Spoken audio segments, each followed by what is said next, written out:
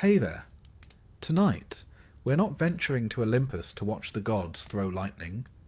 We're stepping into the quieter, harsher corners of their stories. The ones where women were punished for beauty, loyalty, or simply being noticed. From Pandora, blamed for all of mankind's misery, to Medusa, cursed for surviving what was done to her. This is a softer retelling of the lives that myth forgot to protect. If stories like this help you drift off, feel free to like the video and subscribe, but only if it truly helps you rest. And tell me in the comments where you're listening from and what time it is where you are. There's something strangely comforting about knowing we're all half awake together, sharing the same ancient silence. So settle in. Let your mind slow down and listen closely to what it was really like to be a woman in Greek mythology. The first woman in Greek mythology wasn't a gift to mankind, she was a warning label. Pandora, sculpted from clay by the gods, arrived not to complete the world but to complicate it. Hesiod, writing in the 8th century BCE, describes her as a beautiful evil, which is about as mixed a compliment as one can give. Her creation was divine revenge. Prometheus had stolen fire for humanity, an act of compassion and insubordination. And Zeus decided that since punishing one Titan wasn't satisfying enough, he'd punish everyone. He ordered Hephaestus to fashion a woman, the first of her kind. Aphrodite contributed beauty, Athena added skill, Hermes slipped in deceitful charm, and together they produced a being so irresistible she could undo civilization simply by existing, a prototype of trouble, gift-wrapped. Pandora was presented to Epimetheus, whose name tellingly means afterthought. Prometheus had warned him never to accept gifts from Zeus, but Epimetheus, poor optimist, took one look and thought, how bad could it be? He was about to find out. Pandora brought with her a sealed jar. Curiosity, that most human of qualities, led her to open it. Out flew every misery the gods could devise: disease, greed, envy, toil, despair. Only one thing remained inside: Elpis, hope. Scholars still argue whether that was a mercy or a cruel joke. In some interpretations, hope stayed trapped forever. In others, it lingered to soften the pain. Either way, Pandora's curiosity became the root cause of human suffering. The myth reads like an ancient press release, explaining why life is hard, and why, incidentally, women are to blame. Hesiod's language leaves little doubt. He insists that before Pandora, men lived free of illness and labour. After her, they had wives. Between the lines, thanks a lot. Behind the poetry lies social truth. In archaic Greece, women existed legally as dependents, first of their fathers, then of their husbands, finally of their sons. They could not vote, own property, or appear in court. The home was their boundary, the oikos, their miniature world. Pandora's myth fit neatly into that reality, transforming inequality into cosmic design. If women caused toil, then it was only natural they be contained. Greek men heard these stories young. For them, myth was moral education, not entertainment. It taught that women were necessary evils, beautiful but treacherous, fertile but perilous, essential yet inferior. A neat psychological arrangement for a society that depended on them and feared them equally. Hesiod went further, outlining 2 possible fates for men: marry a good wife and endure moderate sorrow, or stay single and die alone. A tidy dilemma, misery either way. The mythic worldview was less about logic than about comfort. It assured men that their frustrations were divinely ordained. Even the detail of the jar carries meaning. The Greek word is pythos, a large storage vessel usually used for grain or wine. In other words, Pandora's curiosity spoiled the household supply, the economic heart of Greek life. When later translators turned it into a box, they unknowingly made it portable, personal, and poetic. But in the original, it was domestic. Her sin occurred in the kitchen, not a temple. The parallels to everyday life were obvious. Women were expected to stay indoors, manage stores, and produce heirs if they failed. Crops and families alike withered. The myth was social commentary disguised as divine narrative, and yet there's a faint compassion buried inside it. Pandora isn't malicious. She's merely inquisitive. She acts, and the world changes. That spark of agency, however punished, lingers throughout Greek mythology. Later heroines, Psyche, Atalanta, Medea, inherit that same dangerous curiosity. The Greeks could not imagine a story without a woman to set it in motion.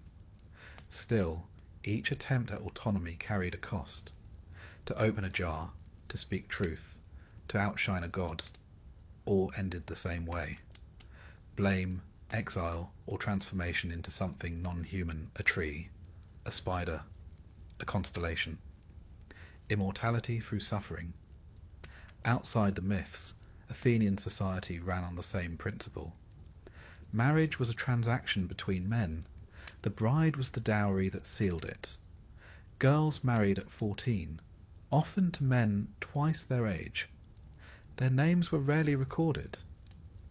If a woman appeared in literature, she was either a saintly wife like Penelope or a cautionary one like Clytemnestra.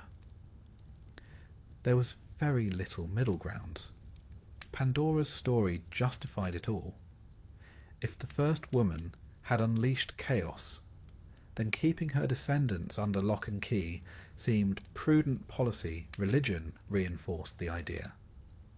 At festivals, women might dance and sing, but always within roles that emphasized fertility, purity, or submission. Even the powerful priestesses of Delphi and Eleusis served male gods and male oracles. And yet, here comes the quiet contradiction. The same culture that confined women could not stop writing about them. Epic, tragedy, lyric poetry, all filled with female voices that defied the silence imposed on real women. It was as though the imagination compensated for the laws. Within art, women spoke, suffered, raged, and changed the fates of men and cities alike. On stage, they were terrifyingly alive. Modern scholars sometimes call this the Pandora paradox. She's both scapegoat and originator. She ruins the world, but she also populates it without her. No humanity, with her, no peace. That contradiction was irresistible to the Greek mind, which loved balance even in blame. By the time of later poets, Pandora's reputation softened. In some retellings, she becomes a figure of hope itself, the guardian of the one good thing left in the jar. Instead of malice, she symbolizes endurance. It's a small rehabilitation, but perhaps the only one she was ever offered. The myth also reveals how Greek cosmology differed from others. Where some traditions cast creation as harmonious, the Greeks saw it as an ongoing quarrel. Order was always one mistake away from collapse, and women often supplied that mistake, from Pandora's jar to Helen's beauty to Medea's vengeance. Feminine power equaled divine instability. The irony is that the gods themselves were hardly models of restraint. Zeus could not pass a nymph without catastrophe ensuing. Poseidon had his moods, and even gentle Apollo left a trail of petrified ex-lovers. Yet somehow the fault always looped back to the woman. the myths, like the society that told them, operated on selective accountability. Archaeology adds another layer. Before Hesiod's time, earlier Greek cultures, such as the Minoans, depicted women in positions of ritual power. Priestesses, dancers, perhaps even rulers. By the classical period, that imagery vanished. Pandora's story marks that cultural shift. From reverence of the feminine to suspicion of it, the divine mother became the dangerous wife. So, the first woman's legacy was to bear the weight of every misfortune that followed. If men toiled, it was her fault. If crops failed, her curiosity had cursed them. Even childbirth pain was conveniently divine retribution. And yet, from that same myth, later generations drew the one fragment of comfort left inside the jar. Hope, perhaps that's the secret reason the story endured. Pandora reminds us that even when everything spills out, when chaos floods the world, something remains. It's fragile, quiet, easy to overlook, but it's there. The gods could devise 1,000 punishments, but they couldn't quite extinguish resilience.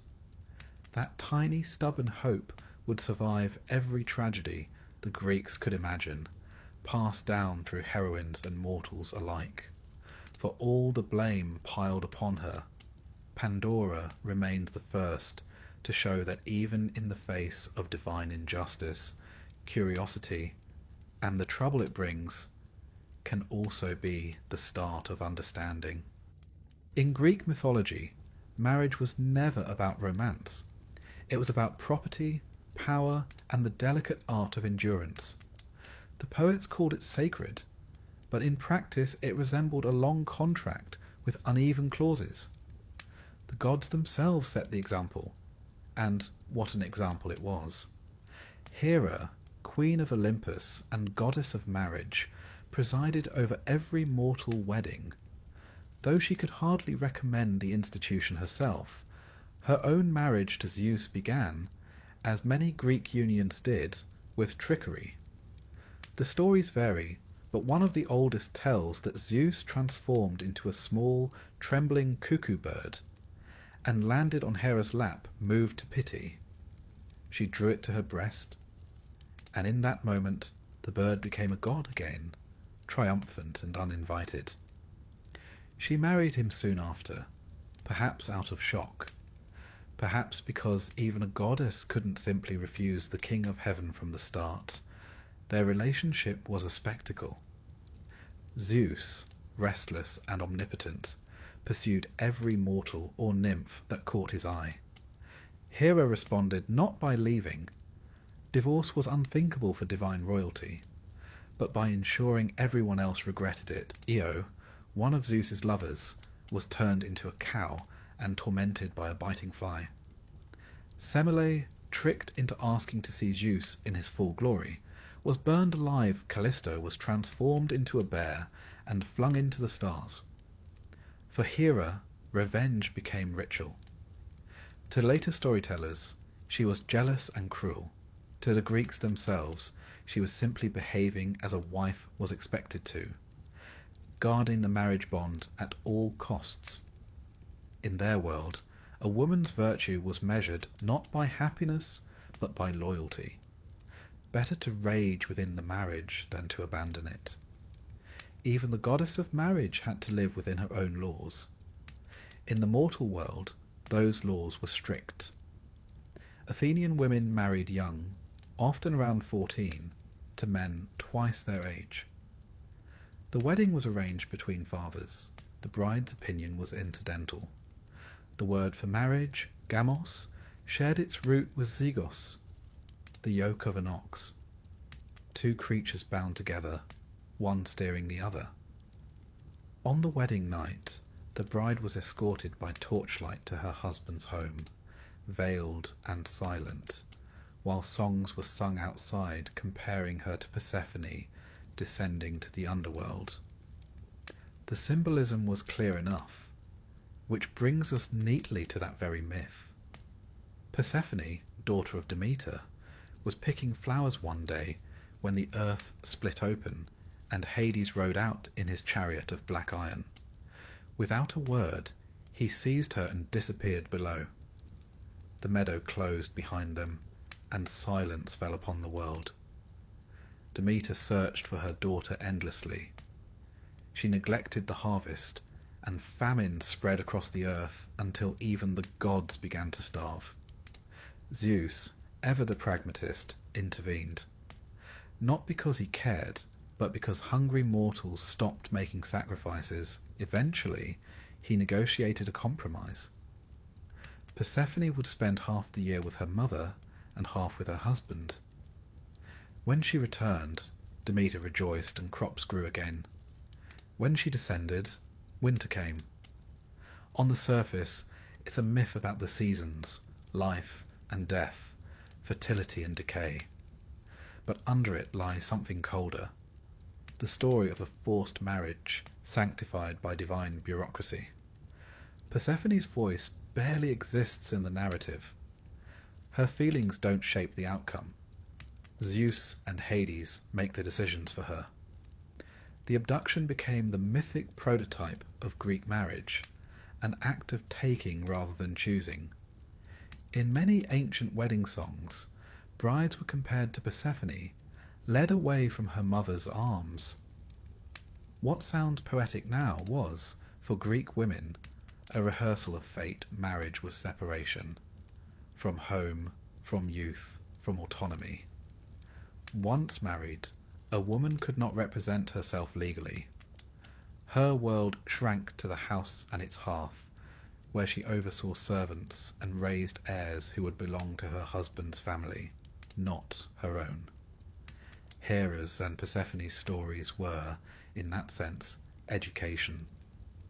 They told women that endurance was divine, that suffering was ritual, and that the gods themselves approved. Yet the myths also contained contradictions the Greeks could never quite resolve. Hera's rage made her fearsome but powerful. Persephone's captivity made her queen both women, turned constraint into a form of authority. Hera ruled Olympus beside Zeus, not as his equal, but as his necessary opposite.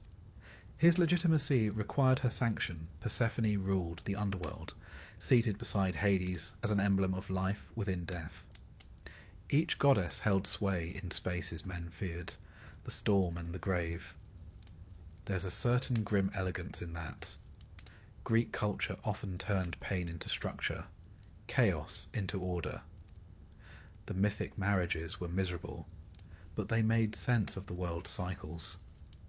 Thunder and calm, sowing and harvest, marriage and mourning. Historically, those ideas seeped into ritual. The Heraia, one of the oldest festivals for women, honoured Hera as both bride and matron. Married women offered her peplous robes. Young girls raced in her honour to symbolise the transition from maiden to wife. Demeter and Persephone inspired the Eleusinian mysteries, secret rites promising renewal after death. These ceremonies gave women rare spiritual authority. Within the ritual space, they were not voiceless. They were mediators between earth and heaven. For a few nights each year, their suffering had meaning. Still, everyday life was less forgiving. Greek law gave husbands near total control over their wives. Infidelity by a man was shrugged off as natural.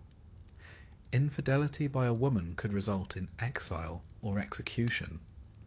Hera's persecution of Zeus's lovers, then, wasn't divine madness. It was the logic of a society where betrayal was a one-way privilege. Her fury was the fury of every woman bound to an unfaithful husband, but forbidden to leave him. Even goddesses who avoided marriage paid a price. Artemis vowed eternal virginity to protect her independence, but that meant solitude. Athena, born from Zeus's head, remained untouched and unemotional, brilliant but isolated. The Greeks could imagine powerful women, but only if they were removed from the realm of love and family. Power and affection, in their eyes, could not coexist. Every Greek household reenacted these divine dramas in miniature. The husband ruled as Zeus ruled, commanding order and demanding respect. The wife, like Hera, managed the home with quiet efficiency and occasional well-placed fury. The home was her Olympus, limited in reach but absolute within its walls. And if harmony was impossible, at least endurance could be divine. Euripides captured it perfectly in Medea, when his heroine says, "Of all creatures that have life and reason, we women are the most miserable." The audience laughed nervously, but they understood. Marriage, for all its hymns and sacrifices, was a slow negotiation between survival and submission.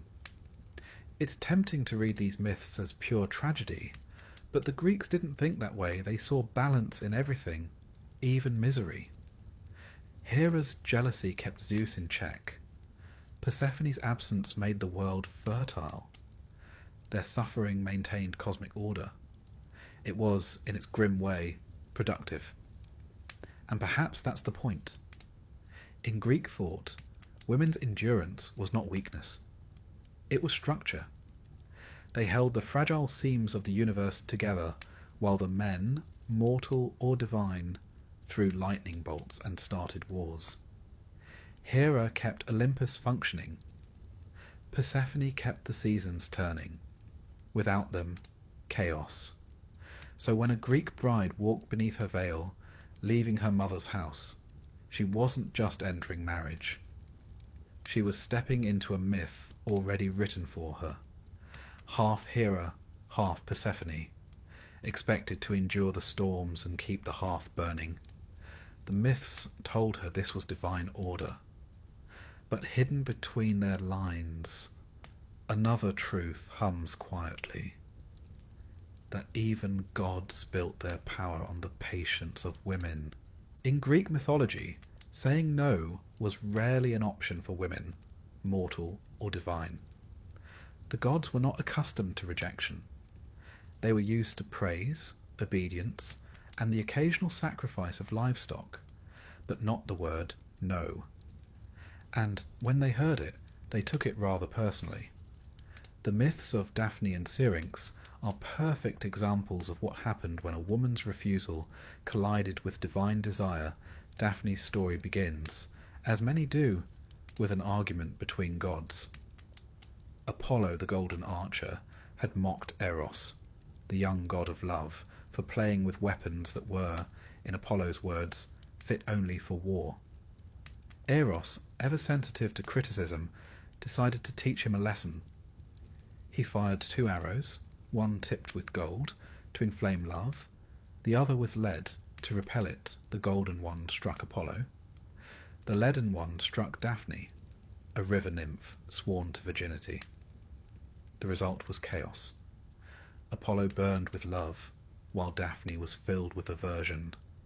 The more he pursued, the faster she ran. Ovid's version, written centuries later, gives the chase an almost cinematic rhythm. The god's footsteps gaining ground, the nymph's breath catching, her hair streaming like a banner of desperation. She prayed to her father, the river god Peneus, to save her.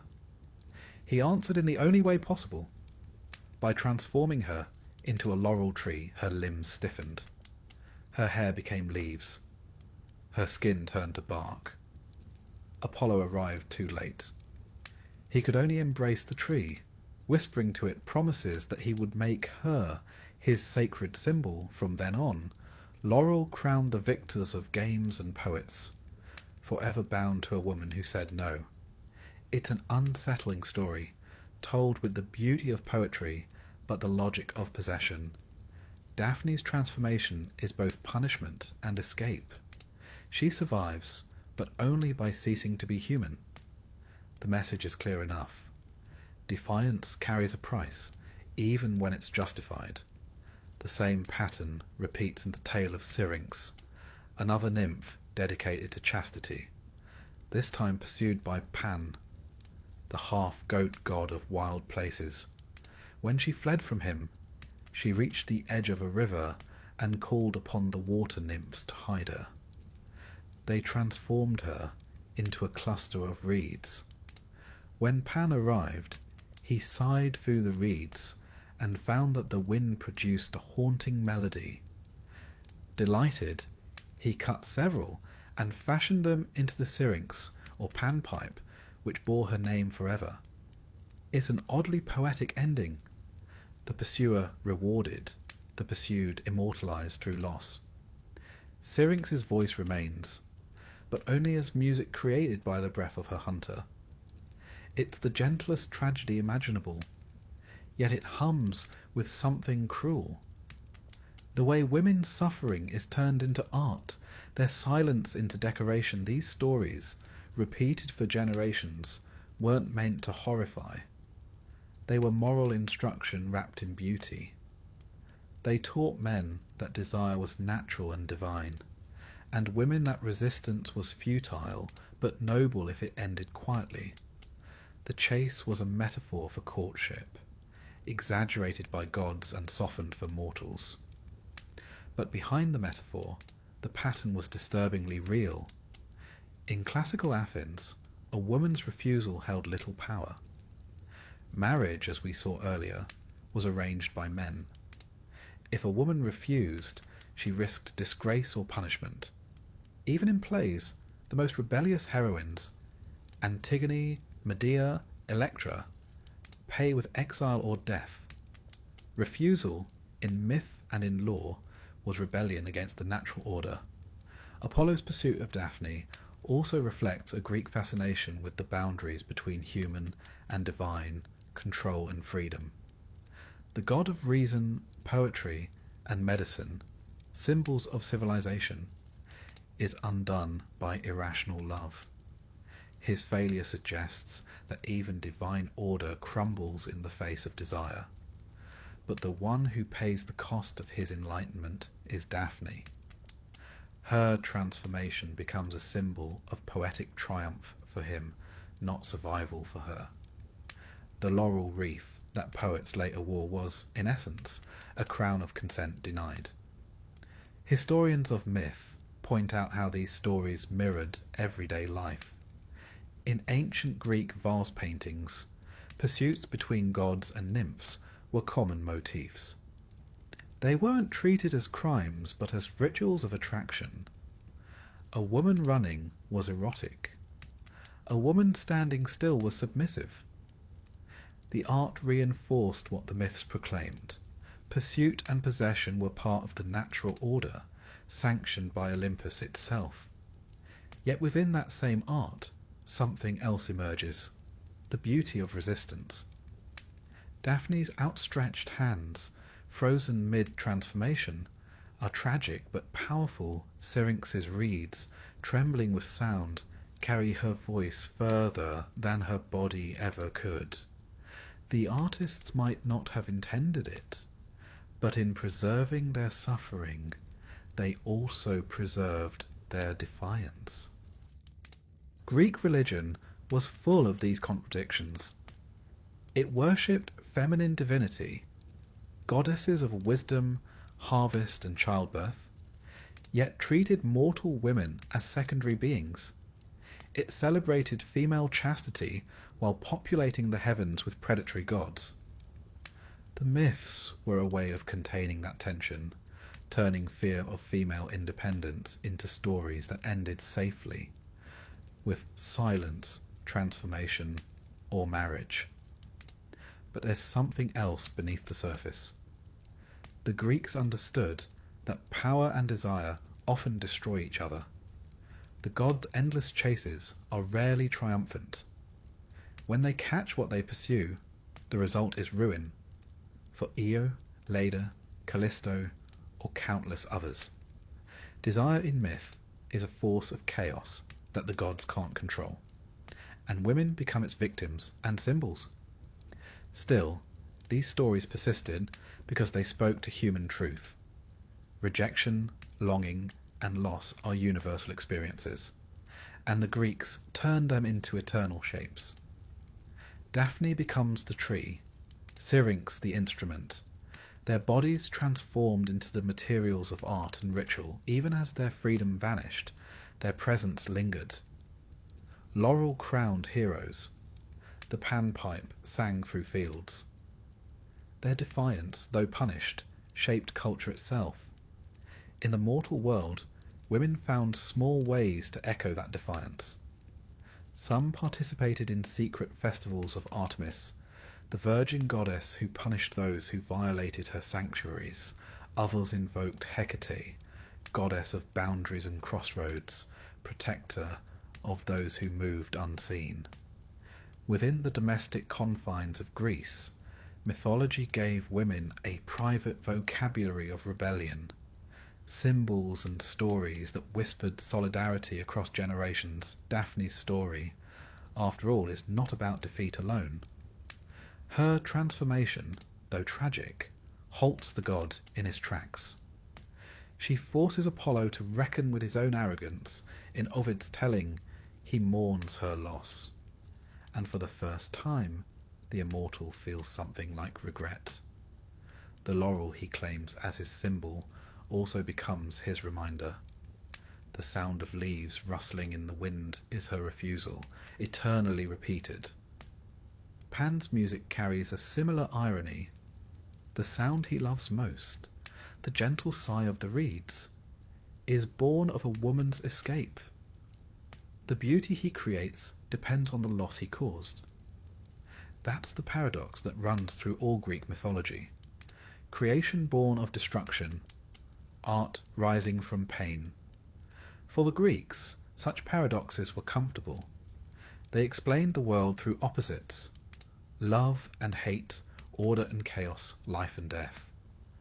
Women especially were made to embody that balance, nurturing and dangerous, pure and tempting, victim and cause. The myths didn't try to resolve the contradictions. They simply sang about them endlessly.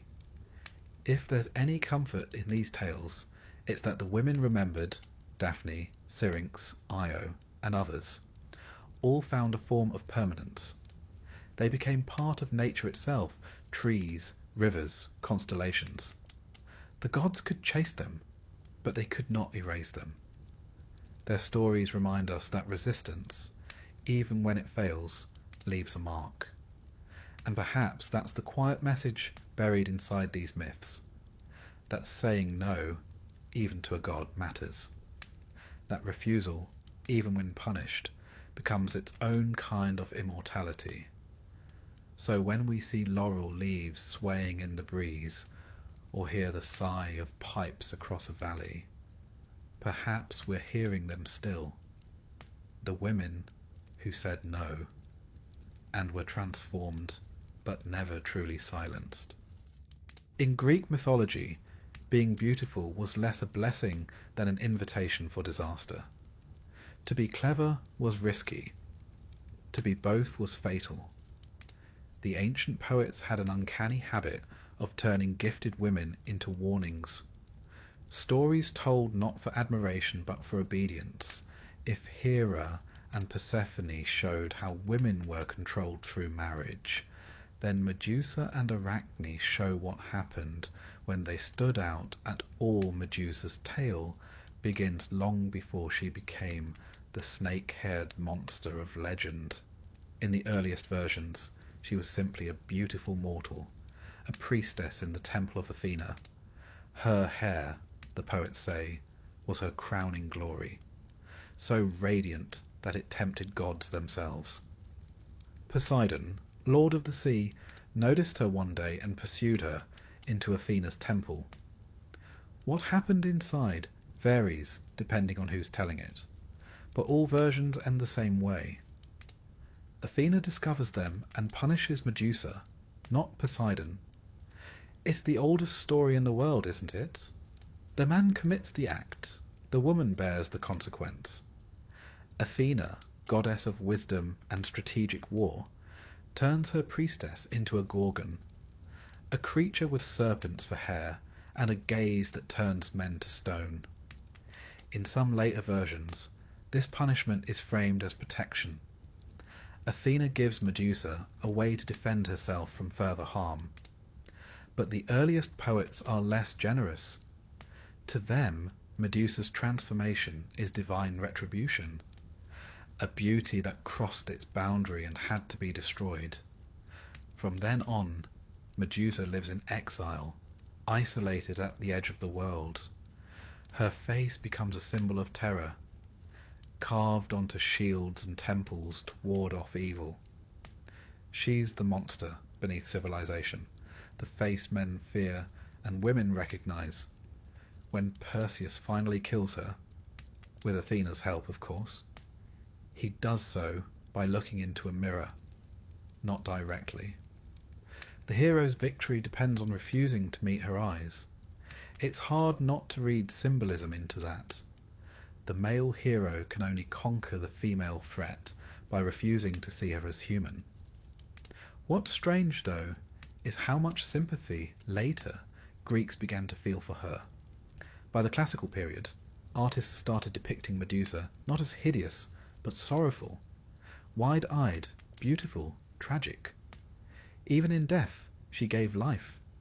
From her severed neck sprang Pegasus, the winged horse beauty punished, creativity born from violence.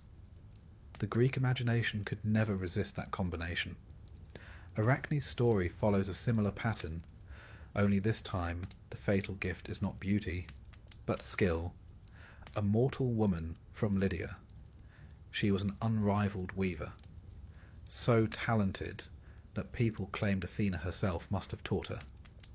Arachne denied it. Her art, she insisted, was her own. Pride, said the poets.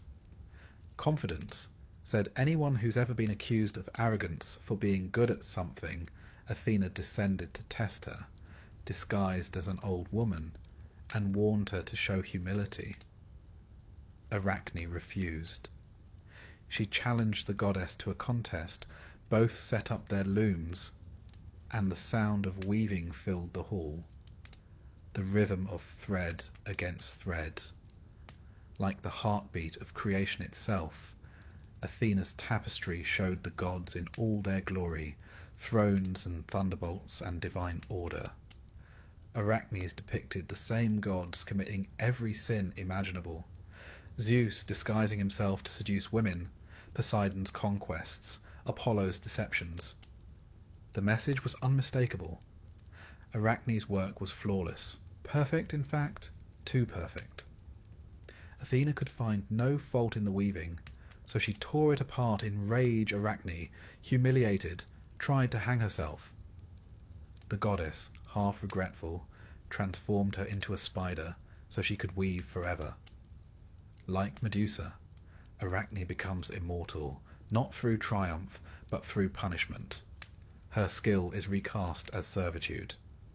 Her art, once bold enough to expose divine hypocrisy, is reduced to an endless cycle of spinning silk. Even today, spiders still weave, endlessly repeating her defiance in miniature. Both myths reveal something uncomfortable about the Greek worldview. The gods tolerated women who obeyed, but not women who excelled. Beauty invited envy. Skill provoked wrath. The moral was clear: know your place. Yet in recording these myths, the Greeks also preserved a record of admiration. The storytellers might condemn Medusa and Arachne, but they couldn't erase the power that made them dangerous in the first place. It's tempting to see Athena as cruel, but her role is more complicated. She herself was a woman who succeeded only by rejecting traditional femininity, born from Zeus's head, armoured and celibate. She was the exception that proved the rule.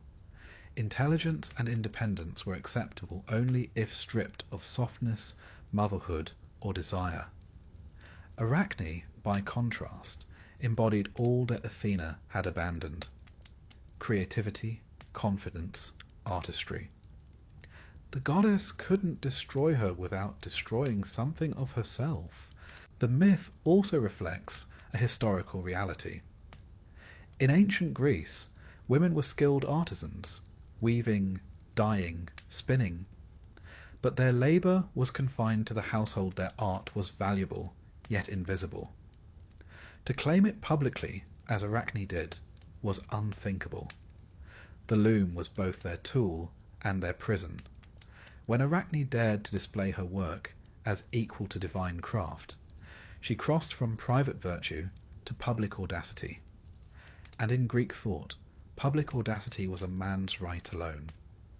Similarly, Medusa's story mirrors ancient fears of female sexuality and power. The Gorgon's gaze petrifies, quite literally freezes, men who meet it. Scholars often read this as symbolic castration, the ultimate fear of the male ego in mythic form.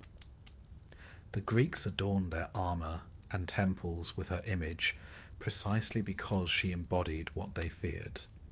Feminine power unchecked, beauty that destroyed rather than served. Even the use of her head as a talisman is revealing. Perseus carries it in a bag, Athena mounts it on her shield, the power of a woman, weaponized by men and gods. Her gaze is safe only when contained, her strength useful only once decapitated. Yet somehow, Medusa's image outlasted them all. By the 5th century BCE, her face appeared on coins across the Greek world. She became a symbol of protection, not fear, a guardian, a ward against evil. It was as if the culture that had punished her could not stop itself from relying on her. That duality runs through much of Greek religion. What is feared is also revered. There's a quiet pattern here. The Greeks built an entire pantheon of female figures defined by transgression. Pandora opened the jar. Persephone wandered too far from home. Medusa was too beautiful. Arachne too skilled. Each time, punishment reinforced the rules of a patriarchal cosmos. But each story also carried a trace of rebellion. Women who refused to be small, whose defiance echoed long after their bodies were changed. In art, these myths became allegories for order and chaos. Medusa's head decorated the shield of Athena Parthenos, sculpted by Phidias. Glittering in gold and ivory, Arachne's web appeared on pottery, fine and precise, drawn by male artists who likely never wove a thread themselves. Their myths reminded women of their boundaries, even as they immortalized them for crossing them. There's irony in that, the same kind the Greeks loved. Every punishment for female pride produced a form of permanence. Every silencing became a monument. And when you think about it, both Medusa and Arachne achieved something none of their male counterparts did. Heroes die, monsters endure. Arachne's web still glistens in morning dew. Medusa's face still gazes from shields, coins, and stories told thousands of years later. In a world that demanded modesty, they became eternal precisely by refusing to stay modest. Their stories may have been written as warnings, but they survive as a kind of reluctant admiration, tributes to women whose power couldn't be erased, only reshaped. So the next time you brush away a spider's web, or see the spiral of a snail shell, consider it a small echo of that ancient defiance. A thread spun in protest, a reminder that even in a world built to punish, creation finds a way to persist. And perhaps, somewhere on the edge of myth, Medusa still stands guard, not as a monster, but as a woman who dared to exist too vividly in a world that wanted her dimmed. In Greek mythology, loyalty was sacred, but only when it belonged to a woman. Men could roam, conquer, or take detours involving goddesses. Women were expected to wait quietly, spinning patience into virtue of fidelity, like most moral ideals in antiquity, was a one-way contract. The Greeks imagined marriage as a fortress, guarded by women but ruled by men. Within its walls, a wife's honour was everything. Outside it, a man's wandering was almost expected. No pair demonstrates this double standard better than Penelope and Clytemnestra, two queens whose husbands went to war, and whose stories became opposite lessons in the same patriarchal scripture. Penelope, wife of Odysseus, begins her vigil when he leaves for the Trojan War. The war itself lasts 10 years. Odysseus' journey home, another 10. 2 decades, long enough for their infant son Telemachus to grow into manhood, and for the rest of Ithaca to assume the king was dead. Suitors swarm her palace, greedy for her throne and her beauty. They drink Odysseus' wine, slaughter his livestock, and boast that one of them will soon be her new husband. Penelope responds not with sword or speech, but with the quiet cunning of endurance. She tells the suitors she must first finish weaving a funeral shroud for her father-in-law, Laertes. Every day she weaves, and every night she secretly unravels it. A masterclass in delay, not resistance exactly, but the art of survival through subtle deceit. For 3 years her trick works. When it's finally exposed, she invents another ruse. She'll marry whoever can string Odysseus' bow and shoot an arrow through 12 axe heads. It's an impossible task. Only one man can do it. The man she suspects is standing right there, disguised as a beggar. When he does, and the arrow whistles through the room, she knows her waiting is over. The Odyssey treats this moment as triumphal. Order restored, the faithful wife rewarded, the deceitful suitors punished. Yet beneath the poetry lies a quiet cruelty. Penelope's virtue is measured not by happiness, but by endurance. She's praised not for living, but for waiting. For 2 decades, her loyalty is both her armour and her cage. The ancient Greeks adored her. Homer calls her circumspect, wise, and flawless among women. In Valse paintings, she sits beside her loom, eyes lowered, the perfect image of restraint. She became the moral compass for Greek wives, industrious, silent, endlessly patient. To be a Penelope was to be ideal. Odysseus, meanwhile, is sleeping with immortals, Circe, Calypso. Perhaps others the poets politely omit. He cries about missing home in the mornings, then spends the afternoons in leisurely captivity, yet none of that stains his heroism. The double standard is baked into the myth. A man's curiosity is adventure. A woman's curiosity is betrayal. The Greeks were practical about such matters. Male infidelity was a civic inconvenience. Female infidelity was a crisis. If a man strayed, his wife's duty was to forgive him and preserve the household. If a woman strayed, she risked death. The logic was economic, not emotional. Purity guaranteed legitimate heirs, and heirs guaranteed inheritance. Fidelity was about property as much as love. Which brings us to Clytemnestra, the other queen left behind when the fleet sailed for Troy. Her husband, Agamemnon, faced an obstacle before he even left Greece. The winds had died at Aulis, stranding his army. The oracle told him that Artemis demanded a sacrifice, his daughter Iphigenia. And so, with the cold pragmatism of a general, Agamemnon summoned his child under the pretense of marriage and slaughtered her instead. The winds returned, the fleet sailed. Clytemnestra stayed behind with grief, rage, and an empty house. 10 years passed. When Agamemnon finally returned, triumphant from Troy and dragging home the enslaved princess Cassandra as his concubine, his wife greeted him with feigned sweetness. She spread crimson tapestries at his feet, a gesture that seemed honorific, but to Greek ears was ominous. Only gods walked on red cloth. He entered his palace like a sacrifice, walking to the altar. Once inside, she drew a net around him as he bathed and struck him down with an axe. Aeschylus describes it almost tenderly. Twice I struck him, and with a third blow, a prayer. Her act was ritual, not frenzy.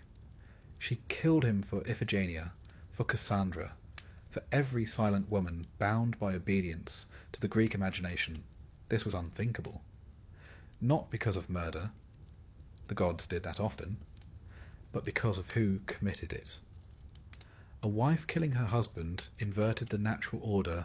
Clytemnestra was branded anaphonos, manslayer, as though she had crossed genders by crossing authority.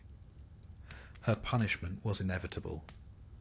Her son Orestes would kill her to restore the patriarchal line, and the gods themselves would applaud. In literature, she became the perfect villain to Penelope's perfect saint. Penelope's fidelity upheld society. Clytemnestra's vengeance shattered it. One woman wove order, the other unspooled it. And yet, the two are strangely alike. Both are intelligent, strategic, and entirely alone. Both act within the narrow limits of the home, one manipulating the loom, the other the household's rituals. The difference lies only in their outcomes. One preserves her husband's legacy, the other erases it. For the Greeks, this dichotomy wasn't accidental. It was a moral geometry. One woman to represent ideal obedience, another to embody the horror of rebellion. They needed both to define the line between virtue and chaos. Still, even the tragedians couldn't ignore Clytemnestra's logic. Aeschylus gives her a voice more eloquent than any man's. "I killed him," she declares. "With justice he sacrificed our child."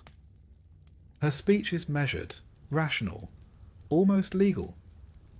It's the voice of someone who understands the law well enough to know it was never written for her. Her story ends, as it must, in her death. Her son Orestes kills her on Apollo's command and is tried by a court in Athens, the first trial in mythic history. The jury splits evenly, and Athena casts the deciding vote for acquittal. The mother is not the true parent, she argues.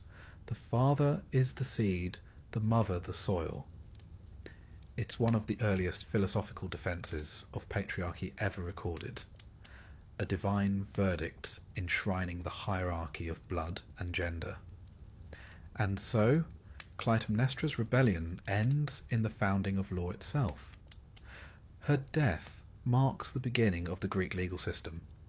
And, fittingly, women are silenced in the process. The contrast between Penelope and Clytemnestra ripples through Greek thought for centuries.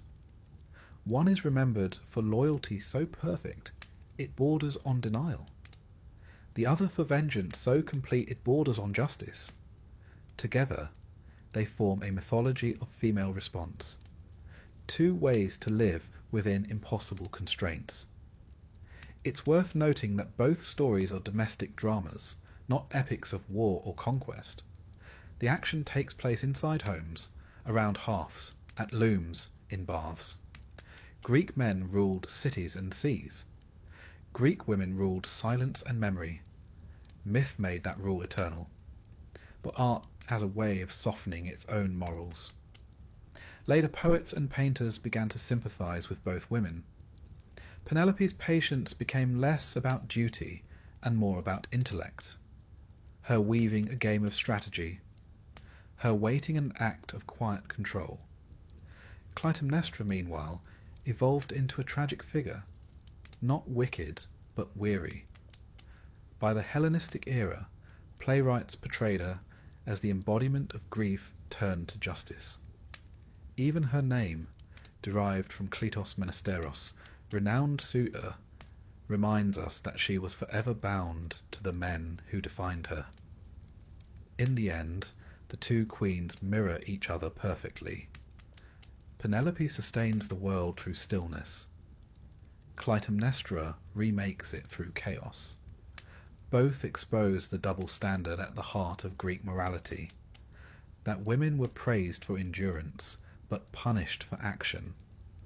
And perhaps that's why they still linger in memory. Penelope's patience feels impossible, Clytemnestra's anger inevitable.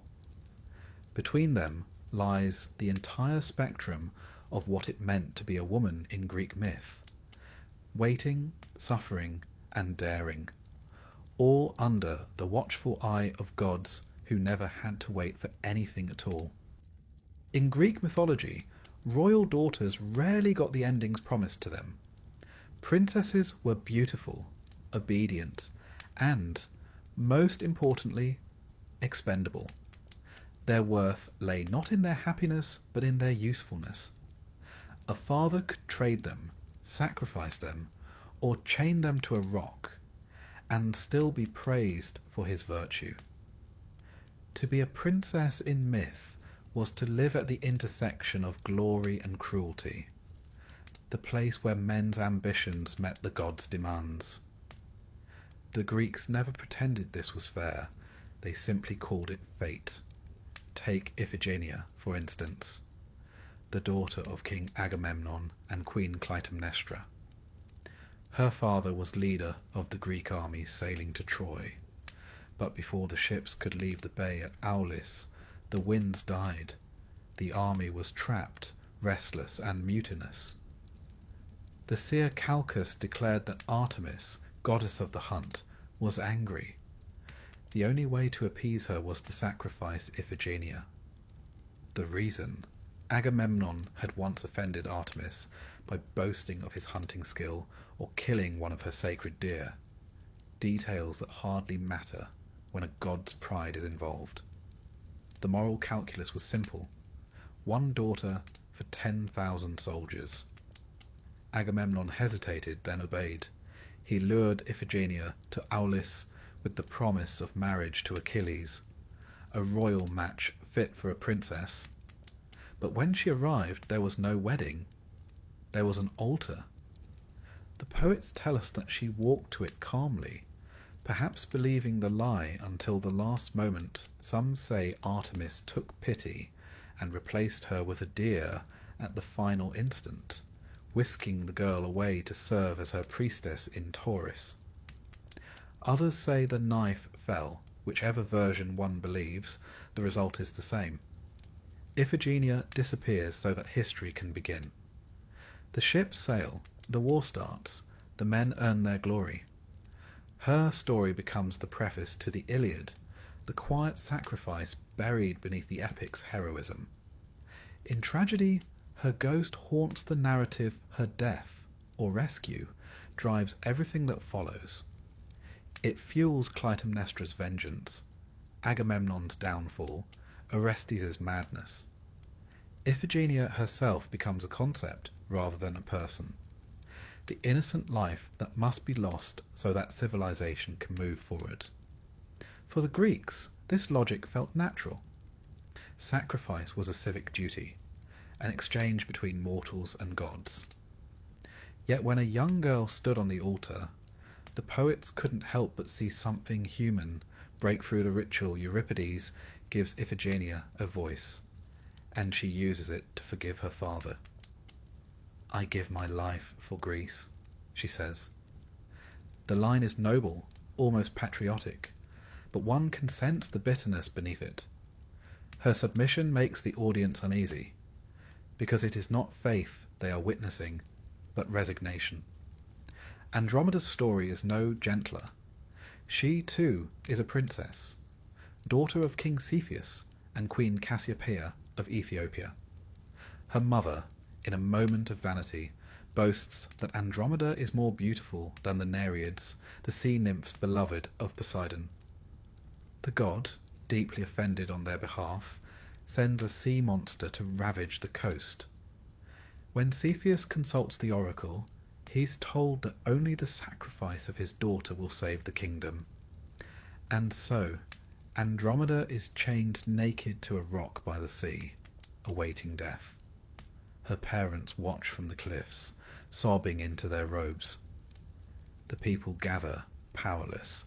Out of the sky, of course, comes Perseus, fresh from slaying Medusa. Armed with a reflective shield and an overdeveloped sense of timing, he spots the girl, hears her story, and slays the monster. He marries her on the spot. Everyone cheers. It's one of Greek mythology's favourite tropes. The damsel rescued at the last moment by the hero. But the story's deeper meaning is hard to ignore. Andromeda's body, like Iphigenia's, is currency. Her beauty brings divine punishment.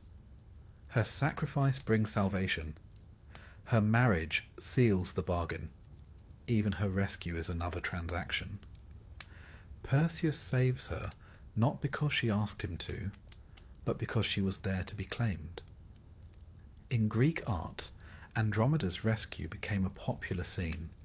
The maiden bound to a rock, the monster surging from the waves, the hero descending in shining armour. Yet in none of those images does she move. She is the still point in the chaos, the symbol of beauty caught between gods and men. The moral behind both myths is disturbingly consistent. When the gods are displeased, it's the young women who pay. When the kingdom falters, it's the daughter who's offered up. When the hero triumphs, it's the princess who legitimizes him. Female innocence becomes the raw material for male redemption. But to the Greeks, these were not tales of cruelty. They were tales of order. Iphigenia's death restores the wind. Andromeda's ordeal restores balance to the sea. The sacrifice of the few for the many was the foundation of Greek morality. Yet their poets, ever more sensitive than their philosophers, seem to sense the cost Euripides, in particular, gave these princesses interior lives. His Iphigenia doesn't simply die. She questions, doubts, and grieves. His Andromeda, though lost to us, likely did the same historically. The logic of sacrifice wasn't just mythic. In ancient Greece, daughters were considered part of a family's wealth. They could be offered in marriage, temple service, or symbolic rites to secure favour from the gods. In Sparta, baby girls deemed weak were abandoned. In Athens, unwanted infants were exposed at the city's edge. Sacrifice in one form or another was a cultural constant. Yet there's another layer beneath the tragedy, a strange kind of immortality. Iphigenia reappears in later plays alive, serving as a priestess in a foreign land. Her memory intact but her homeland lost. She helps her brother escape, defying the very gods who once demanded her death. In that act, she reclaims her narrative. She is no longer a victim, but an agent of mercy. Andromeda, too, survives. She bears Perseus several children, founds dynasties, and after death becomes a constellation. Even in the stars, she remains chained. But her position in the heavens transforms her suffering into permanence. She shines forever between her husband Perseus and the sea monster Cetus. A cosmic reminder of what it costs to please the gods. The Greeks, for all their fatalism, understood the poetry of transformation. When a mortal suffers unjustly, they don't vanish, they ascend. Trees, rivers, stars, all full of women who died beautifully. It's a consolation that never quite disguises the cruelty. The myths of Iphigenia and Andromeda tell us much about how the ancient world balanced its conscience. They admired innocence, but only when it served a purpose. They loved beauty, but only when it obeyed. Both princesses demonstrate that virtue in Greek thought was not rewarded with freedom, but with survival on someone else's terms. And yet, something endures in their stillness. Iphigenia's final calm, Andromeda's patient silence. Both carry a quiet strength. They represent not consent, but endurance. The Greeks may have written them as victims, but they resonate now as witnesses, young women who looked directly into the machinery of divine cruelty and did not cry out. When we look up at the night sky and see Andromeda, or when we read Iphigenia's speech before the altar, we sense the faint rebellion in their submission. Their myths tried to teach obedience, but their echoes teach something else. That innocence, even when powerless, forces the world to remember, and perhaps that's the truest legacy of the Greek princess. Sacrificed, silenced, but never erased.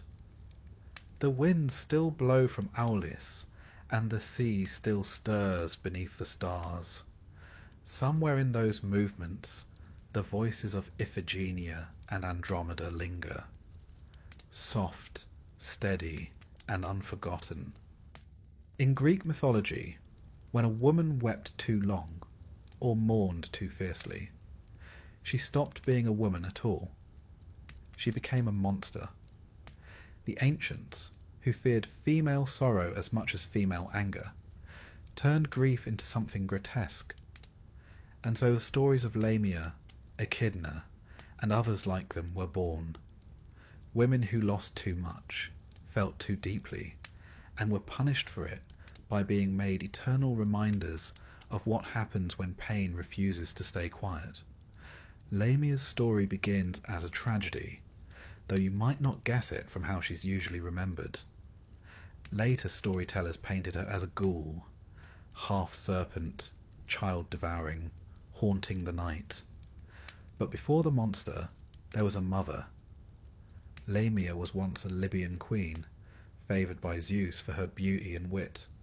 They had children together, bright, laughing, divine-blooded children, and that was the problem. Hera, queen of the gods, was not known for forgiveness. She hunted Lamia's children down one by one. Every infant killed was another piece of the woman's mind torn away. When none were left, Hera cursed Lamia further. She would never again find rest. Her eyes would remain open forever, unable to sleep, forced to remember every loss. In some versions, Zeus granted her the power to remove her eyes to ease her torment. A small, twisted mercy. Driven mad by grief, Lamia wandered the earth. The poet said her tears turned the ground to salt, her breath soured the air. She began to steal other people's children, cradling them for a moment before devouring them. An endless loop of motherhood and mourning. To the Greeks, she was a warning to mothers. Do not weep too loudly. Do not challenge divine will. Do not let grief become rage. But beneath the horror, her story trembles with pity. She was not born a monster. She was made one by loss too vast for mortal boundaries. Echidna, meanwhile, was never innocent at all. At least not in the eyes of mythology, half woman, half serpent. She was the mother of nearly every great beast that plagued the ancient world. Cerberus, the Hydra, the Chimera, the Sphinx. Her mate was Typhon, a fire-breathing giant whose 100 heads screamed in unison. Together they produced the nightmares that heroes were destined to slay. But Echidna's role was stranger than simple villainy. She lived in a deep cave between the worlds of the living and the dead, the threshold of things the Greeks imagined her as part of the earth itself, the raw fertility of nature personified. She was dangerous not because she was evil, but because she was uncontrollable. Her womb was the source of chaos, a reminder that creation and destruction were twins. In some fragments, Echidna is described as beautiful from the waist up, a woman with long hair and clear eyes, and monstrous below the split body tells its own story. Half civilization, half wildness. She is what the Greeks feared most, the ungoverned power of nature clothed in the form of a woman, even her children, though monstrous, serve a purpose. Heroes need monsters. Without her offspring, Heracles, Perseus, and Theseus would have had no glory to win, no songs to be sung. She is the quiet engine of myth itself, the mother of every challenge a man must conquer to prove himself. The Greeks didn't invent the idea of monstrous motherhood. They inherited it from Babylonian Tiamat to Egyptian serpent goddesses. The ancient world often imagined chaos as feminine. In Greece, that idea took on a moral tone. A mother's love, once broken, became unnatural. Her power to give life turned into the power to take it. The same womb that nourished could devour, yet, for all their fear, the Greeks couldn't quite look away. Lamia and Echidna both fascinated them because they blurred boundaries. They were not simply villains, but mirrors. Distorted reflections of the society that made them women were expected to nurture quietly, to weep privately, to fade gracefully into myth once their usefulness was spent. These figures refused. They grieved so loudly that the gods themselves had to silence them by transforming them into legends. Lamia's transformation into a nocturnal predator was both punishment and preservation. To the living, she was terror, the creature who stole children in the dark. To the poets, she was something else, a woman too haunted to die. Some even said she prowled the night, searching for her lost children's souls, not to harm them, but to hold them again. Over time, her image changed. The Hellenistic poets made her seductive, the vampire of Greek lore, dangerous but desirable. That transformation says more about the culture than about her grieving women frightened men. Seductive monsters, they could understand. Echidna, by contrast, was treated with reluctant reverence. Hesiod calls her a dread monster, irresistible. But he never says she is wicked, she simply is. A natural force, neither good nor evil. When Zeus ordered her children to be slain, she hid the youngest deep in the earth, ensuring chaos would always have an heir. To the Greeks, she symbolized the truth they never quite admitted, that the world's order rests on a foundation of things untamed. Both Lamia and Echidna also reflect a quieter fear, the fear of female independence. Neither woman needs a man by her side. Lamia's relationship with Zeus destroys her life, yet she endures beyond him. A creature of her own making, Echidna lives alone in her cave, raising her brood in defiance of heaven. They are mothers without families, women who create outside the rules, that in Greek thought was almost worse than crime. In later centuries their myths softened around the edges. Lamia became a figure of cautionary folklore, a spirit who punished the reckless and comforted the grieving mothers, whispered her name to frighten children into obedience. Scholars wrote about her in the same tone they used for eclipses and storms, natural disasters shaped like stories. Echidna, meanwhile, became more symbolic. Philosophers used her as a metaphor for the Earth's hidden depths, the womb of possibility beneath the surface of reason. Still, the pattern remained. Women's emotions, when too powerful, turned them monstrous. Love became fury. Grief became hunger. Strength became solitude. The irony, of course, is that the gods themselves behaved far worse. Zeus devoured his wife to avoid prophecy. Hera cursed mortals for her husband's crimes. Poseidon levelled cities out of pride. Yet none of them became monsters. Their violence was called divinity. Only women's pain demanded punishment. Perhaps that's why these myths lasted so long. The Greeks understood that suffering transforms. They saw in Lamia and Echidna the cost of feeling too much in a world that rewarded restraint. They feared that same transformation might lurk within every mortal heart, the moment when grief breaks its boundaries and becomes legend. Today, we might call Lamia a ghost story and Echidna a symbol, but to the ancient mind, they were warnings carved into the fabric of existence. They reminded people to respect balance, to fear excess, and above all, to distrust emotion that could not be controlled. Yet for all that, it's hard not to feel sympathy for them.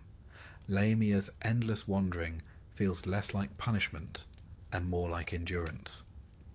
Echidna's cave is not a prison, but a sanctuary, a place where the world's rejects are born into power. The Greeks claimed that every monster carried a moral, but sometimes the monsters tell the truer story, that behind every myth of horror lies a woman who loved too deeply, or lost too much, and refused to disappear. So when the poet spoke of Lamia's sleepless eyes, or Echidna's serpentine brood, they were really describing something universal. The persistence of grief, the way pain changes shape but never dies. In that sense, the mothers of monsters were not villains at all. They were the guardians of sorrow itself, the ones who remembered when everyone else chose to forget. And if you listen carefully on a still night, the Greeks would say, you might hear Lamia's sigh among the waves, or the rustle of Echidna's scales beneath the earth, not curses, but lullabies, songs for the children they once had, and for the ones they never got to keep. In Greek mythology, mortals were expected to know their place, and for women, that place was usually somewhere between obedience and silence. The gods ruled, the heroes fought, and women endured. But every now and then, a mortal woman did something unfashionable. She made a choice, she tested the rules. She dared to live as though her will mattered. And though the poets always found ways to punish her for it, they never quite managed to erase her.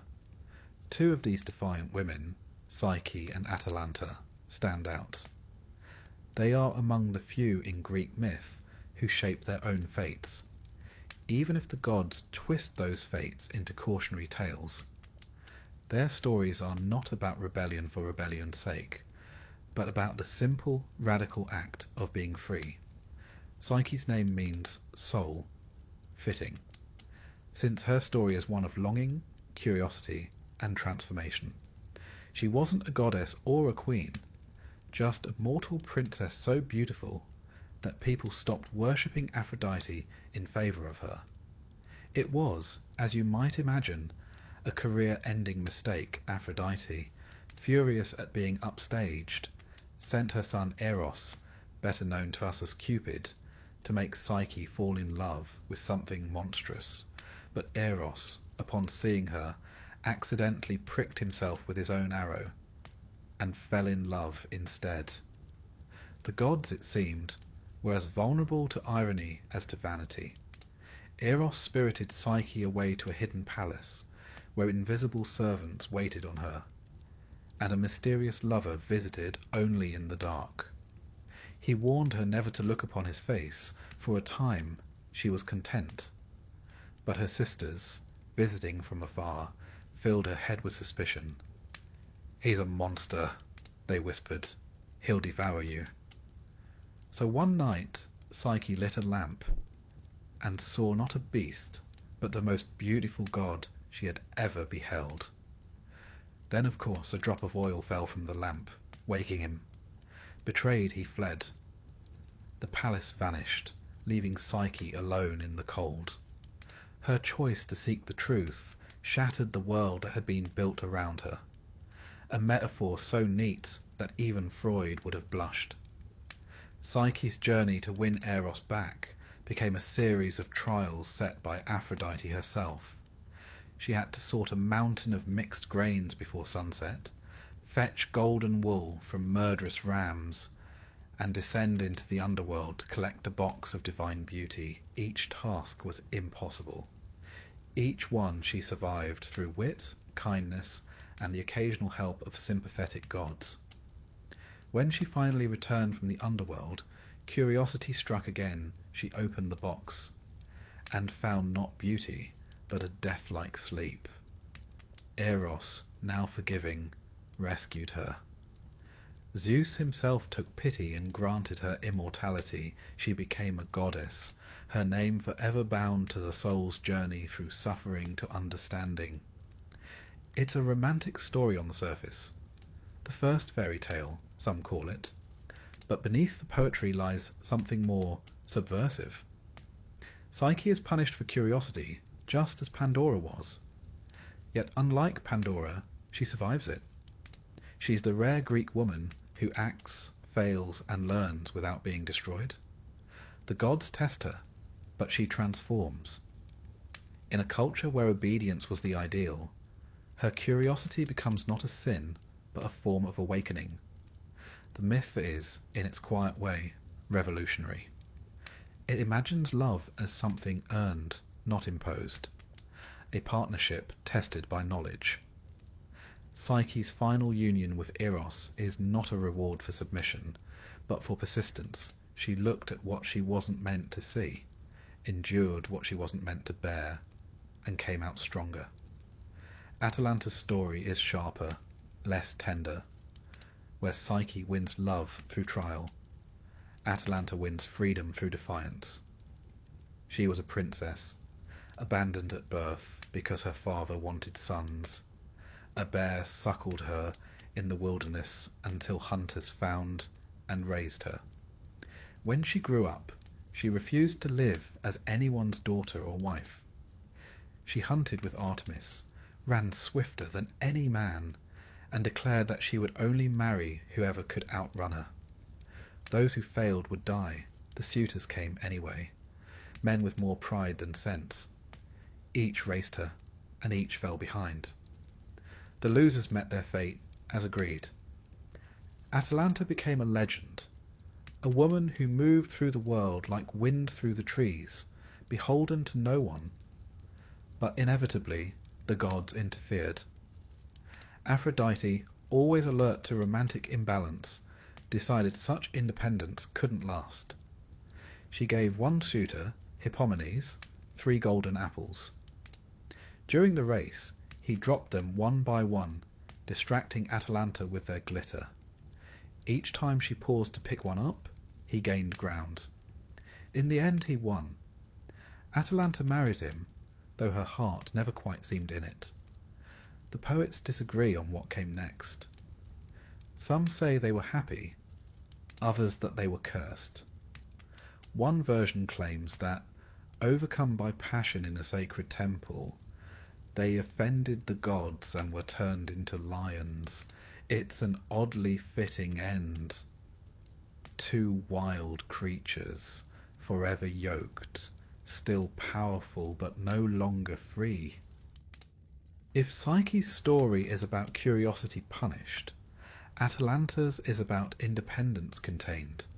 Both women are too exceptional for their world, and the myths respond by absorbing their power into the divine order. Psyche becomes a goddess, safe, distant, married. Atalanta becomes an animal, tamed, transformed, eternal. Neither is allowed to remain wholly mortal, wholly woman. The Greeks admired such brilliance, but they couldn't let it remain human. The social reality behind these tales is familiar by now. Greek women had almost no legal autonomy. They couldn't vote, own property, or travel without permission. Their lives were defined by guardianship. First a father's, then a husband's. Even the word for wife, gyne, meant woman in the same breath. Independence for them was mythic by definition. That's what makes Atalanta so fascinating. She existed outside that structure, self-sufficient, strong, and unashamed. Her story appealed to the Greek imagination precisely because it was impossible. She embodied a freedom that had to be punished to make sense. The golden apples, small, glittering distractions, become symbols of the social lures that pull women back into the expected path. Marriage, obedience, containment. And yet, like Psyche, she endures. Even in defeat, she leaves an impression of strength. Her name lived on in Greek athletic competitions and later Roman poetry as a synonym for grace and speed. In a way, she outpaced the society that tried to slow her down. Both Psyche and Atalanta reveal the same contradiction running through Greek myth. Admiration laced with anxiety, the poets loved intelligent, capable women, but only as long as they could be turned into lessons. A woman could be clever. As long as her cleverness ended in marriage, she could be strong, as long as her strength led her back to the gods. But myths, like people, don't always behave. Over the centuries, both figures slipped free of their original morals. Psyche came to represent the human soul's ascent toward divine understanding, not a punishment for curiosity. Atalanta became a symbol of feminine strength, a reminder that self-worth need not depend on male approval. The stories designed to restrain them ended up liberating them instead. There's something almost poetic in that reversal, that the very myths built to warn women away from independence now serve as quiet tributes to it. Psyche's lamp still burns, a symbol of the desire to see, even when seeing hurts. Atalanta's footprints still mark the ground, a trace of motion that cannot be undone. To the Greeks, these women were exceptional, perhaps dangerous. To us, they seem simply alive, curious, restless, human. And in their flawed, courageous ways, they remind us that even in a world ruled by gods and heroes, the smallest act of defiance, a question, a race, a glance at a forbidden face, could change everything. In the Greek imagination, the gods were larger, louder, and infinitely more complicated versions of the mortals who worshipped them. They quarrelled, loved and lied, only on a grander scale. But two goddesses stood apart, Athena and Artemis.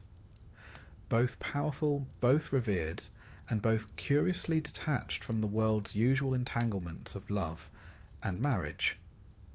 They were women who ruled by rejecting the very idea of womanhood as the Greeks understood it.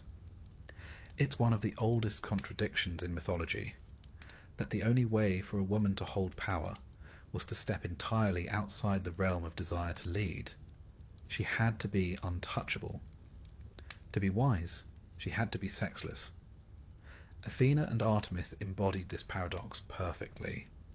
Admired by men, yet never belonging to them, Athena's birth alone set the tone.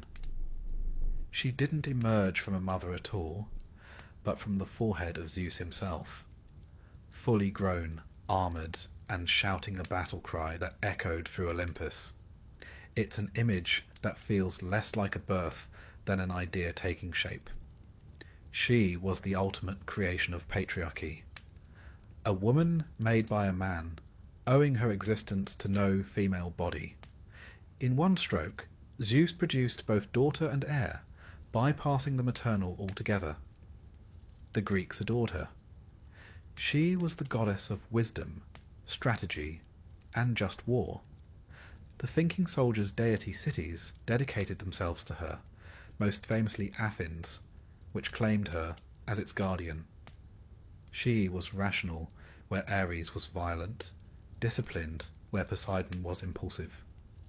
Yet her virtues were those the Greeks most prized in men: logic, restraint, courage. They loved Athena precisely because she behaved like a man. In myth, she consistently sides with male heroes. She advises Odysseus, teaches Perseus how to slay Medusa, helps Heracles in his labours. When Medusa's story is told, it's Athena who grants Perseus the mirrored shield. The very tool that turns her former priestess into a trophy, the goddess of wisdom can be merciful, but she is rarely kind. Her loyalty is to order, not empathy, and that makes her deeply symbolic of her society. Ancient Athens, the city that bore her name, prided itself on democracy, but only for men. Women were excluded from politics, law, and public life, yet they worshipped Athena, a woman who could stride among the gods and speak her mind. Perhaps she offered them a kind of dream, not freedom, but reflection. A figure who proved intelligence was divine, even if it was forbidden. Her virginity was essential to that image. The Greeks called her Athena Parthenos, Athena the maiden. The great statue in the Parthenon showed her tall, calm, and invincible, with no trace of softness. She was the exception that kept the rule intact. As long as only one woman could be wise and free, the rest could stay safely confined. Artemis, on the other hand, ruled a very different domain. She was the goddess of the hunt, the wild, and the moon, twin sister to Apollo, and as fiercely independent as he was radiant. Where Athena represented civilization, Artemis embodied the wilderness. Untamed, unpredictable, and pure, she moved through forests with her nymphs, bow in hand, far from Olympus's feasts and intrigues. Like Athena, she swore to remain a virgin forever, but her chastity wasn't about intellect, it was about autonomy. Artemis wanted freedom, the right to run where she pleased, unclaimed by any man. Her vows were strict, and she enforced them brutally. The story of Actaeon is the best known. The hunter, wandering through the woods, stumbled upon Artemis bathing with her companions. She saw him before he could turn away, and in an instant transformed him into a stag. His own hounds tore him apart. The message was clear. Seeing a goddess without her consent was fatal. In another myth, she killed one of her own nymphs, Callisto, when the girl broke her vow after being tricked by Zeus. Mercy was not part of her creed.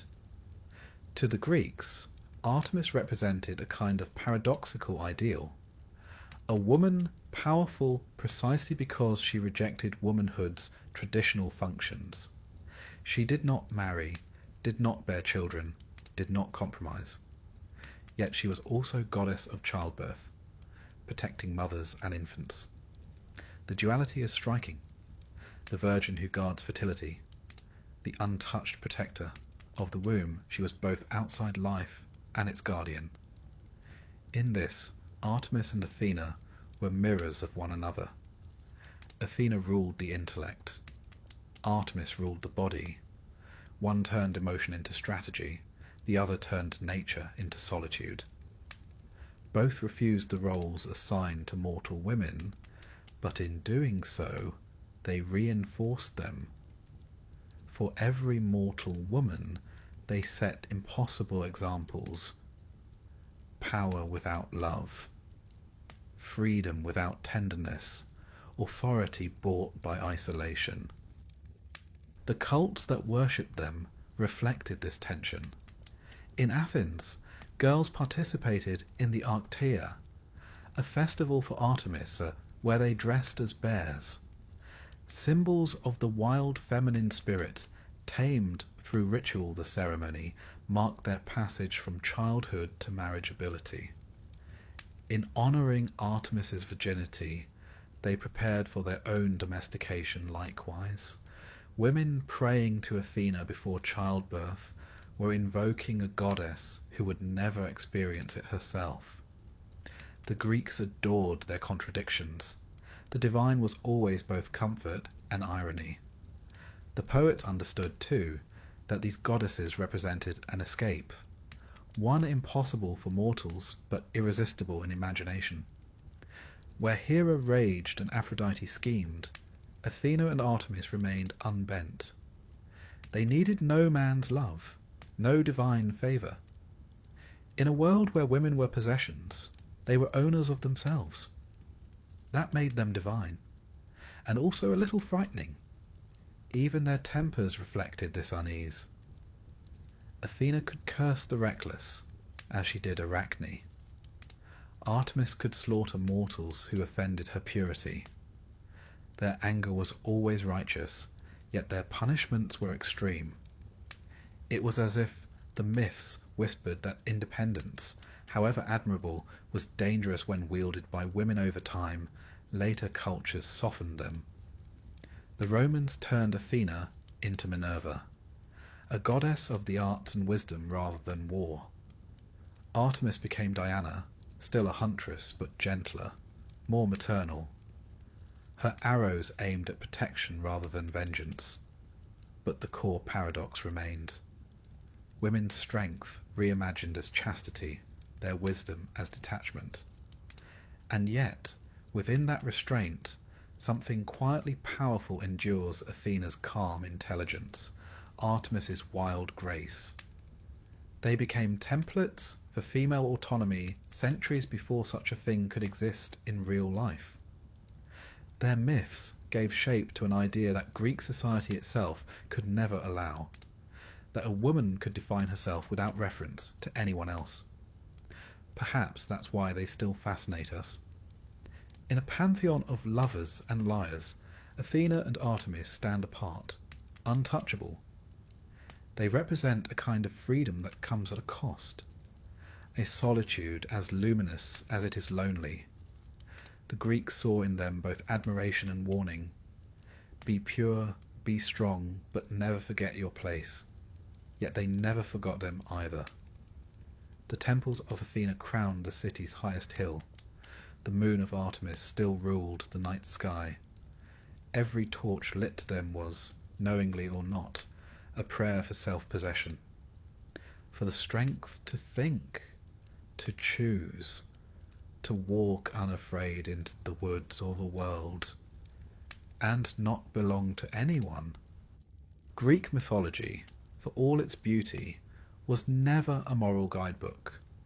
It was a mirror, one polished bright enough to reflect the world exactly as it was, flaws and all. In that reflection, women appeared as both necessary and dangerous, adored and accused, celebrated and silenced. It was a mythology built not just to entertain, but to explain why the world, and particularly womanhood, was arranged the way it was.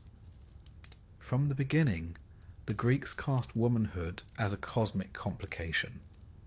Pandora opened her jar and released suffering into the world. Helen's beauty burned cities. Clytemnestra's anger unravelled kingdoms. The pattern is easy to spot. The moment a woman acts, chooses, questions, or defies, the universe seems to tremble. To the ancients, this wasn't misogyny, it was order.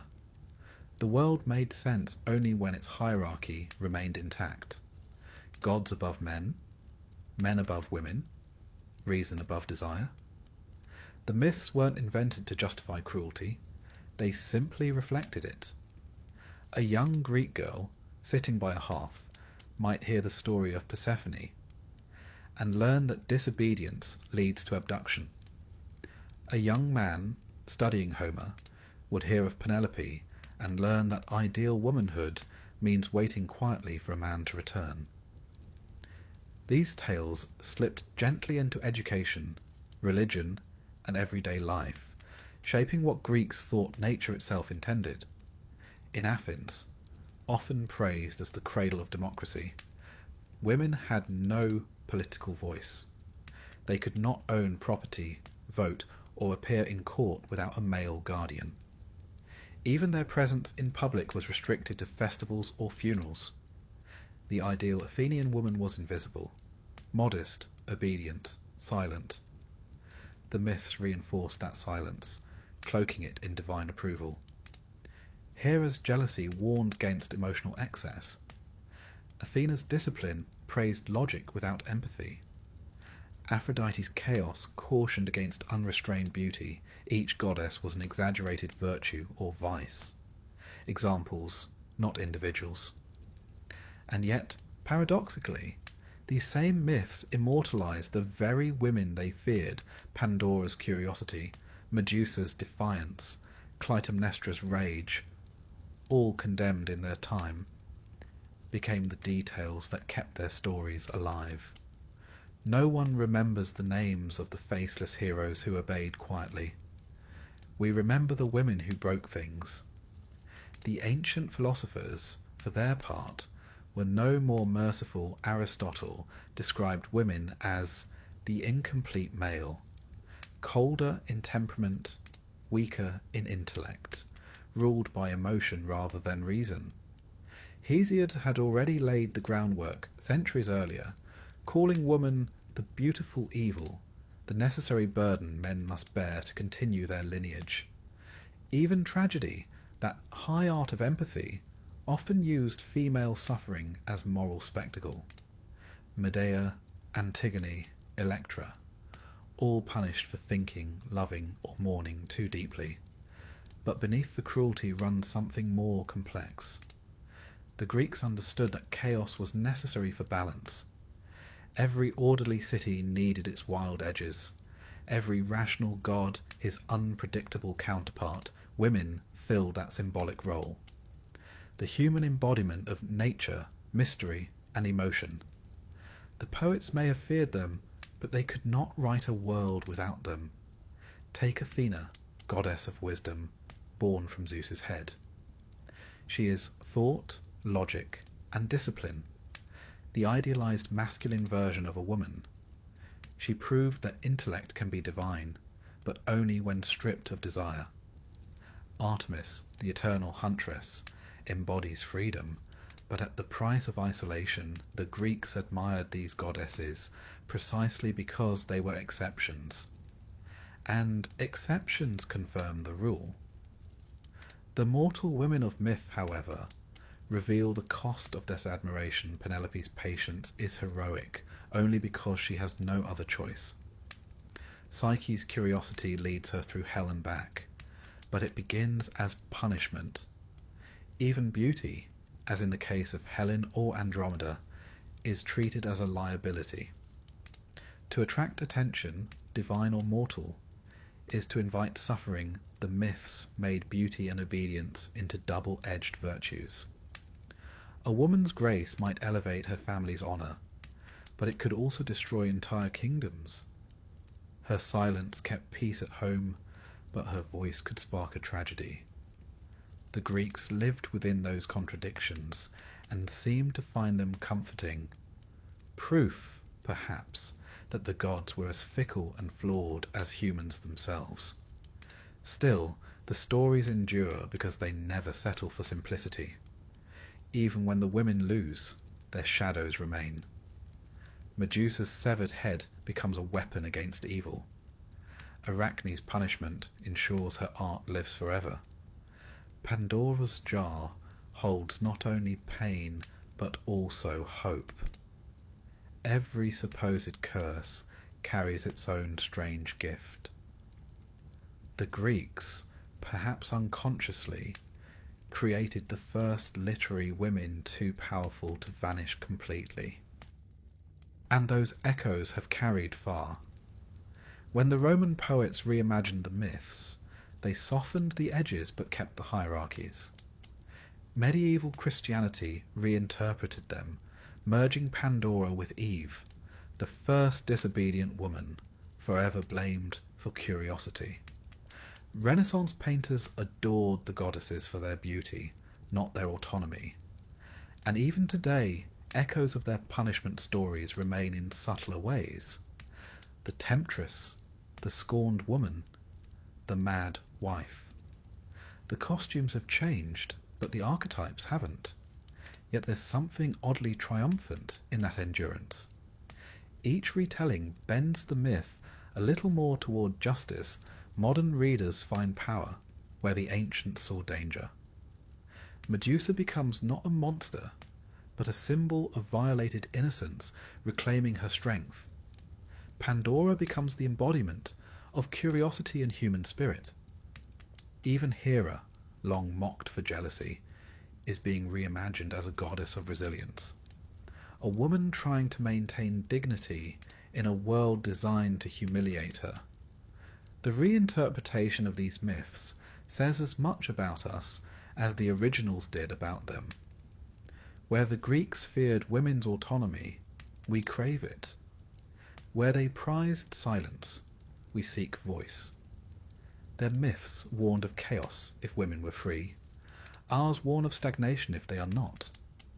It's tempting to think of progress as a straight line, but perhaps it's more of a circle. Like the endless cycles of myth themselves. Every generation retells these stories, not to preserve their old morals, but to argue with them. Each time we name a hurricane, a spacecraft, or a piece of art after a goddess, we are quietly rewriting the narrative, reclaiming power from the punishment. Even in antiquity, some poets sensed this shift. Euripides, often called the women's poet, gave his heroines the best lines. The clearest reasoning Medea, wronged and vilified, still commands our sympathy. Antigone, defiant and doomed, speaks truth to power more eloquently than any general. The Greeks could not imagine equality, but they could imagine its ghosts. And so we return to the beginning. Pandora opening the jar, releasing sorrow and toil, but also hope. It's that final detail the Greeks couldn't quite erase. Hope remained trapped inside, waiting. Some translations suggest it's humanity's comfort. Others say it's the cruelest trick of all, the promise that suffering can be endured. Either way, it lingers stubbornly, like the women in these myths. For all their suffering, they endure. They cross centuries, languages, and philosophies, reshaping themselves in every age. They begin as scapegoats and end as symbols. They survived the temples, the philosophers, the centuries of misreading. And if the Greeks believed their myths were lessons in obedience, time has proved them wrong. What they wrote as warnings have become testaments to curiosity, courage, and the refusal to disappear. Pandora still opens the jar. Medusa still turns her gaze upon those who would silence her. Penelope still weaves. Clytemnestra still sharpens her blade. Athena still thinks. Artemis still runs. They are all still here, whispering through marble ruins and quiet pages, reminding us that history's cruelest stories can also be its most enduring forms of resistance. Because in the end, the Greeks may have given women 1,000 reasons to stay silent, but they also gave them immortality.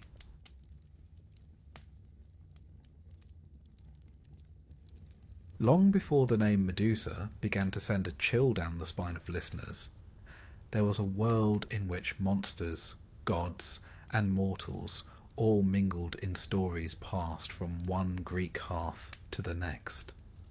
To understand Medusa, one must first situate her in the peculiar imaginative landscape of the ancient Greeks, a people who looked at the world around them and saw not simply rivers and mountains, but divine personalities flowing and towering in those very forms. For them, the thunder was not an accident of clouds, but the booming voice of Zeus. The ocean was not merely salt and waves, but the body of Poseidon himself, rolling and surging in eternal mood swings. Now, to modern ears, this might sound rather dramatic, but the Greeks had a talent for dramatics. They invented theatre, after all. They found explanations for the baffling corners of existence in characters with elaborate family trees, most of whom had a penchant for affairs, grudges, and highly questionable parenting. It was in this crowded theatre of gods and monsters that the story of Medusa took shape. The Greeks often cast their monsters as symbols of the edges of human experience, those fearful realms just beyond civilization. Monsters were useful. They could be blamed for dangers lurking in forests or at sea. They could mark the limits of geography, warning sailors that beyond a certain headland lay chaos itself. So when you hear about a monster like Medusa, remember that she was not only a frightening tale told to make children behave, but also a sort of psychological landmark, a reminder of what lay beyond safety. To get there, however, we must go backwards in mythological genealogy. The Greeks loved genealogy with the same passion some families reserve for arguing about inheritances. Medusa, as you may know, was a Gorgon, but not the only one. She had two sisters, Steno and Euryale, who were immortal. Unlike Medusa, who rather unfairly was born mortal. Their parents were Phorcys and Ceto, a pair of primordial deities whose domain was the sea. Now these two are not exactly household names.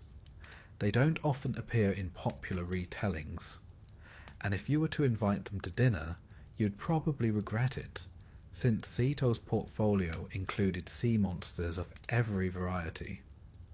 One imagines awkward conversation over soup, but these genealogical details matter, for they show us how deeply woven into the fabric of the cosmos Medusa was supposed to be.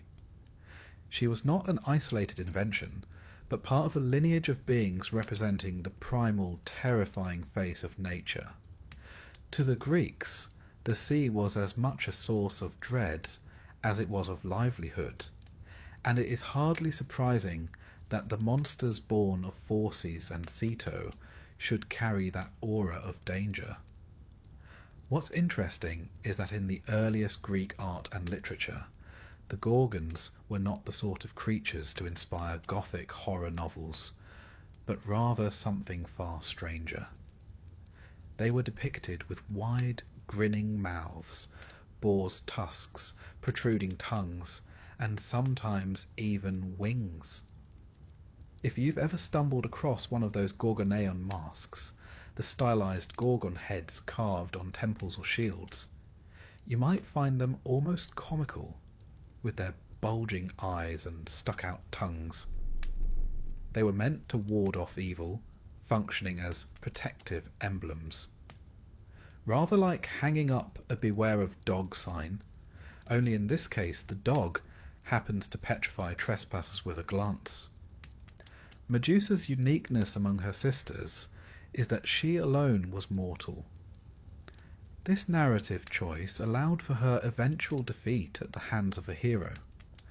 Because let's face it, Greek myths always had to give the heroes something dramatic to do. But in her earliest incarnations, she was not necessarily the tragic figure of later retellings. Instead, she was just another monster, part of the background noise of Greek mythology, appearing chiefly to be vanquished. As the centuries passed, however, the story became more complicated. Myths are rather like a recipe that is passed down generations, each cook adding a pinch of spice or a splash of wine, until the dish bears only a faint resemblance to the original. By the time the Roman poet Ovid was writing in his Metamorphoses, Medusa's backstory had developed into something more poignant. Ovid tells us that Medusa was once a beautiful maiden, admired for her flowing hair. So admired, in fact, that Poseidon himself could not resist her.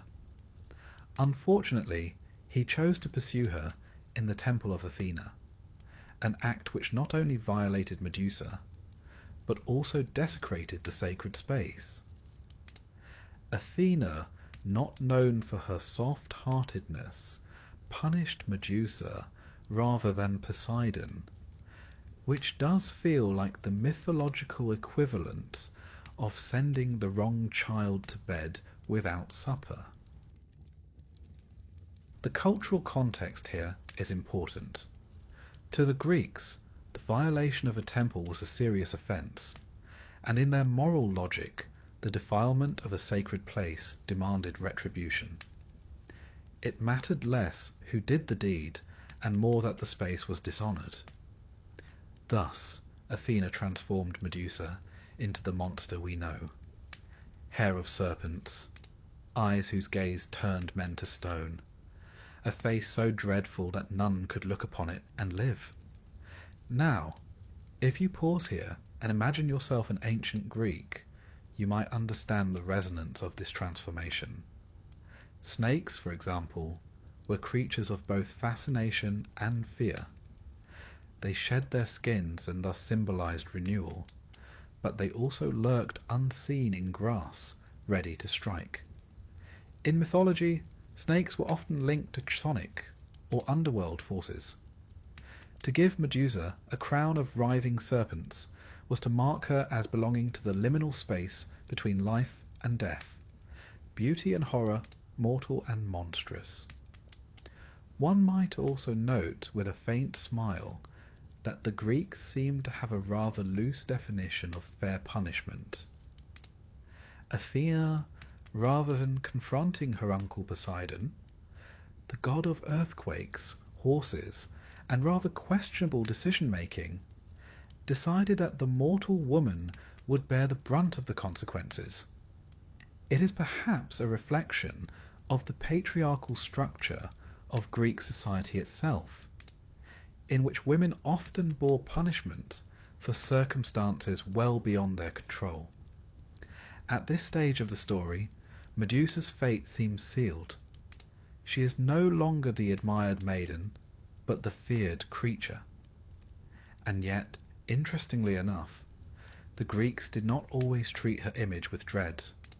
As mentioned earlier, the Gorgoneion, her severed head, was placed on shields, breastplates, and temple walls.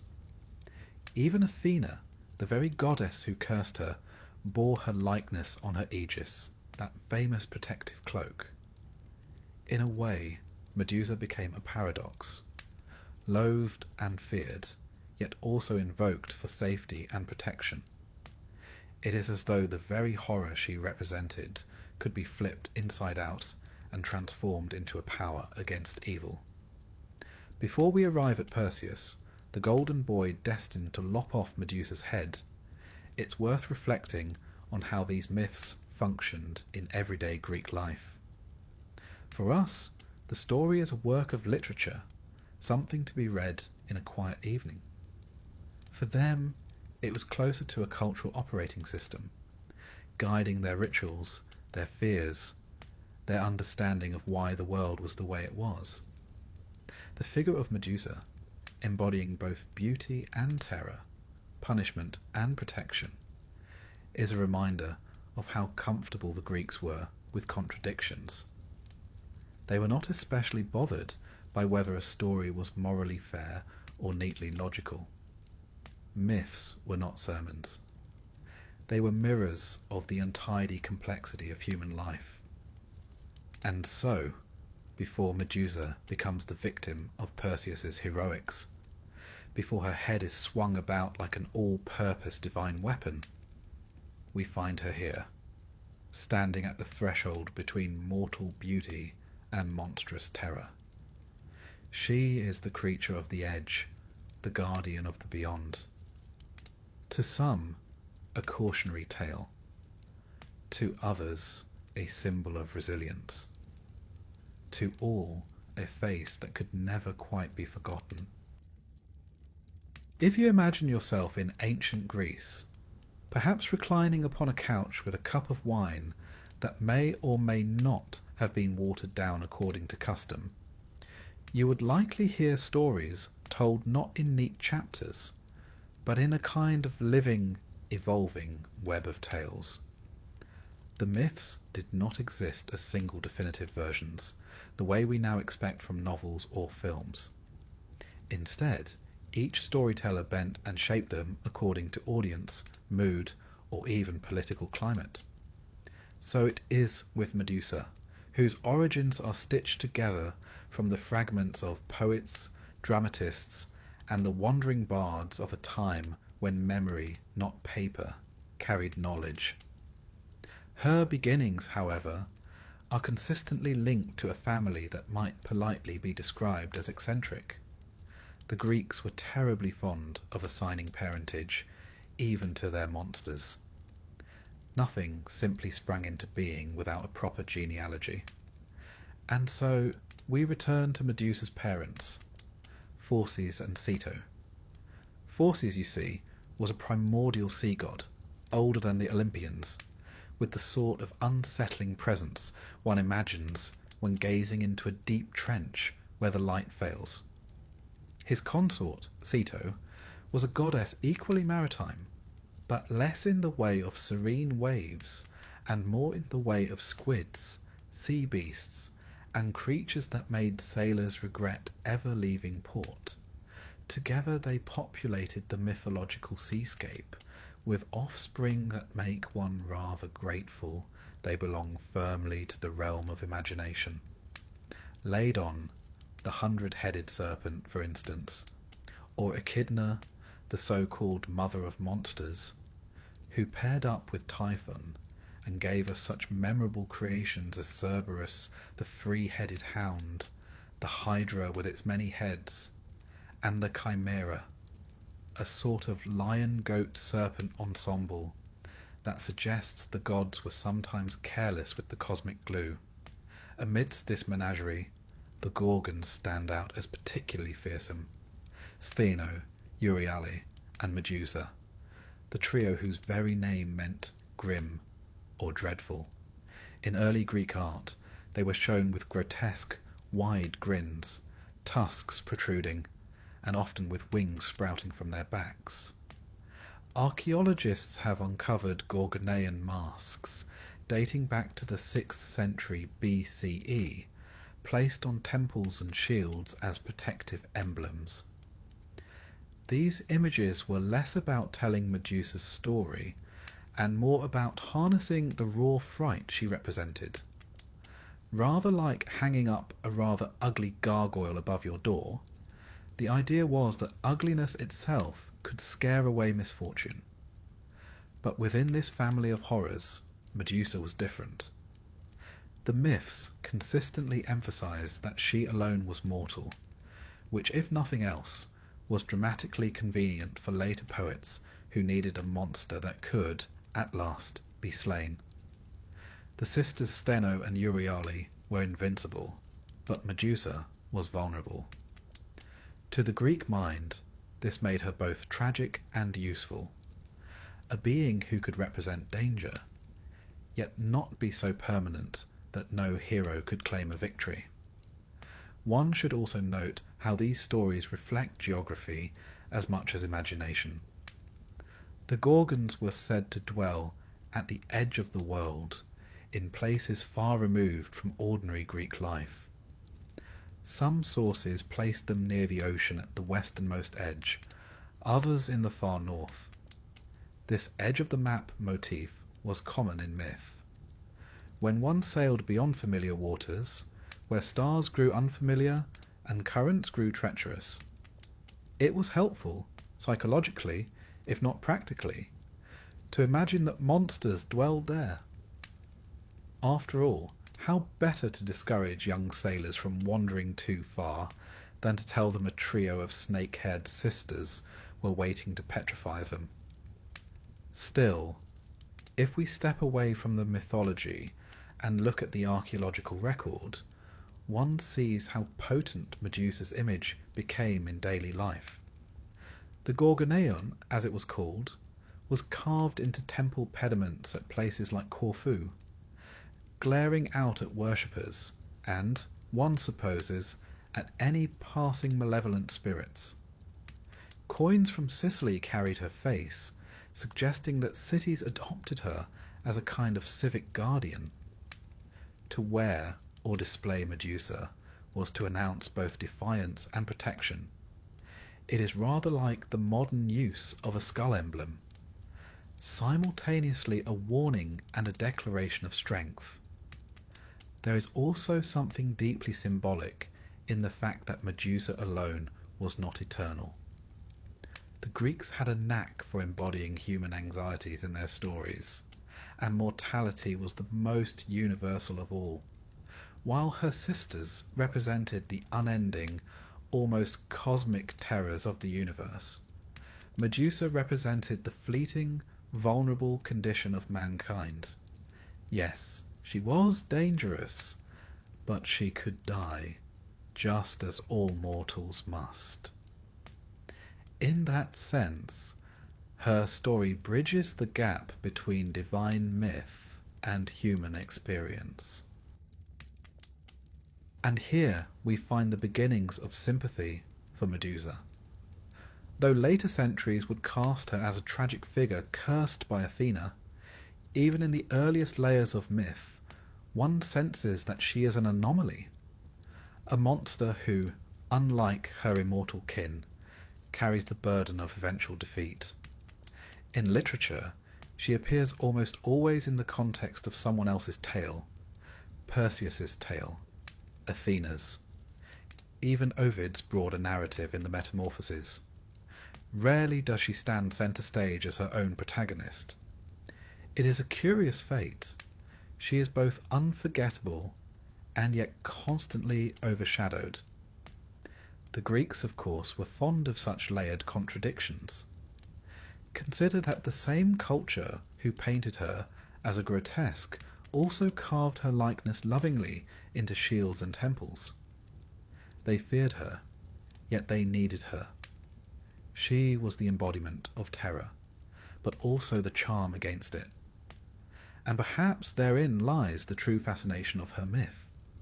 She is the monster who cannot be dismissed, because she is also the protector you quietly rely upon.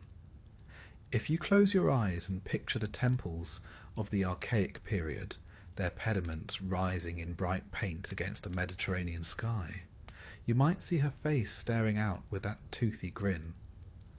To the worshippers, she was not merely a villain from a bedtime story, but an active guardian.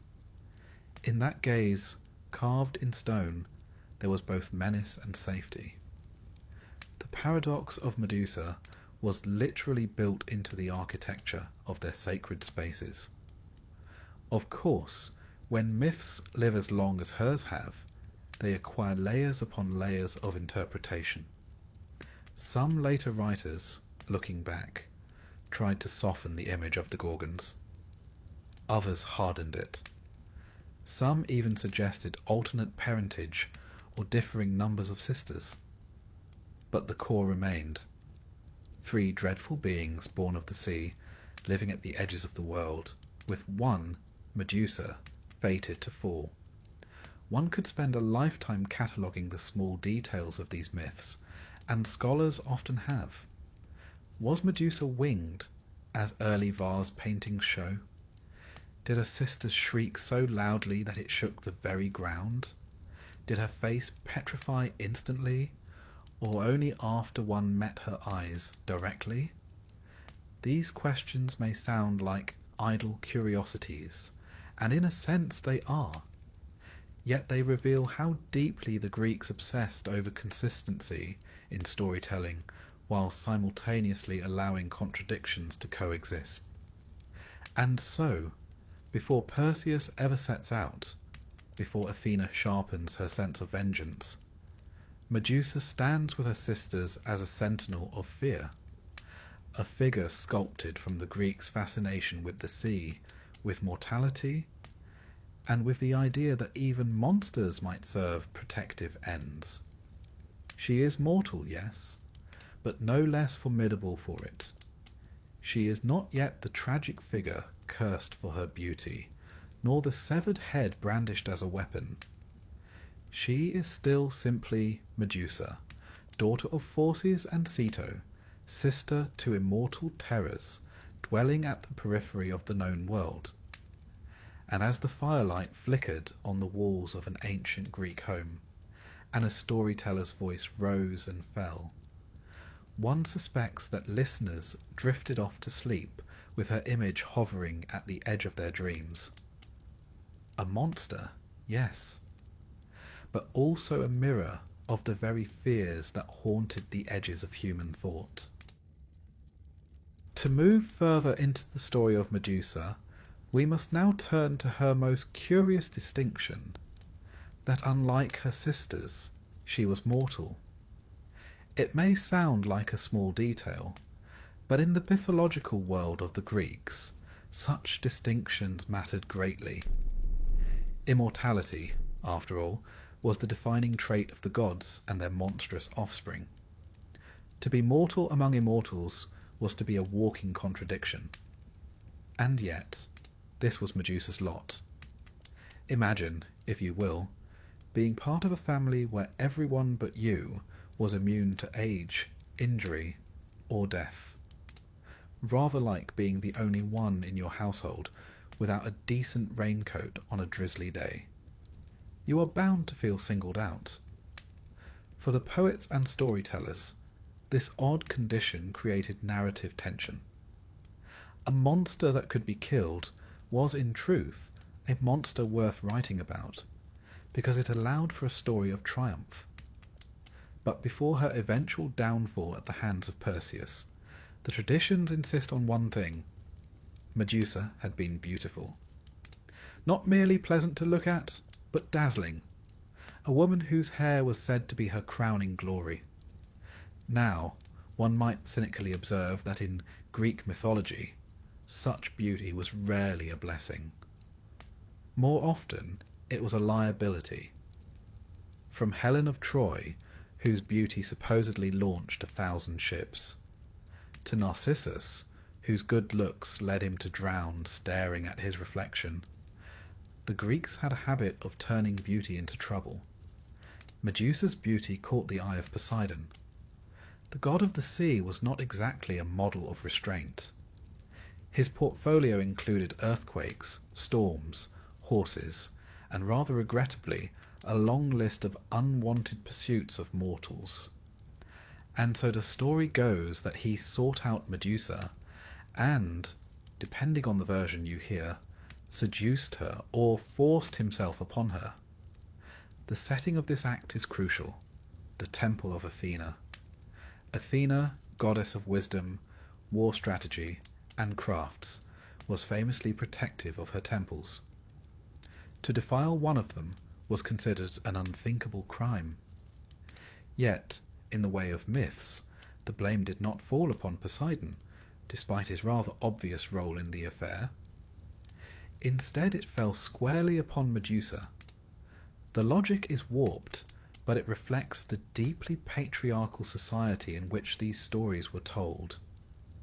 Athena, furious at the desecration, punished Medusa by transforming her into the monster we know: serpents for hair, eyes that petrified, a visage so dreadful that one glimpse could end a life. One cannot help but notice the tragic irony. A maiden once praised for her beauty became feared for her ugliness. The very feature that had attracted divine attention, her hair, was twisted into its opposite. Where once it flowed in glossy strands, it now writhed with venomous serpents. Where once her gaze might have captivated admirers, it now turned them to stone. There is, of course, symbolism in all of this. The snake, in Greek thought, was a creature of contradiction. It represented both danger and healing. Consider that Asclepius, god of medicine, carried a staff with a serpent twined around it, a symbol we still use today. Snakes shed their skins, suggesting rebirth, but they also bite, often fatally. To crown Medusa with snakes was to link her permanently with the forces of death and renewal, terror and fascination. Now, depending on one's interpretive lens, Athena's actions can be seen in several ways. Some modern readers see the curse not as punishment, but as protection, transforming Medusa into a figure so formidable that she could no longer be harmed by men. Others view it simply as cruelty, an example of the gods' notorious habit of punishing mortals for offences they did not commit. The ancient sources, for their part, leave the matter ambiguous. Ovid, in his Metamorphoses, lingers on Medusa's beauty and downfall, painting her as a tragic victim. Hesiod, much earlier, scarcely mentions the circumstances at all, focusing instead on her monstrous form and her role as Perseus's quarry. Whatever the case, her transformation marked a turning point in how she was remembered. Before, she was one of 3 Gorgon sisters, formidable but not especially unique. Afterward, she became singular, a story all her own. It is curious how tragedy has a way of cementing characters in cultural memory. Without her curse, perhaps Medusa would have remained a minor monster in a footnote of Hesiod. With it, she became unforgettable. We must not forget the cultural context of these myths. To the Greeks, women who violated boundaries, intentionally or not, often faced dire consequences. The myths of Callisto, transformed into a bear for breaking her vow of chastity, or Daphne, pursued by Apollo until she begged for escape and was turned into a laurel tree, remind us of how often female figures bore the brunt of divine whims. Medusa belongs to this sorrowful pattern. Yet even as a monster, she was not wholly reviled. Her head, once severed, became a symbol of protection. Athena paradoxically placed it upon her aegis. Soldiers carried it into battle, carved upon their shields to frighten enemies. How strange that the goddess who cursed Medusa would later appropriate her image as a source of power. But this too was Greek logic. That which is most fearsome can also serve as a talisman. It is worth pausing here to consider the psychology of the petrifying gaze. To be turned to stone is, quite literally, to be paralyzed with fear. The metaphor is baked into our language even today. We speak of being frozen in terror. Medusa's power was not simply that she killed, but that she immobilized. She robbed her victims of agency, locking them in place forever. For a society deeply concerned with honor, motion, and action, such a fate was worse than death. It was death with humiliation, a permanent reminder of weakness. And so Medusa became more than a monster. She became a symbol of a fate to be dreaded, and by extension, a symbol of divine punishment. To look upon her was to be reminded of one's limits. No warrior, however skilled, could resist the simple act of sight. No shield or spear could save you from the treachery of your own eyes. There is also something of a cosmic balance in her story. The Greeks believed in hubris, the sin of overstepping mortal boundaries, and in Nemesis, the retribution that followed.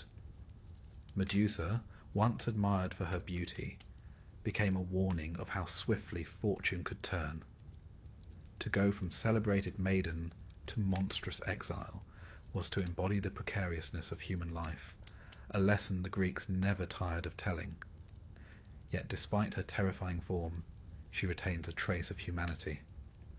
Unlike her immortal sisters, she can die. Unlike the other monsters, she has a past, a before and after. We are invited to imagine her not just as a beast, but as a woman who suffered unjustly, who lived with a curse she did not choose. Perhaps this is why she has continued to fascinate for millennia. She is both terrifying and sympathetic, a paradox wrapped in serpents. And so, in this stage of her story, Medusa stands apart from her sisters, marked by mortality, cursed with serpents. Her beauty turned to horror. She lives not in the bustling world of men, but in the distant reaches, a reminder of divine power and human fragility. She is no longer merely one of many children of the sea, but a figure destined for confrontation, her fate sealed in the imaginations of poets and listeners alike. As the Greeks told her story, perhaps by firelight or in the open air of a symposium, one imagines their listeners leaning closer, caught between fear and pity. For here was a tale not only of a monster, but of a maiden undone by forces far beyond her control. A story of transformation, of punishment, and of a beauty that became both her gift and her curse. Yet Medusa's case feels particularly poignant, perhaps because of her lingering humanity. She did not ask for her beauty. She did not ask for Poseidon's pursuit, and she certainly did not ask to be turned into a monster. In her fate, we glimpse a reflection of ancient society's unease with female power. A beautiful woman might attract desire, but too much beauty was dangerous. A woman might serve in a temple, but one misstep, or even no misstep at all, could spell disaster. Medusa embodies these anxieties, and so, from that moment onward, she was cast out, destined to live on the fringes of the world. Different authors place her in different locations, some in Libya, others at the edge of Oceanus, the great river encircling the world. Always, though, she is beyond reach, on the margins of human habitation. There, in solitude, she became the figure that would haunt the imagination for centuries. If you picture her wandering those lonely places, you might almost feel sympathy. She did not choose her fate, and yet she bore it with a kind of grim endurance. She became a guardian of thresholds, a warning carved into the very fabric of myth. Beware the power of gods, beware the peril of beauty, beware the fragile line between mortal and monster. The story of her curse also raises questions about Athena herself. The goddess is often portrayed as wise, rational, the protector of heroes. Yet here her actions appear harsh, even cruel. It reminds us that the gods of Greece were not paragons of morality. They were powerful, yes, but also capricious, flawed, and deeply human in their emotions. In punishing Medusa, Athena revealed the darker side of divine justice, a justice more concerned with symbolism than fairness. And yet, perhaps, that is precisely why these myths endured. They mirrored the contradictions of life itself. Justice was not always fair. The innocent often suffered. Beauty could be as perilous as ugliness. Power could both protect and destroy. Medusa's curse is not simply a tale of divine wrath. It is a meditation on the precariousness of existence. As Greek listeners heard the tale, perhaps they nodded in recognition. For who among them had not seen a neighbour punished unfairly? Who had not known the capriciousness of fortune, the way the sea could shift from calm to storm in the blink of an eye? Medusa's story, though wrapped in serpents and stone, spoke to a deeper truth. Life is rarely just, and survival often comes at the cost of transformation. And so, cursed and cast out, Medusa takes her place in the mythic landscape, not yet slain, not yet the severed head upon Athena's shield, but already transformed into something unforgettable. She is a reminder that even the gods, with all their wisdom and splendour, could be as unfair and as flawed as the mortals who worshipped them. The Temple of Athena is a curious stage upon which to place one of the most consequential episodes of Medusa's story. To the Greeks, temples were not simply stone buildings but living sanctuaries, places where the divine and the mortal brushed shoulders. A temple was the home of a god, and to step inside was to step onto sacred ground, heavy with the presence of the divine. It is within one such space that Medusa's fate took its most infamous turn. The myths tell us that Medusa, still mortal and still beautiful, served as a priestess of Athena. To serve in such a role was a profound honour. Priestesses were expected to remain chaste, their lives devoted to the goddess. One can imagine her tending to the rituals, perhaps arranging offerings of olive oil and garlands, perhaps weaving, as Athena herself was the patroness of the loom. Her life might have been one of quiet devotion, in stark contrast to the turmoil awaiting her. Enter Poseidon. Now Poseidon was not known for his restraint, as we have mentioned before. He was as unpredictable as the sea he governed, capable of calm one moment and tempestuous rage the next. To this day, sailors are wary of the sea's sudden shifts, and in the mythic imagination, Poseidon personified that volatility.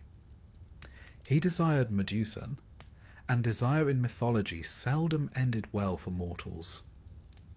Whether we interpret his actions as seduction or as assault, the outcome is the same. The sacred temple was defiled. For Athena, this was an outrage. Imagine, if you will, someone barging into your living room and turning it into the scene of a scandal. Multiply that feeling 1,000-fold, and you have some sense of the goddess's fury. Yet, in a twist that strikes modern ears as profoundly unjust, Athena did not turn her wrath upon Poseidon. He, after all, was her uncle, an Olympian of equal rank. To strike against him would risk divine conflict of a scale that might tear the heavens apart. Instead, she directed her anger toward Medusa. It is here that Medusa's story tilts fully into tragedy. The priestess, punished not for her own crime, but for being caught in the wrong place at the wrong time, became the vessel of Athena's vengeance. The goddess transformed her hair into serpents, her face into something dreadful, her very gaze into a weapon that froze men in stone. One imagines the horror of that first moment, her hair writhing, her reflection unbearable, her isolation instantaneous. Now, from one angle, this reads like cruelty of the highest order. Yet myths are often layered, and some later interpreters have seen in Athena's curse a kind of dark protection. No longer would Medusa be vulnerable to the predations of men. No longer could she be touched against her will. Her monstrous form made her untouchable, her gaze a shield as much as a weapon. Was Athena saving her priestess in the only way she knew how, or was she condemning her to solitude? The ancients do not say. To the Greeks, snakes carried rich symbolism. They slithered between life and death, vanishing underground in winter, reappearing in spring. They guarded sacred spaces and were associated with chthonic gods of the underworld. Serpents adorned the staff of Asclepius, god of healing, even as they inspired terror in daily life. To give Medusa a crown of snakes was to bind her irrevocably to this liminal world of death and rebirth. She was no longer simply mortal. She was something else entirely, perched on the threshold of the human and the monstrous. It is worth pausing to imagine the cultural power of this transformation. Greek audiences, hearing the tale, would have been struck by its drama. Here was a woman, once a priestess, now forced to live in exile. Her beauty, once admired, had been turned into its opposite. Where she had been adored, she was now feared. She had crossed an invisible boundary, from celebrated mortal to outcast creature. And yet, in that transformation lay power. For the first time, she was no longer at the mercy of gods or men. Athena herself, paradoxical though it seems, later came to wield Medusa's image. The goddess affixed the Gorgoneon, the severed head of Medusa, to her aegis, her shield or cloak, to terrify her enemies. This is the strange irony of Medusa's curse. She became both punished and useful, both victim and weapon. The Greeks had a habit of recycling their myths, and Medusa's fate illustrates how the line between curse and blessing was often blurred. Now, one might chuckle a little at the divine double standards. Poseidon causes the scandal, and Medusa receives the punishment. It is a familiar theme in Greek mythology. Gods behaving badly, mortals paying the price. Poor Actaeon glimpses Artemis bathing, and is promptly torn apart by his own hounds. Niobe boasts of her children, and Apollo and Artemis slaughtered them to teach her humility. The pattern is clear. When the divine is offended, mortals suffer, whether guilty or not. Exile is a cruel companion. Once transformed into her serpent-crowned state, Medusa was driven from the world of men, condemned to the lonely wilderness at the edges of Greek imagination. The poets tell us she dwelled far away, in lands scarcely charted, beyond Libya, perhaps even near Oceanus, the vast river said to encircle the earth, in a time when geography was as much myth as map. To say someone lived at the edge meant not just physical distance, but spiritual otherness. Medusa became a creature of thresholds, stationed at the very boundary between the human world and the unknown. It is a bleak picture to conjure. Imagine her wandering barren coasts, the wind hissing through rocks, while her serpentine hair provided its own sinister chorus. Each hiss might have been a reminder of Athena's curse, a constant soundtrack of her misfortune. No bustling marketplace, no temple rituals, no companions, only solitude and the terrible knowledge that her very gaze meant death for any who stumbled across her path.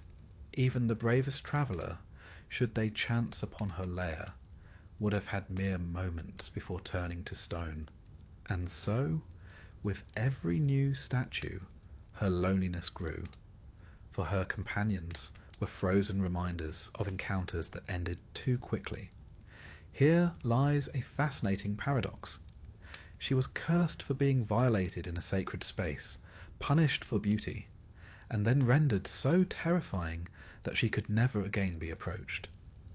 Yet in that solitude there was a strange, reluctant power.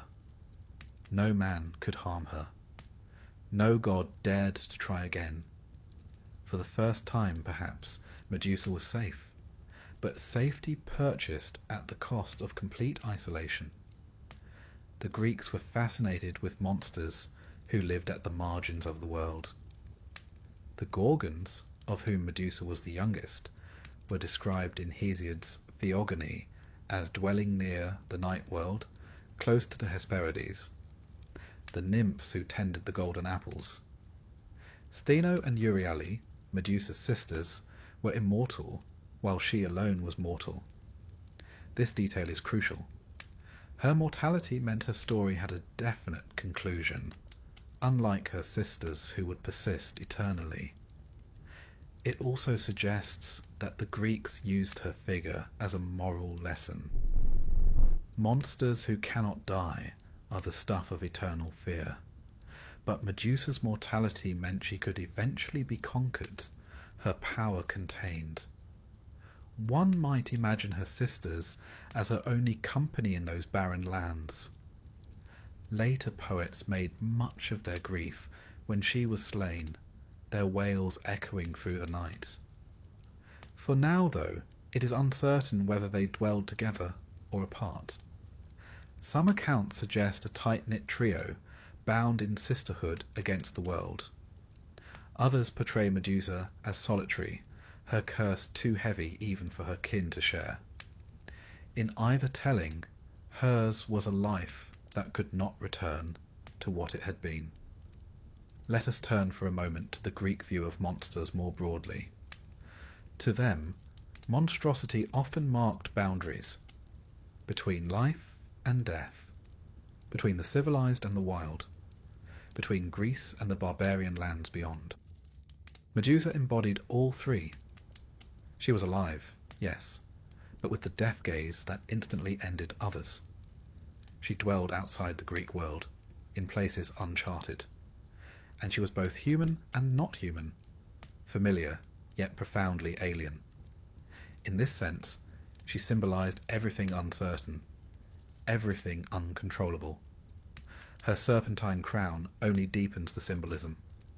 Snakes were feared, but also revered. They crept into tombs and houses alike, appearing in stories as omens. The household gods of Athens, the Agathos daemon, sometimes took the form of serpents. In Egypt, too, snakes symbolized protection and divine power. Thus, Medusa's snake hair was not simply grotesque decoration. It tied her to a web of associations that made her even more potent. She was dreadful, but also sacred. Dangerous, but also protective. This may explain why her image appeared so widely in art. From the 6th century BCE onwards, the Gorgoneon, the stylized head of Medusa, was carved into temples, shields, breastplates, and even drinking cups. It was apotropaic, meaning it was used to ward off evil. Rather amusing, really.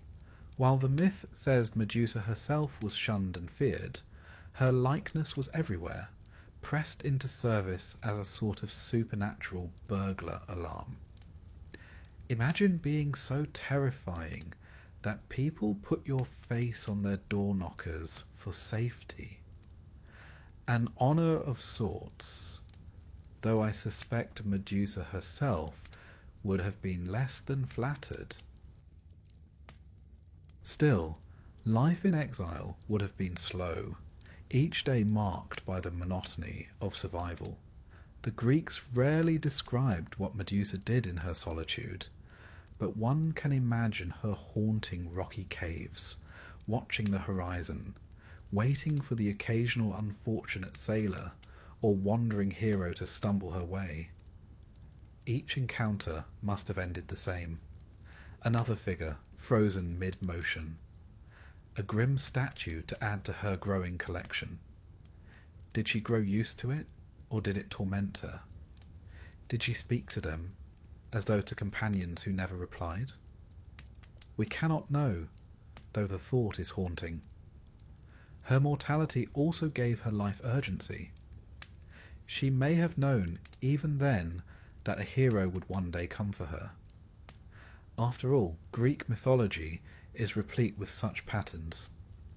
Monsters exist to be slain, their deaths proof of the hero's glory. One imagines that as she sat among her stony victims, she wondered which son of Zeus, or which cunning mortal favoured by a god, would be the one to end her. That is the cruel symmetry of Greek myth. Mortals suffer not only to serve the whims of gods, but also to provide stepping stones for the triumphs of heroes. And yet, as time passed, her legend grew. Stories of her petrifying gaze travelled across the Mediterranean. Traders, soldiers, and poets spread the tale. To the Greeks, she was a figure of terror.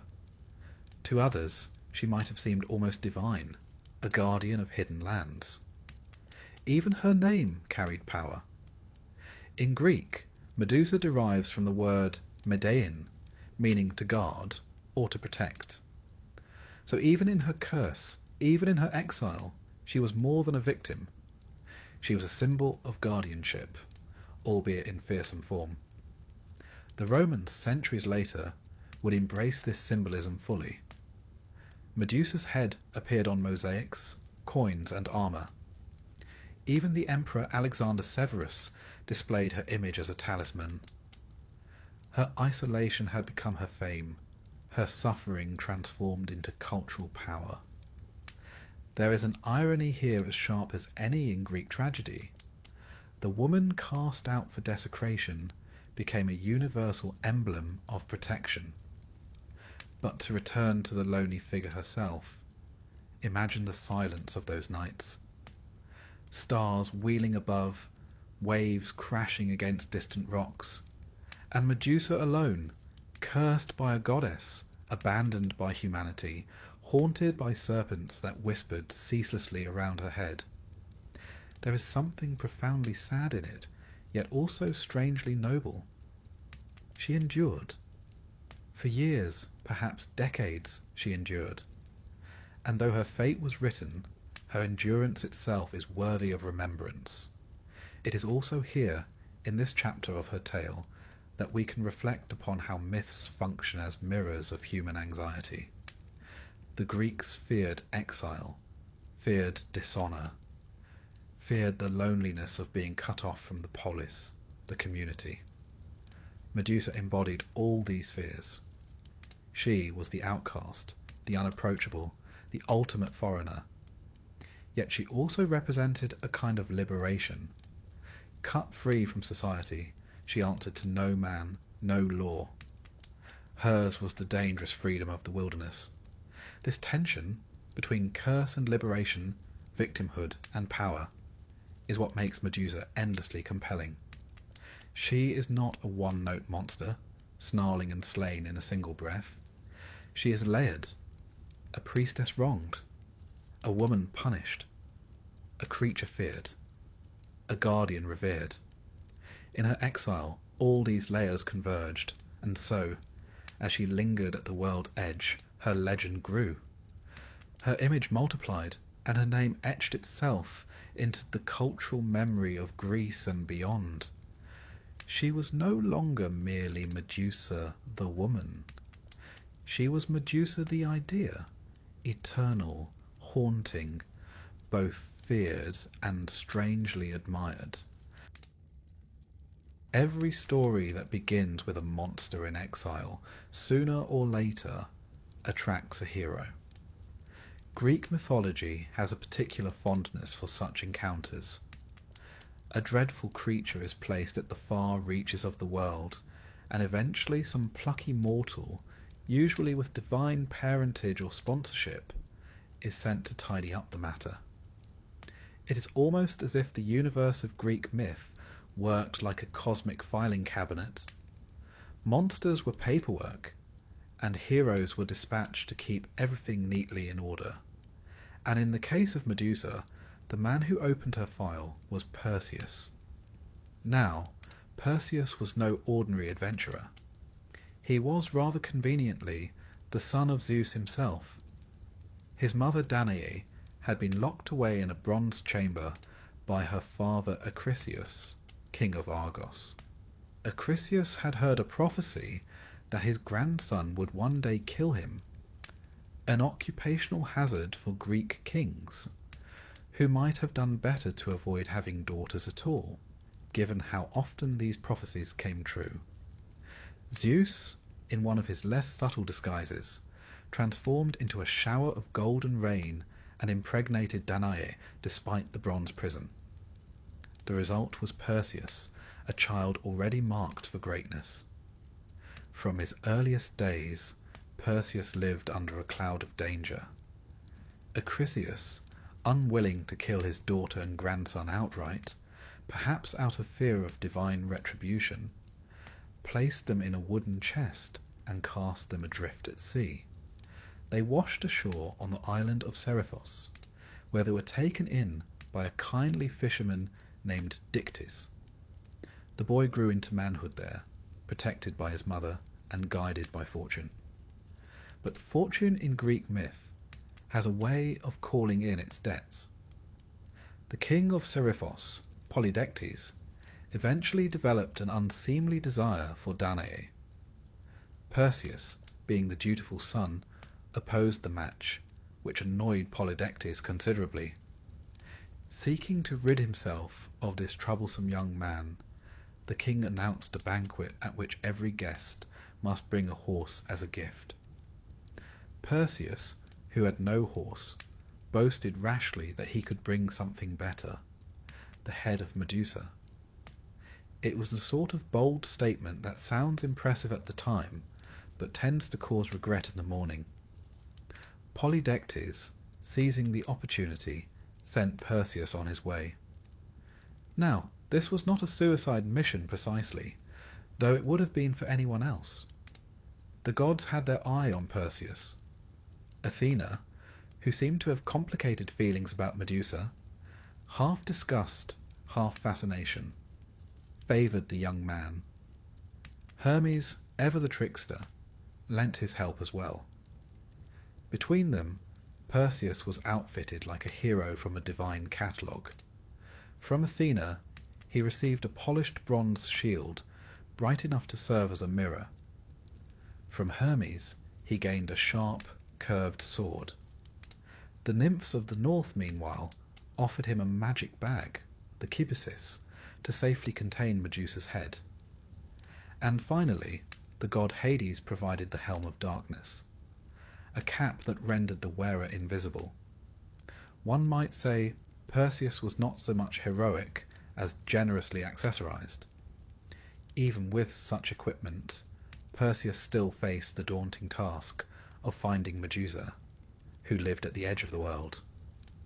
To accomplish this, he first sought out the Grey, 3 ancient sisters who shared between them a single eye and a single tooth. One imagines family meals being rather awkward, with each sister constantly waiting her turn. Perseus, showing the kind of practical ruthlessness heroes often displayed, stole their eye and refused to return it until they told him where to find the Gorgons. With their reluctant guidance, he set off, armed, equipped, and now properly informed. As Perseus approached Medusa's dwelling, one imagines the silence of the place broken only by the hissing of serpents and the unsettling stillness of stone statues.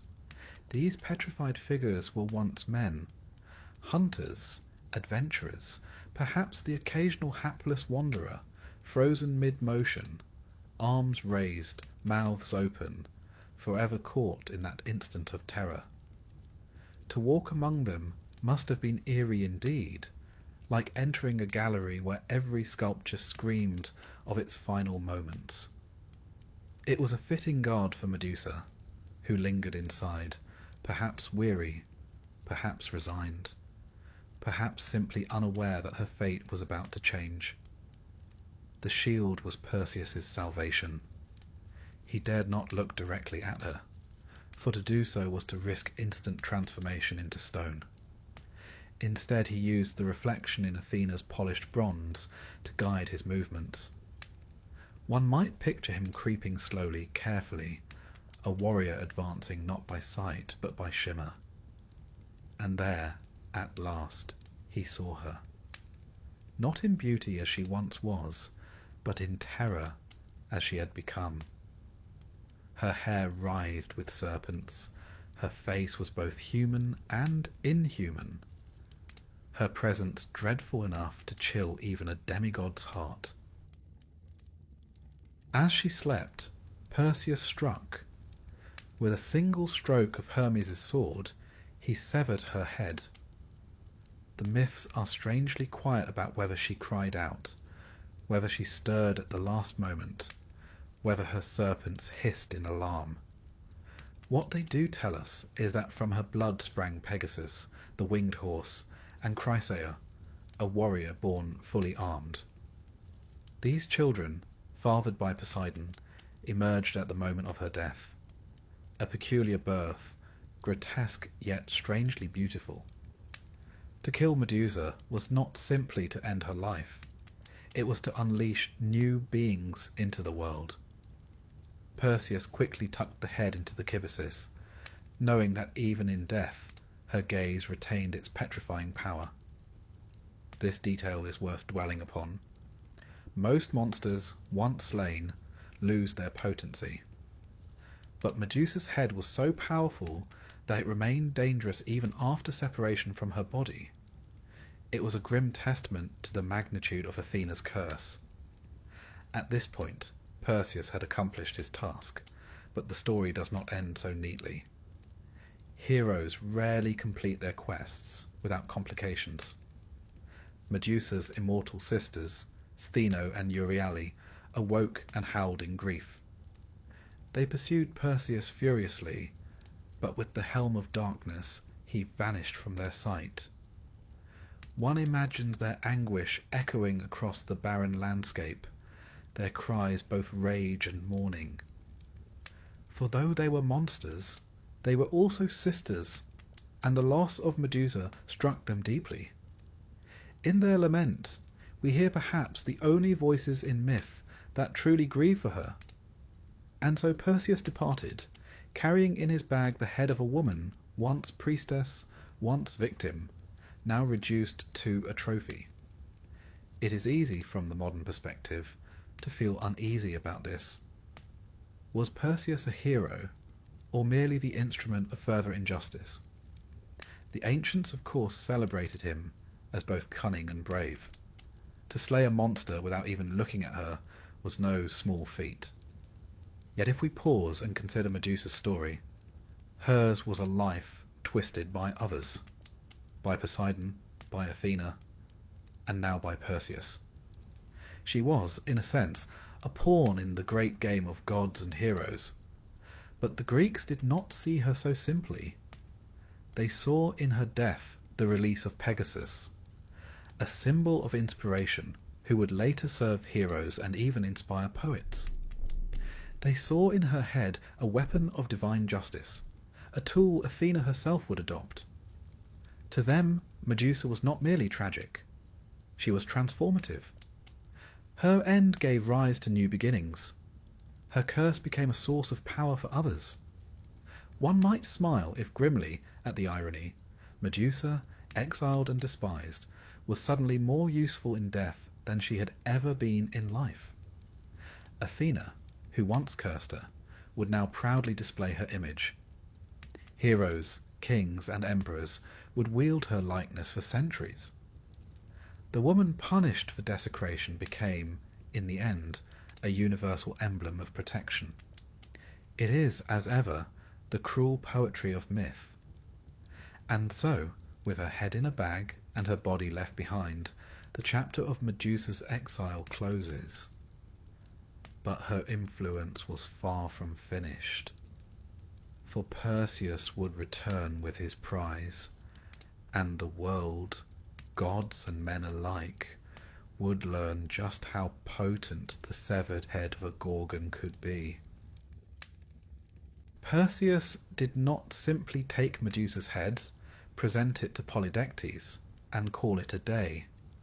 Oh no, that would have been far too simple, and the Greeks, as ever, preferred their heroes' journeys long and circuitous.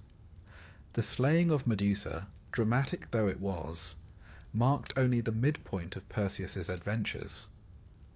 With the head secured in the kibbasis, Perseus now carried a weapon both dreadful and marvellous, a gaze that could petrify even after death. One can imagine the mixed feelings he must have had. Pride, yes, but also a certain nervousness. Carrying a severed head in a bag is disquieting enough. Carrying one that might turn you and your friends into stone if you peek at the wrong moment, even more so. His flight from the lair of the Gorgons was aided, as we have said, by the helm of darkness. With it, Perseus vanished from sight, slipping past Stheno and Euryale as they raged. Their cries, echoing across the barren landscape, must have pursued him in his dreams long after. It is tempting to feel for them, immortals, condemned to watch their sister fall while unable to follow her into death. The Greeks loved a tragic symmetry, and the grief of Medusa's sisters was one such echo. From here, Perseus's journey became a catalogue of episodes, each showcasing the power of Medusa's head. One of the most famous occurred when he flew, yes, flew, over distant lands. Accounts differ whether he rode Pegasus, newly born from Medusa's blood, or whether Hermes' winged sandals bore him instead. Either way, the image of a young hero soaring across the world, carrying a deadly head in his satchel, is among the most enduring in mythology. The Greeks did enjoy their aerial heroes. It gave them a sense that their myths could quite literally rise above the ordinary. It was during this homeward journey that Perseus encountered Andromeda. Her story, like so many in Greek myth, begins with hubris. Her mother, Queen Cassiopeia, had boasted that her daughter's beauty surpassed even that of the Nereids, sea nymphs beloved of Poseidon. The god of the sea, never one to overlook a slight, sent a sea monster to ravage the coast. To appease him, Andromeda was chained to a rock as a sacrifice. Perseus, swooping in like a demigod from the heavens, found her there. It is difficult not to imagine the scene as painted later by Renaissance artists. The maiden bound, the waves crashing, the hero descending with sword and bag. Perseus slew the monster, some say with Medusa's head, others with his blade, and freed Andromeda, later taking her as his wife. A convenient romance, one might note, but then myths rarely concern themselves with courtship details. In this moment, though, Medusa's presence lingered. Her head, though silent, was the secret ally. Whether directly employed against the beast, or simply looming as a possibility, it gave Perseus a power no other man could wield. Medusa, even in death, continued to shape events. Her tragedy turned into a hero's triumph. After Andromeda's rescue, Perseus faced further trials. He attended a feast held by Andromeda's family, during which rivals contested his right to marry her. Outnumbered, Perseus resorted to his grisly weapon. Drawing forth the head, he turned his enemies into stone on the spot. One can picture the hall mid-revelry, cups lifted, arguments shouted, and then suddenly silence, every face frozen in horror, immortalized in marble-like stillness. It was the sort of efficient conflict resolution rarely recommended in polite society. In these stories, the head becomes less a trophy and more a tool, an all-purpose device for removing obstacles. Monster-threatening maiden, head. Overcrowded banquet with quarrelsome in-laws, head. Later, when Perseus finally returned to Seriphos, he confronted King Polydectes, the man who had tricked him into this deadly quest. Polydectes, unsurprisingly, was less than pleased to see the young hero back alive, let alone carrying the most dangerous object in the world. Perseus, wasting little time, revealed Medusa's face. The king and his courtiers stiffened into stone where they stood, leaving Dictys, the kindly fisherman, to assume the throne. It is hard not to admire the neatness of this resolution. One flash of horror, and a tyrant removed. In this way, Perseus used Medusa's head again and again, as if it were a sort of divine shortcut. And here we might pause to consider the symbolism. For the Greeks, monsters often embodied chaos, danger, the untamed forces of nature. Heroes who defeated them symbolized civilization's triumph, order imposed upon disorder. But Medusa was unique. She did not simply vanish with her slayer. Her power lived on, transferred to those who possessed her head. The chaos she represented could never be entirely eliminated. Instead, it was harnessed, domesticated, placed in the service of others.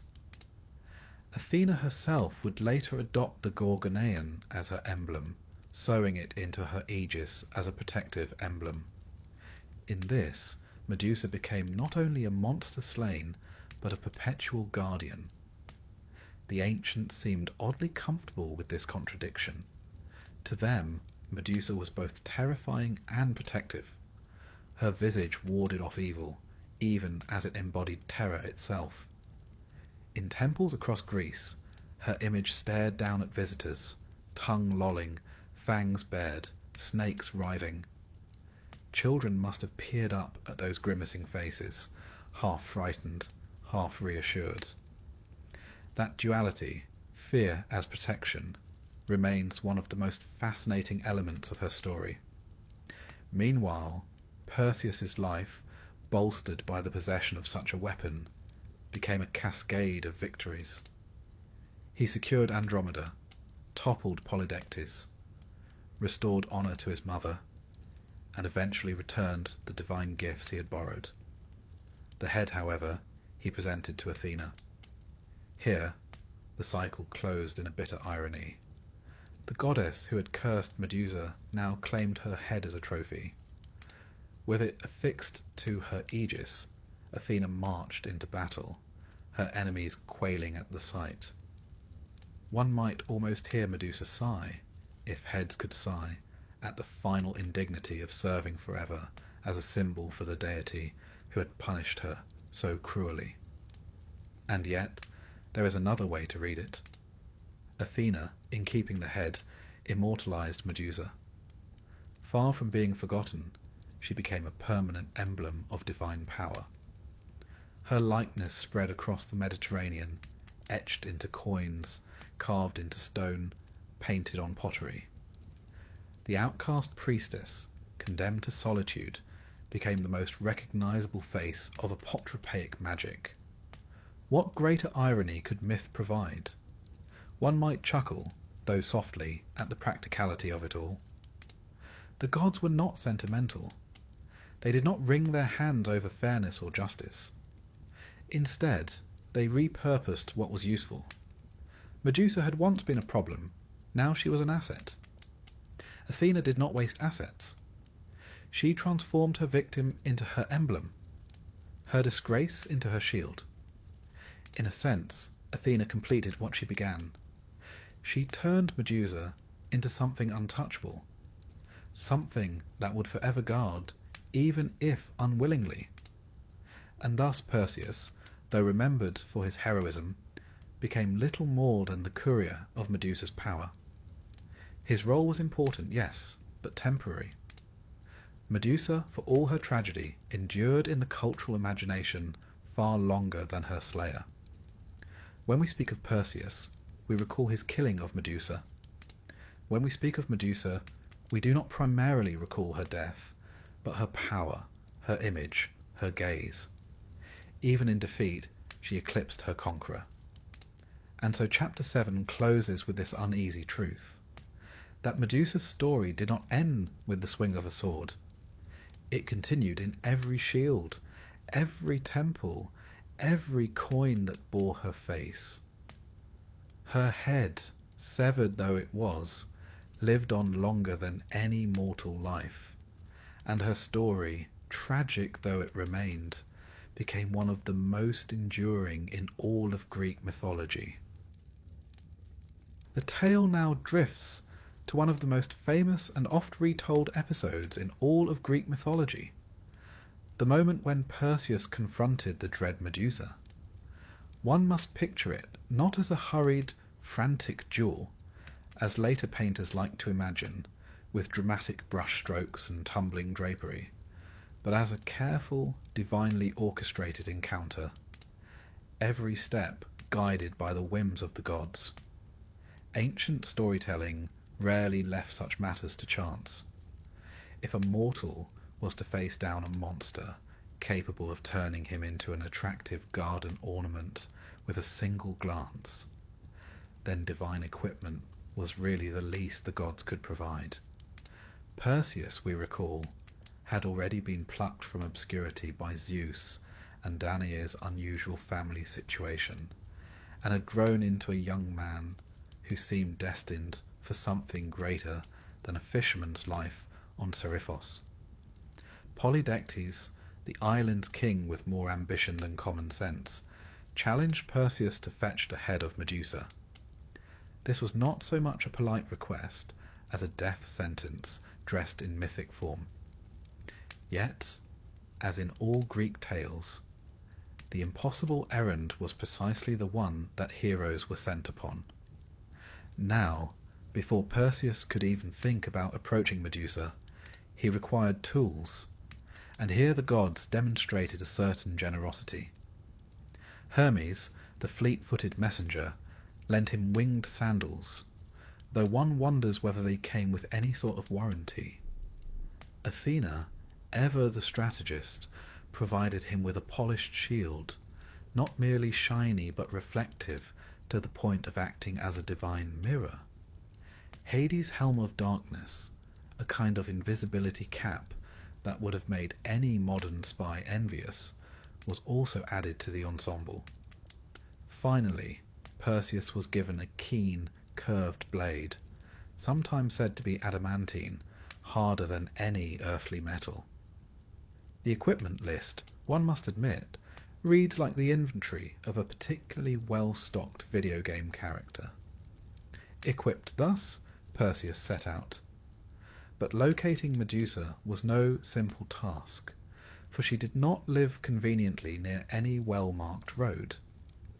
No, her lair was said to be at the very edges of the known world, in a landscape of perpetual twilight.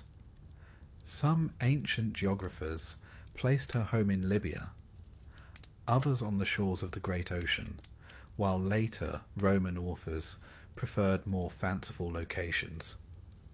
The vagueness itself was rather useful, for monsters, as we have seen, are always tucked away where ordinary folk cannot stumble upon them while out gathering firewood.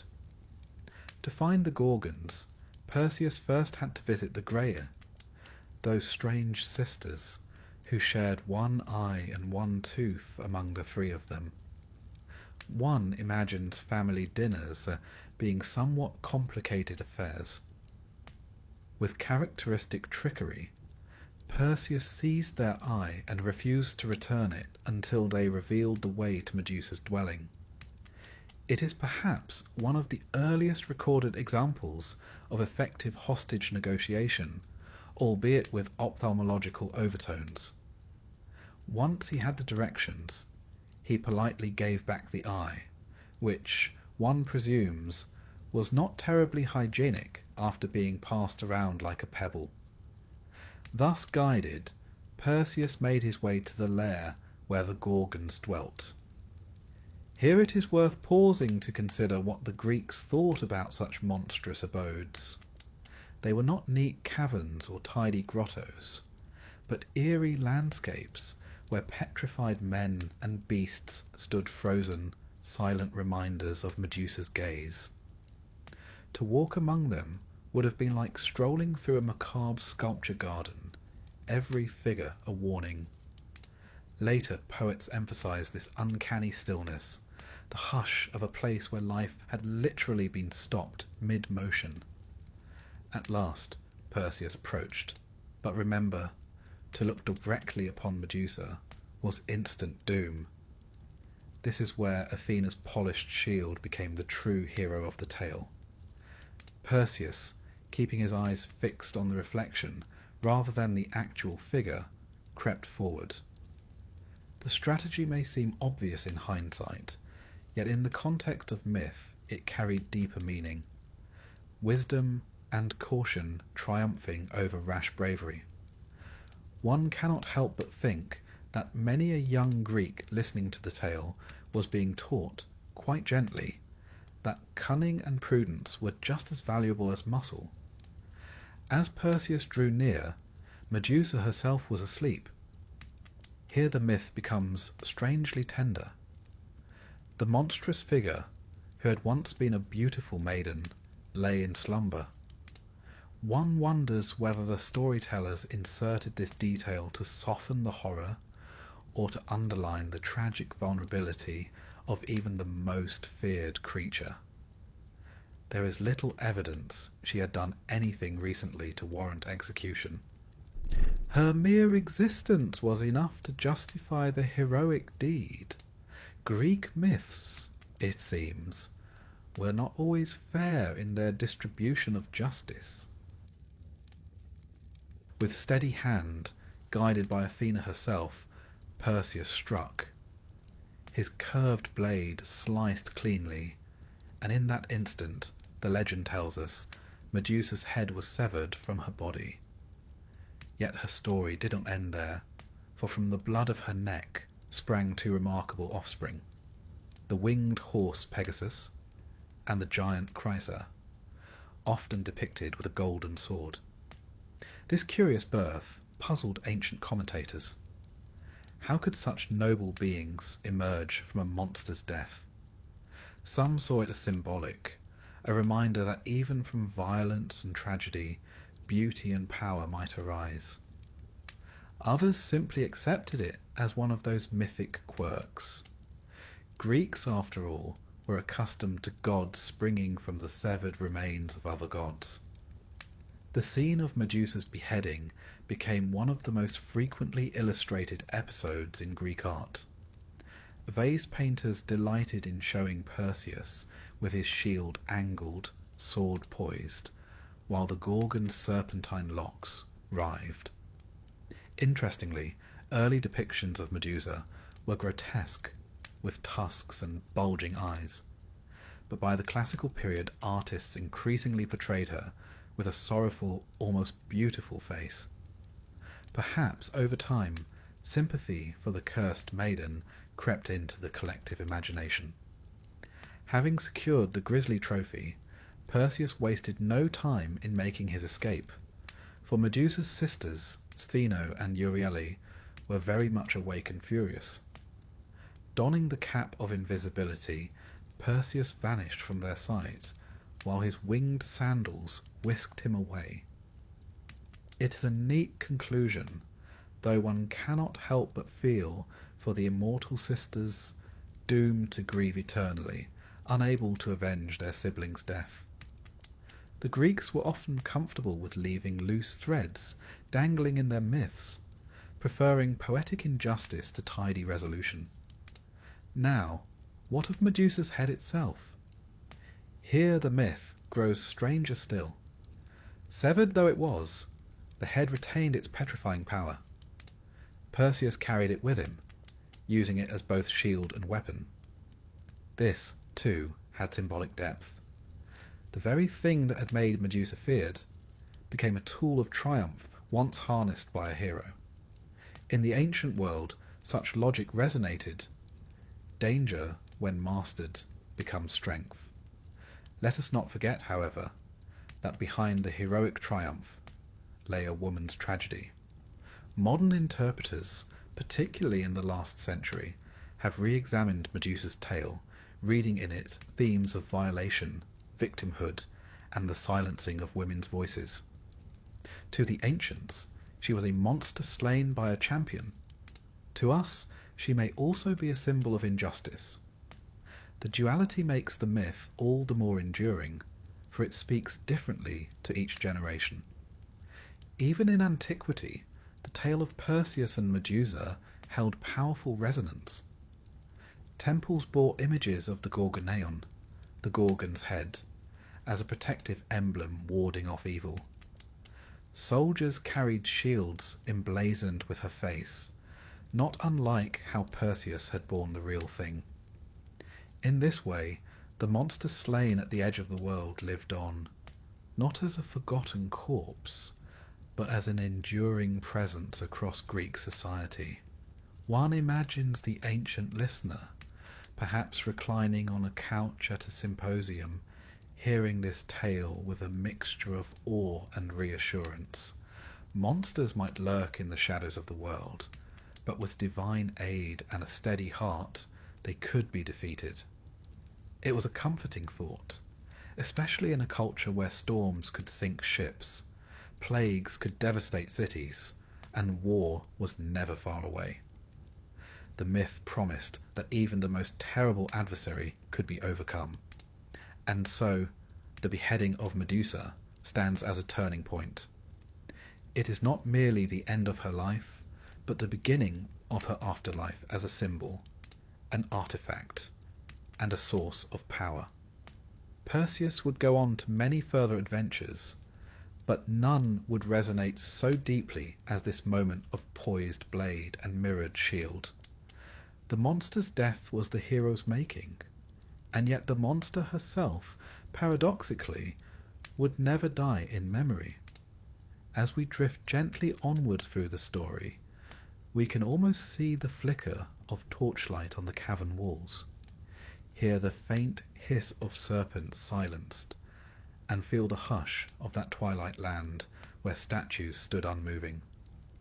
It is a quiet moment in myth, paradoxical in its violence, yet curiously still, like a breath held before the world exhaled again.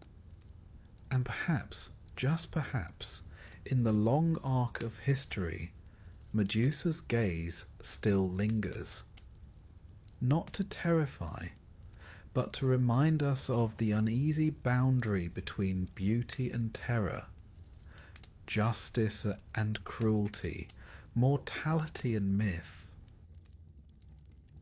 The tale of Medusa might have ended with the swish of Perseus's blade and the sudden silence of her serpents, but myths, like rivers, seldom stop so abruptly. They twist and meander, finding new channels, and Medusa's story continues not in her life, but in the strange afterlife of her severed head. Few objects in the ancient imagination carried such paradoxical significance. Here was a trophy both terrifying and protective, a grotesque relic that offered salvation while radiating dread. Perseus may have escaped from the Gorgon's lair, but he did not leave the power of Medusa behind. He carried it with him, dangling, one imagines, in a sack that must have been rather awkward at social gatherings. The earliest use Perseus found for the head was not decorative, nor was it practical in the sense of hanging it over the fireplace. Instead, it became a weapon more potent than any sword. The very gaze that had brought terror to wandering adventurers was now under his control. There is a curious irony in this. Medusa had never asked to possess such power, and it had made her an exile. Yet once placed in the hands of a hero, it became celebrated. One might call this a double standard, though the ancient Greeks, in their wisdom or their blindness, seldom noticed. One of the first victims of this grisly weapon was none other than the Titan Atlas. As Perseus journeyed westward, he encountered the giant who held the heavens upon his shoulders, a tiring occupation by any measure. Atlas, however, was not in the mood for visitors. When Perseus asked for hospitality, Atlas refused, perhaps fearing some prophecy that a son of Zeus would bring about his downfall. Rather than arguing the matter or writing a polite complaint to Mount Olympus, Perseus simply unveiled the Gorgon's head. Atlas was turned instantly into a mountain range, his massive frame frozen into stone. Ancient storytellers delighted in explaining geological features in this manner, and the Atlas Mountains of North Africa became a lasting reminder of the Titan's inhospitable manners. One suspects the local shepherds were not consulted about having a giant plonked onto their landscape. Next, the head found use in an altogether different setting, an encounter with a sea monster. On his travels, Perseus came upon the Princess Andromeda, chained to a rock as a sacrifice to a creature sent by Poseidon. The poor girl's plight was the result of her mother Cassiopeia's vanity, a reminder that in Greek myth, one's relatives could be as dangerous as any monster. Perseus, ever the gallant hero, intervened. Accounts differ. Some say he used the sword, others claim it was the Gorgon's head that did the trick. But in every version, the monster was slain, Andromeda was freed, and a marriage was conveniently arranged. One can only imagine how the in-laws must have reacted when Perseus introduced himself as the young man carrying around a petrifying head in a bag. But Perseus's travels were not over. With Medusa's head in tow, he eventually returned to Seriphos, where King Polydectes had been plotting all along. The king's unwelcome attentions towards Danae, Perseus's mother, had been the true reason for the perilous quest. When Perseus strode into the court and revealed his prize, Polydectes and his supporters were turned to stone on the spot. One can picture the awkward silence as courtiers froze mid-sentence, mid-toast, perhaps even mid-yawn. The threat to his family was ended, though the decor of the palace was now considerably heavier and less conversational. Having concluded these dramatic episodes, Perseus had little further need for the head, and here the myth brings us back to Athena. It was she, after all, who had guided Perseus and supplied the crucial mirrored shield. In gratitude, or perhaps simply to avoid further accidents at family gatherings, Perseus presented the head to the goddess. Athena, in her practical way, affixed it to her aegis. Whether a shield or a breastplate, sources vary.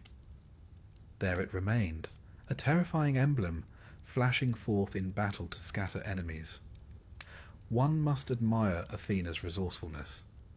Where others saw a dangerous relic, she saw a long-term military asset. The presence of the Gorgon's head on Athena's aegis had broader cultural significance. It was not merely a mythic detail, but a motif echoed across Greek art and architecture.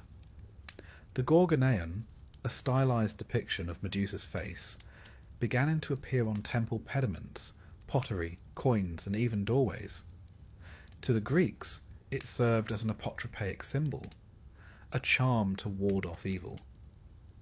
The idea was straightforward.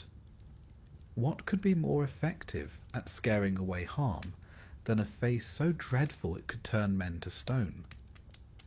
In this sense, Medusa's image, though born of tragedy, became one of protection. This transformation from horror to safeguard is one of the more curious aspects of Greek religion. The ancients were not squeamish about blending fear and reverence. A terrifying symbol could be comforting, so long as it pointed outward, keeping evil at bay. The Gorgoneion was carved above city gates, hung upon shields, and painted on household objects. Even coins bore her likeness, meaning that everyday commerce carried a faint whiff of the monstrous. One wonders what a modern cashier might think if every banknote featured a grimacing, snake-haired visage. It is worth pausing to consider the artistry of these images. The earliest representations of Medusa were deliberately grotesque, with bulging eyes, tusks, and lolling tongue. She was the epitome of the monstrous feminine, designed to repel. Yet as centuries passed, depictions softened. By the classical period, she was often shown with a more human, almost mournful face, framed by serpentine locks. This evolution may reflect a changing cultural attitude, a growing sympathy for the cursed maiden beneath the monster. By the Roman era, Medusa was frequently portrayed as a tragic beauty, her terror and allure intertwined. The monster had become a muse. Meanwhile, in the mythic imagination, Perseus continued his career, but Medusa's head remained in Athena's possession. The goddess's association with the Gorgoneion was enduring.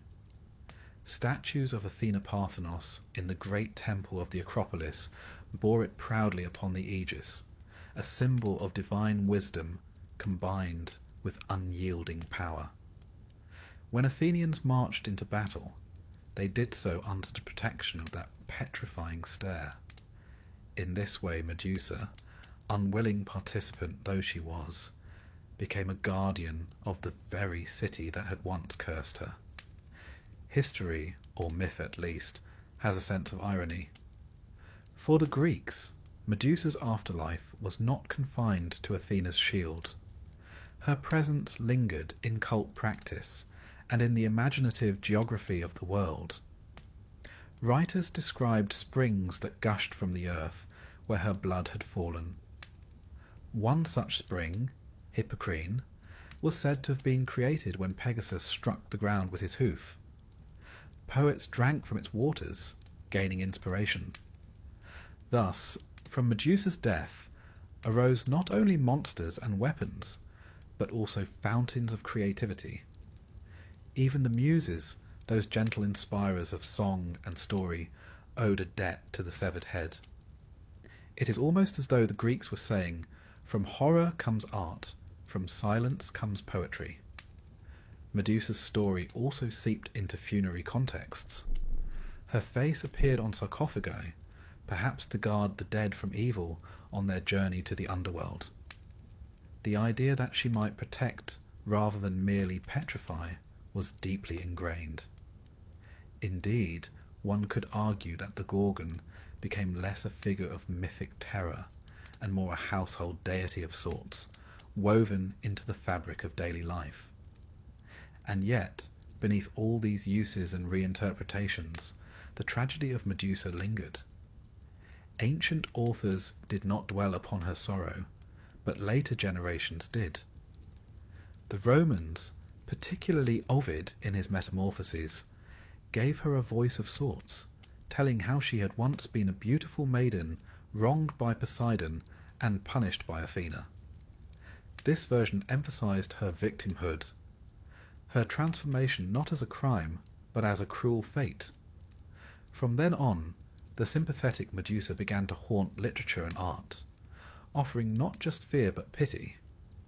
Thus, Chapter 9, in the long tale of Medusa, reveals a paradox. In death, she was more influential than she had ever been in life.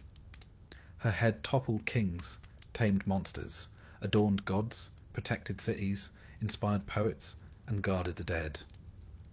She became at once a weapon, a charm, a muse, and a symbol. For a figure once cursed into isolation, it was an astonishing afterlife. And it speaks to the peculiar genius of Greek mythology that even in the cruelest stories, transformation is never final. Death itself becomes a doorway to new meanings.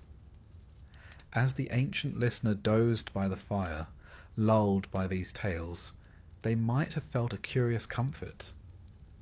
If even a monster like Medusa could be turned into a source of protection and art, then perhaps the terrors of the world, storms, wars, plagues, might also yield something of value. Myth was not merely entertainment, it was philosophy in disguise. And in that philosophy, Medusa endured, her stony gaze softening across the centuries, her serpents hissing not in anger, but in eternal vigilance, watching over those who dared to remember her. The story of Medusa does not end with Perseus, nor even with Athena, nor with the countless statues and shields that bore her likeness. In truth, the story of Medusa never really ends at all. Like the serpents that writhed in her hair, her tail coils and uncoils across the centuries, twisting itself into new shapes for each generation that gazes upon it. What began as a grim, cautionary myth in the oral traditions of the Greeks became over time an enduring symbol, sometimes of terror, sometimes of beauty, and sometimes, curiously enough, of protection and even empowerment. When we look to the Romans, we find Medusa already transformed from a monster lurking in some obscure cavern to an established motif of imperial power. Roman villas, with their mosaics of heroic deeds and sea nymphs, often included a stern-faced Medusa, glaring from a central panel. One can only imagine the effect on a dinner guest when they glanced down at the tiled floor and found themselves gazing into her petrifying eyes whilst balancing a plate of olives. Coins of emperors like Caligula and Claudius bore her image as well, proof that the Gorgonion had crossed from a potropaic charm into official state iconography. If a monster once punished by the gods could end up decorating the pocket change of Rome, then one sees just how flexible myths could be. The Romans, of course, had a talent for adopting Greek myths wholesale, seasoning them lightly with their own sensibilities. For them, Medusa was not only a story of heroism and horror, but also a handy visual shorthand for warding off the evil eye, that ancient Mediterranean fear of destructive envy. Amulets with her face were worn, placed in tombs, or built into household shrines. Thus, long after her death at Perseus's hands, Medusa continued to haunt daily life, not as a source of dread, but as a kind of celestial security guard, a monster turned mascot. Yet myths are rarely static. As centuries rolled by and the old temples fell to ruin, Medusa's tale was taken up by new voices. In the Renaissance, artists rediscovered her with a fervour bordering on obsession. Leonardo da Vinci sketched grotesque Medusan heads with writhing snakes more lively than eels at a fish market. Caravaggio, in his characteristically dramatic style, painted her head upon a round shield, blood fresh and spurting, eyes wide in frozen horror. The shield, now in the Uffizi Gallery in Florence, still startles viewers who wander too close. There is something uncomfortably intimate about the work, as though Caravaggio invites us to share Perseus's very moment of triumph, or perhaps his shock. During this period, the duality of Medusa's image deepened. She was at once terrifying and alluring, monstrous and strangely beautiful. Painters often softened her features, turning her into a tragic heroine rather than a grotesque fiend. It was as though the Renaissance, so enamoured of classical ideals of beauty, could not quite bear to let even its monsters remain ugly. A paradox emerged.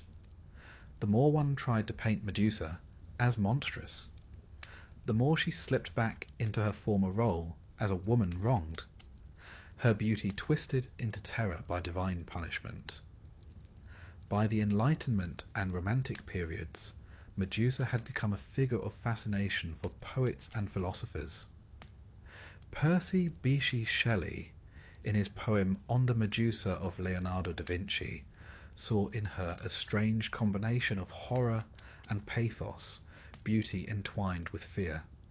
Philosophers too dabbled in Medusa's gaze. Freud, ever ready with a new interpretation, regarded the petrifying stare as symbolic of castration anxiety, a theory which perhaps tells us more about Freud than it does about Medusa. The point, however, is clear. Her myth was no longer simply a bedtime tale of monsters and heroes. It had become a mirror in which later ages saw their own anxieties and desires reflected.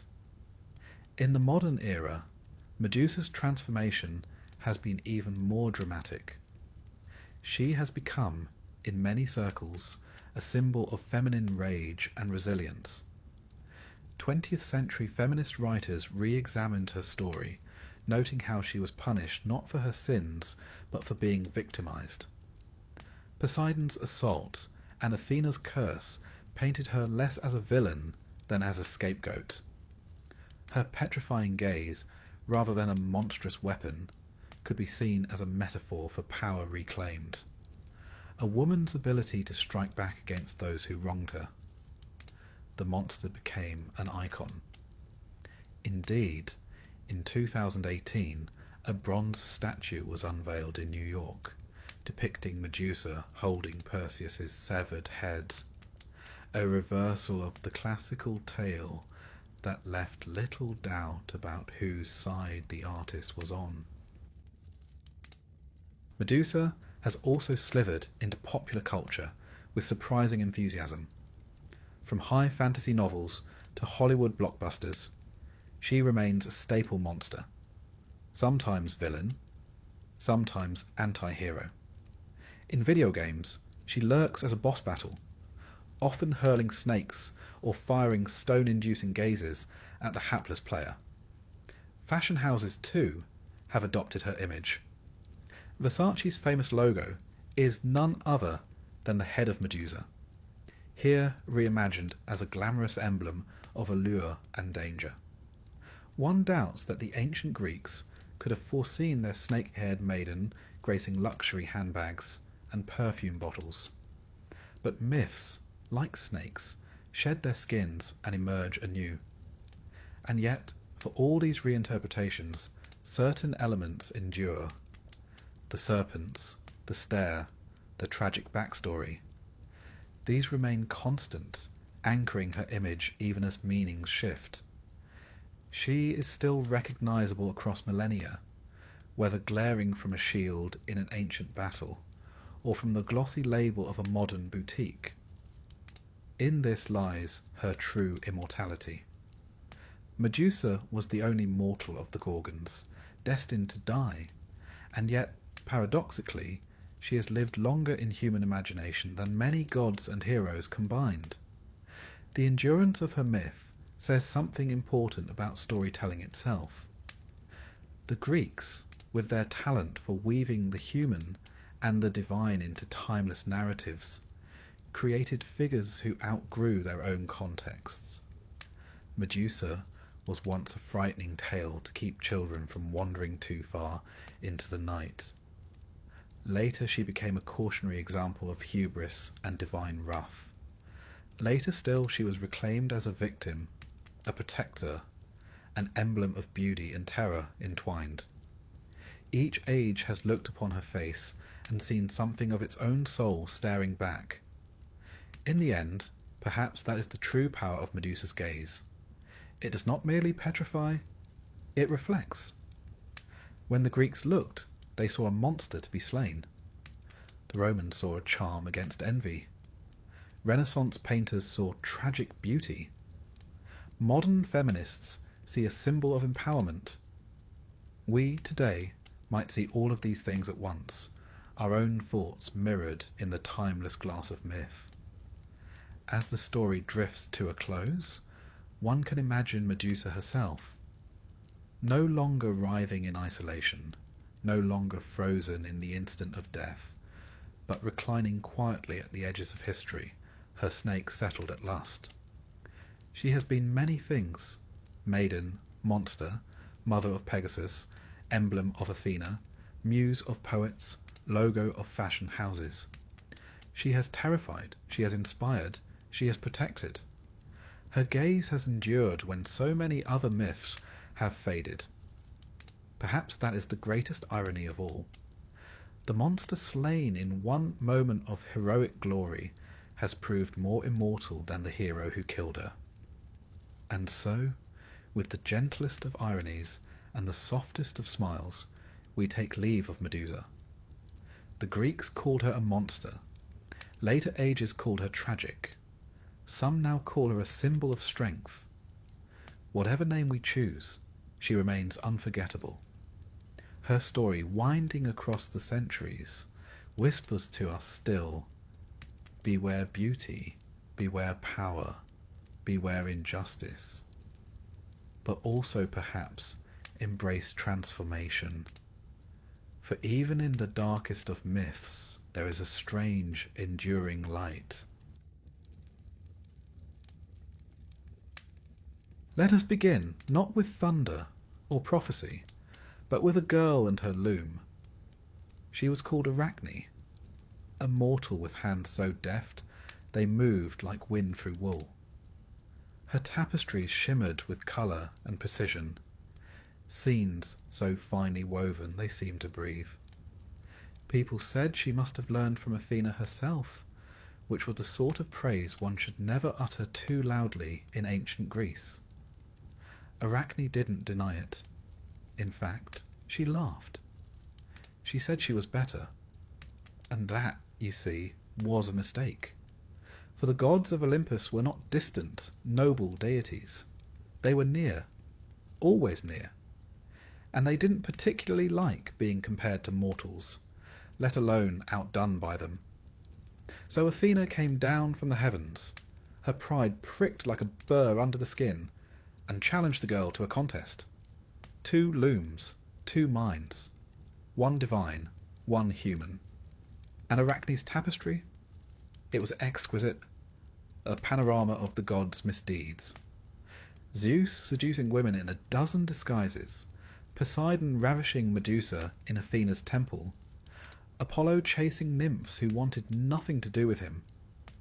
The thread glittered with uncomfortable truth. Athena's work, by contrast, was flawless and stern, a depiction of piety and punishment. But when she saw Arachne's piece, she flew into a rage, not because it was wrong, but because it wasn't. She tore it apart and struck the girl down. Then, in that strangely poetic cruelty the gods so loved, transformed her into a spider. And so Arachne still weaves, but without fingers, without pride, without a voice. A cautionary tale, and one that sets the tone. Because in Greek mythology, if a god notices you, it rarely ends well. The Olympians, you see, were not above meddling. They did not dwell on high with benevolent detachment. Number. They peered down, eyes sharp as hawks, looking for beauty, arrogance, wit, or defiance. Anything that might amuse or annoy them. Humans were their toys, their distractions, their cautionary examples.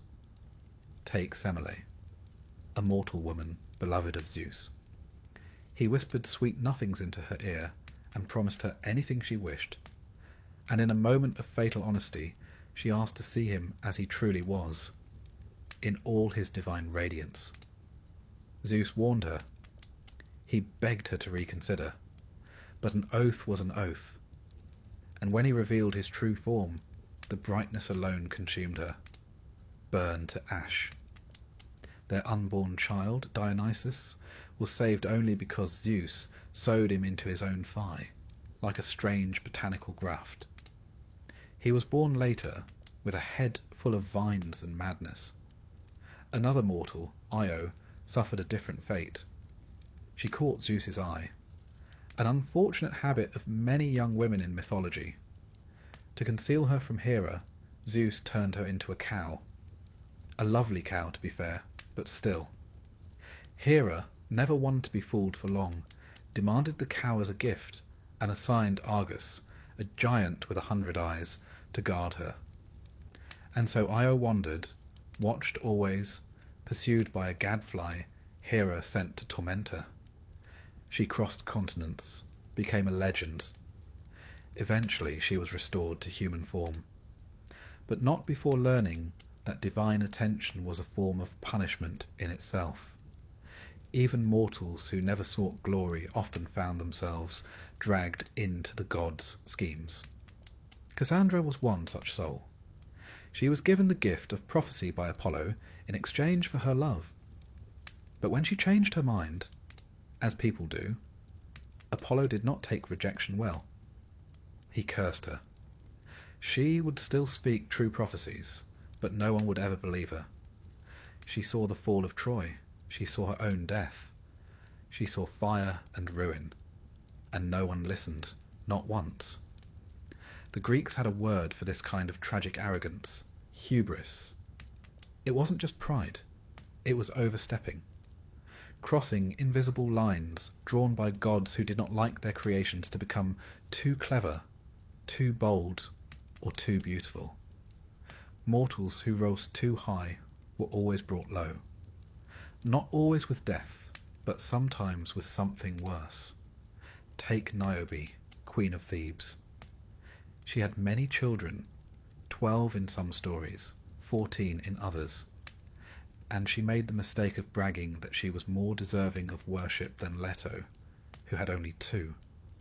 Unfortunately for Niobe, Leto's 2 children were Artemis and Apollo. They descended like arrows from the sky.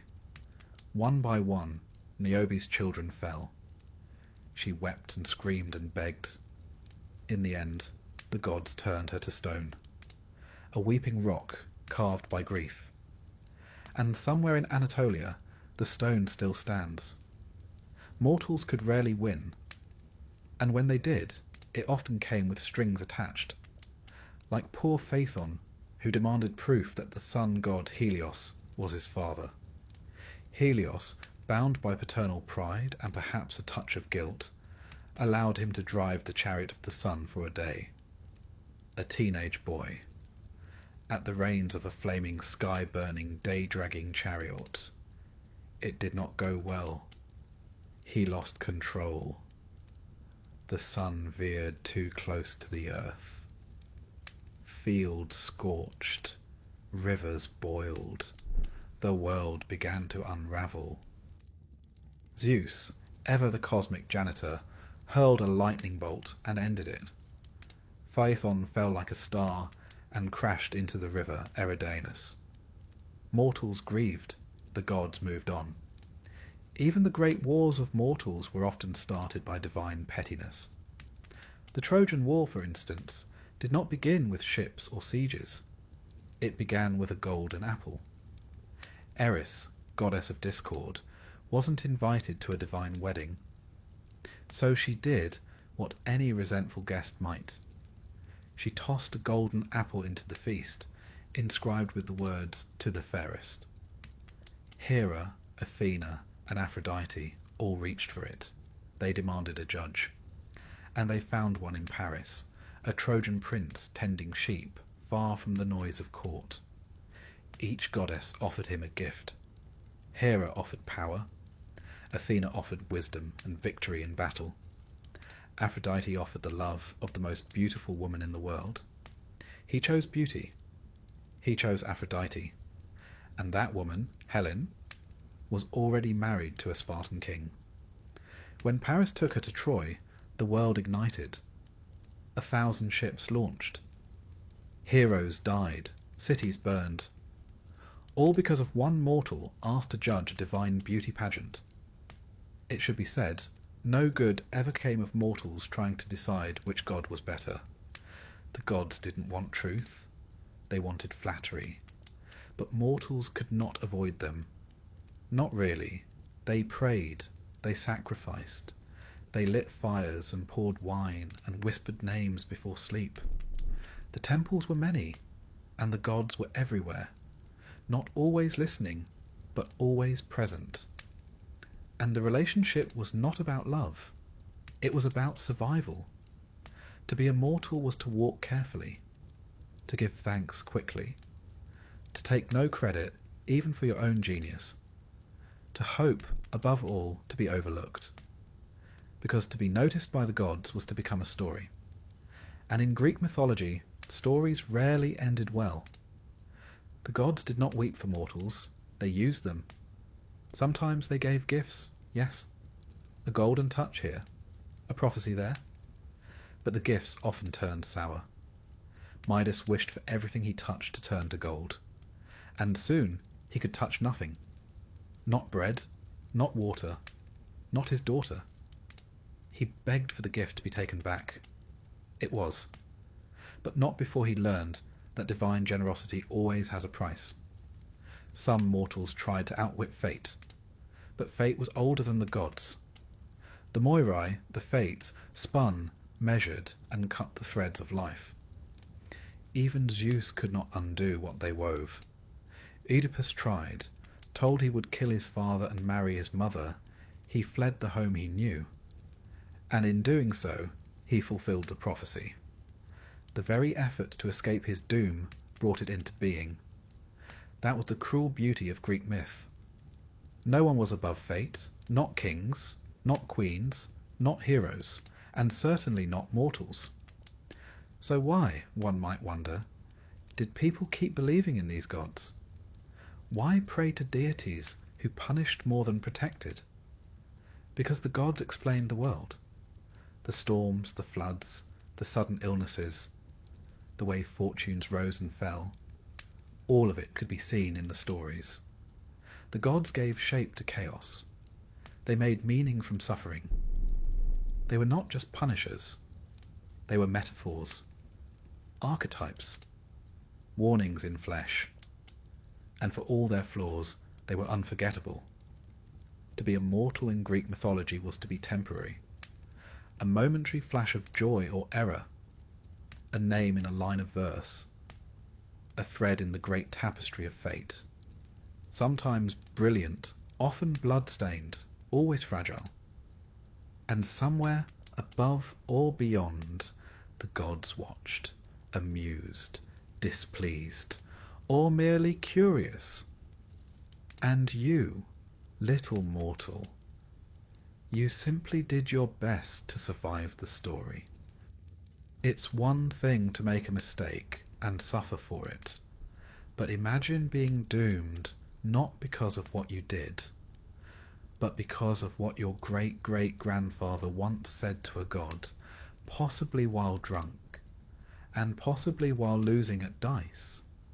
In the world of Greek mythology, curses were not simply misfortunes. They were legacy items. Heirlooms passed down with the family name.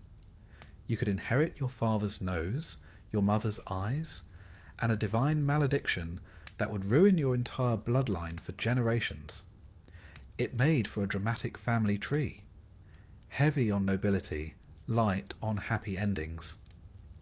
Consider, for example, the House of Atreus, a dynasty so steeped in doom that it makes the average soap opera look like a church picnic.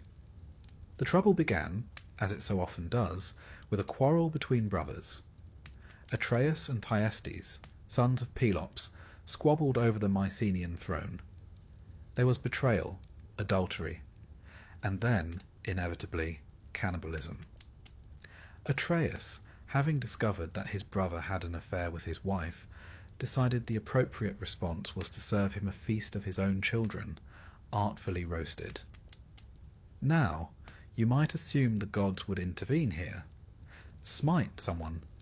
Send a memo. But no. The gods simply nodded grimly and let the curse settle in like a stain. From that moment on, the family was doomed. Atreus' son Agamemnon went on to become the commander of the Greek forces in the Trojan War, a great honour. He also sacrificed his daughter Iphigenia to get a favourable wind, spent 10 years at war, and was murdered in his bath upon returning home by his wife, Clytemnestra, and her lover.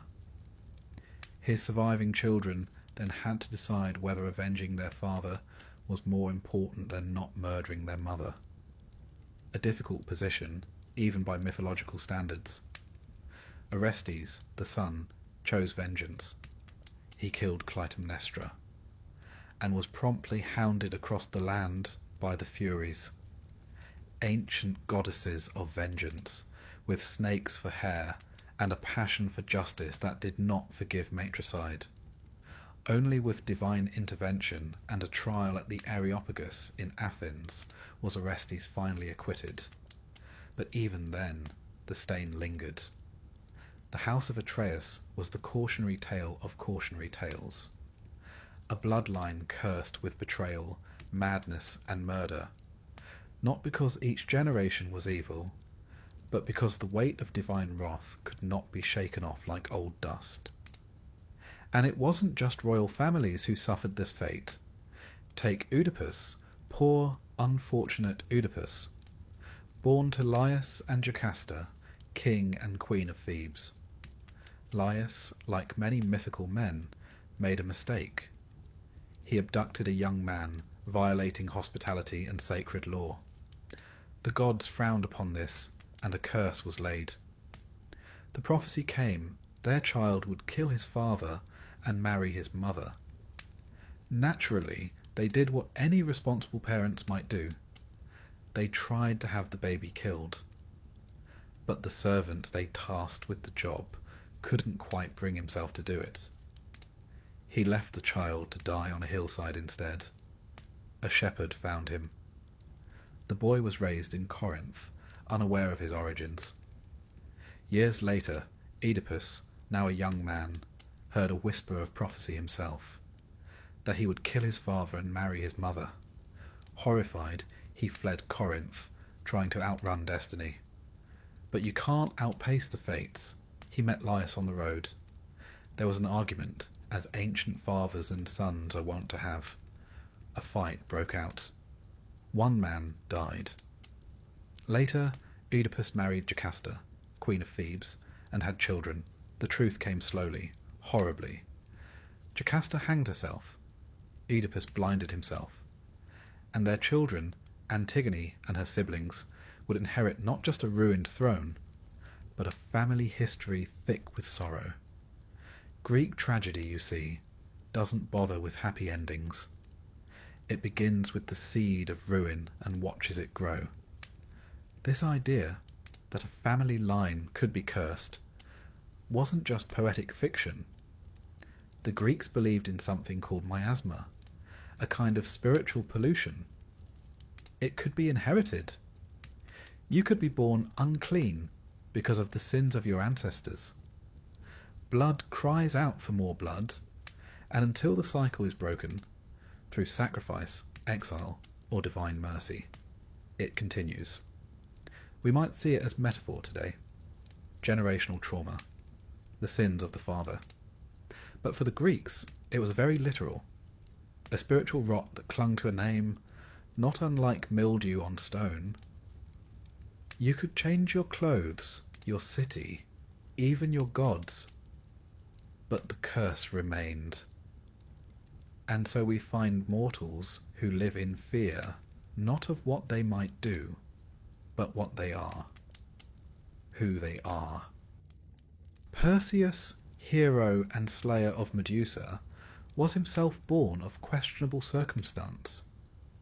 His mother, Danae, was locked in a bronze chamber by her father, who had heard a prophecy that her child would kill him. Zeus, never one to let bronze get in the way of romance, visited her in the form of golden rain, one of the stranger seduction tactics in myth. Danae conceived. Perseus was born. The king, aghast, did not kill the child, but set mother and son adrift at sea. They survived. Perseus thrived. Years later he returned and, entirely by accident, struck his grandfather dead with a discus at some friendly games. Fate fulfilled. Even when no one meant any harm, prophecy finds its loopholes. These stories reflect something deep in the Greek psyche. The idea that fate is not something you can bargain with. It is a web already woven, and every step you take simply tangles you further. Mortals tried to be clever. They tried to outthink destiny, but the gods always smiled quietly and let them try. Sometimes the curse was physical. The line of Cadmus, founder of Thebes, was riddled with misfortune. His descendants included Pentheus, torn apart by his own mother in a frenzy of Dionysian madness, and Actaeon, who accidentally saw Artemis bathing and was transformed into a stag, then hunted and killed by his own hounds. Cadmus himself, after a life of toil and tragedy, was turned into a serpent. His wife too. They slithered off into obscurity, perhaps the kindest ending in that entire family history. But not all cursed families were royal. Some were simply too beautiful for their own good. Take the tale of Phaedra, wife of Theseus. Her stepson, Hippolytus, was a devout follower of Artemis. So devout, in fact, that he shunned all love and scorned Aphrodite. And you can imagine how well that went. Aphrodite, goddess of love and vengeance, arranged for Phaedra to fall in love with him. It was unnatural, tragic. When he rejected her, she took her own life and left a note claiming he had attacked her. Theseus cursed his son, and Poseidon, never one to pass up a smiting, obliged. Hippolytus died, dashed against the rocks by his own chariot horses. You could die because your family was cursed, or because a god wanted revenge on someone you reminded them of, or simply because you existed in the orbit of doomed people. Misery was contagious. The Greeks didn't believe in fairness, not in the modern sense. They believed in Moira, one's share, one's portion of fate. Some were given great glory, others were given ruin, sometimes both. But what about redemption, you might ask? What about mortals who escaped the curse? They're rare, but not impossible. Orestes, hounded by the Furies, eventually received a trial in Athens. The jury was split, half for acquittal, half for condemnation. Athena herself cast the deciding vote, not in the name of justice but mercy. And in that moment, a new idea emerged, that law might one day replace vengeance, that perhaps a man need not be defined solely by his ancestors' crimes. It was a glimmer of hope, a small one. But there it was. In the meantime, the average mortal lived quietly, married carefully, prayed constantly, one eye on the gods, one foot in the dirt, hoping the sins of the father had not already taken root in the son. To be a mortal in Greek mythology was to live in a story that began long before you were born, and might not end until long after you were gone. Your life was a single verse in a tragic poem, shaped by bloodlines, curses, and the unpredictable whims of fate. You might rise, you might fall, but you would not escape the weight of your name. And if the gods whispered your family's name in Olympus, whether in praise or in jest, that was rarely a good sign. There are many lessons to learn from Greek mythology, but one stands above the rest, carved like a warning into the very foundations of Mount Olympus. Do not talk back to the gods. Don't question them. Don't correct them. Don't get clever, sarcastic, or poetic. Don't mutter under your breath. Don't sigh too loudly. And above all, do not, under any circumstances, try to win an argument, because they will hear you. They always do.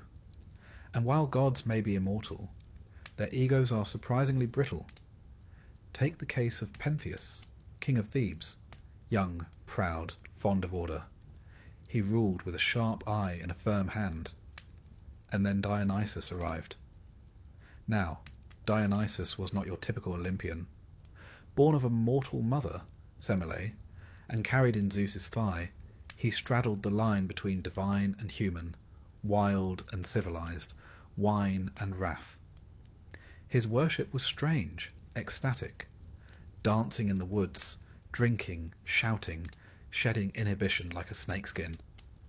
Pentheus, unimpressed, declared it nonsense. He banned Dionysian rites, arrested the god in disguise, mocked his long hair, and in the sort of fatal decision only a tragic character could make, decided to spy on the Bacchic women in their revels, dressed as one of them.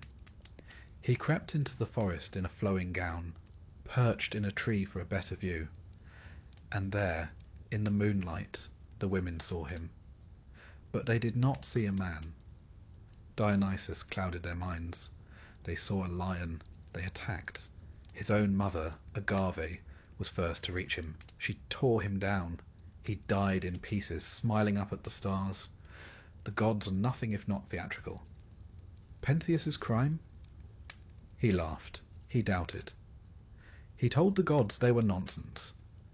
And the gods, it turns out, have a very clear opinion on nonsense.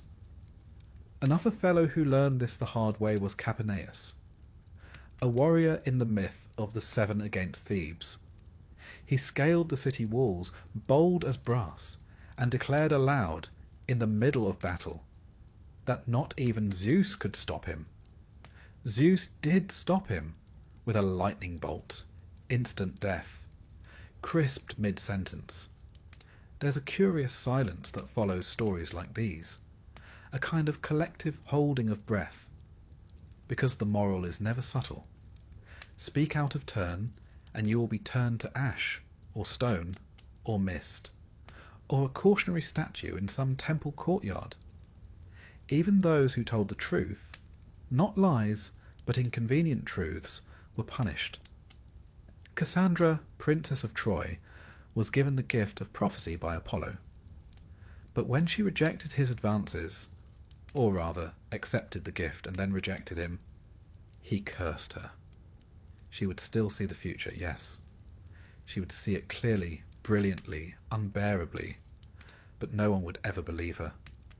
She warned of the Trojan horse, of the sack of the city, of her own death, and every word fell like dust. Disbelieved, ignored, dismissed. The gods, you see, don't mind if you're right, as long as it's flattering. If it's not, well, you'll find yourself yelling into the void. And sometimes the punishment came not from the god directly, but through the very forces of fate itself. Take Arachne. You'll remember her from earlier. The weaver who dared claim she was better than Athena. The detail often overlooked in her story is this. She was right. Her tapestry was beautiful. It told the truth. It depicted the gods' crimes, their disguises, their seductions. And Athena, though furious, could not deny the skill. So she destroyed the work. And the girl. Because it is not enough to be right. You must also be reverent. And in ancient Greece, reverence did not mean quiet belief. It meant submission. It's easy to judge the gods as petty. And to be fair, they often were. But their responses reflect something deeper about the way the Greeks saw the world. The gods were not moral exemplars. They were not just or fair in the way we use those terms now. They were powerful, and that, in the ancient world, was the only justice that mattered. Power could not be questioned without consequence. The gods represented not ideals, but forces. The sea was Poseidon, stormy, unpredictable, capable of bounty or destruction. Wisdom was Athena, cold, strategic, sometimes cruel. Love was Aphrodite, capricious, overwhelming, delightfully irrational. To insult a god was to insult the very fabric of the world. To question Artemis was to court death in childbirth. To laugh at Demeter was to risk famine. And the gods did not need to punish you personally. Sometimes they let your own words do the damage. Consider Niobe again, the queen who bragged about her many children, mocking Leto for having only 2. It was not just pride, it was speech. She voiced disrespect. She put it into the world.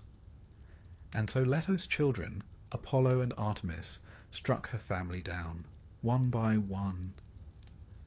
When the last child died, Niobe fled to a mountain top and begged the gods to end her suffering. They granted her request, turned her to stone. Even her tears, they say, became part of the mountain, always weeping, never changing. It's tempting to imagine these stories as metaphors, cautionary tales for courtly behaviour. But in ancient Greece, they were lived truths.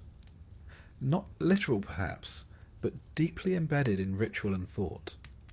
People didn't just fear the gods, they feared saying the wrong thing near a shrine, making a joke during a sacrifice, yawning too loudly during a festival. Speech was power, and power could summon attention. And attention, divine attention, was rarely a blessing. The Greek term for this was asabeia, impiety. It didn't mean heresy in the modern sense. It meant acting improperly toward the divine, speaking out of turn, behaving without the right reverence. Socrates, the philosopher, was executed not for atheism, but for asabeia, corrupting the youth, introducing new gods, and failing to honour the old ones. The gods did not require you to love them, but they demanded respect. The curious thing is, the gods themselves rarely held to the same standard. Zeus was a serial adulterer. Hera was vengeful beyond reason. Poseidon flooded cities in fits of pique. Apollo flayed a man alive for losing a music contest. And yet, to question their actions was to invite ruin. It was a divine paradox. You were expected to worship beings whose flaws were legendary. And you had to do it with sincerity. And so, the average mortal developed a very pragmatic relationship with religion. You honoured the gods because it was safer that way. You made offerings. You said your prayers. You did not boast. You did not challenge. And if the gods smiled on you, wonderful. And if they didn't, you assumed you'd offended them somehow and tried harder. There's a quiet desperation in that, a sort of cosmic appeasement, a reminder that in a world ruled by immortals with bad tempers, the only real power mortals had was silence.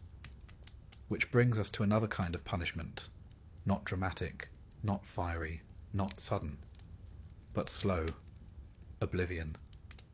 The Greeks believed in kleos, glory the kind that lives on in stories.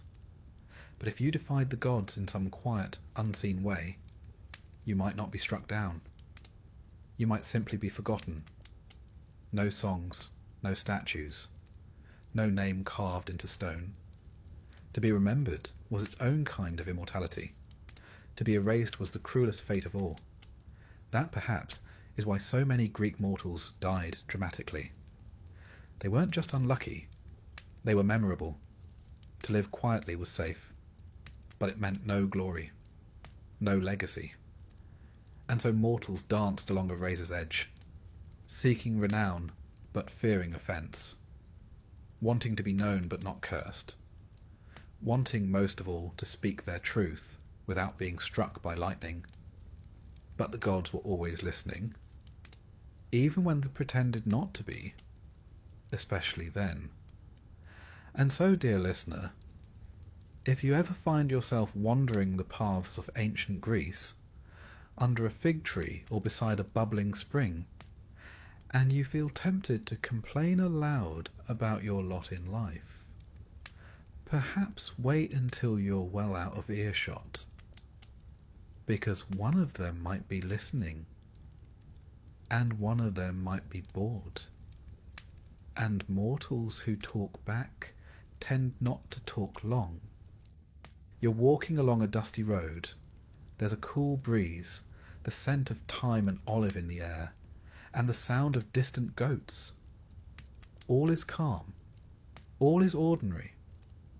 And then, suddenly, a creature the size of a house steps out from behind a rock and decides you look like lunch. Welcome to a fairly typical Tuesday in ancient Greek mythology. For mortals, the world was never just fields and sky. It was also lairs. Caves, cliffs, forests thick with teeth and scales. You never quite knew what might be lurking behind the next olive tree. A shepherd, a satyr, or a three-headed dog. The Greeks were particularly fond of monsters. Not in the way modern stories might treat them. Misunderstood, sympathetic, tragic. No, their monsters were, generally speaking, quite content being horrible. They didn't need complex motivations, they just needed appetites. And unfortunately, mortals were often the preferred dish. Let us begin with one of the greats, the Chimera. Not just one beast, but three. A lion in the front, a goat sprouting from its back, and a snake for a tail. It breathed fire, of course, because why not? Its purpose in life appeared to be to roam the countryside, burning livestock and incinerating anyone with a torch and a sword who thought they might make a name for themselves. Heroic, yes, but also flammable. Then there's Scylla. Poor sailors. They thought the worst part of their journey was the open sea, the storms, the pirates, the hunger. But then they reached the straits, narrow and perilous.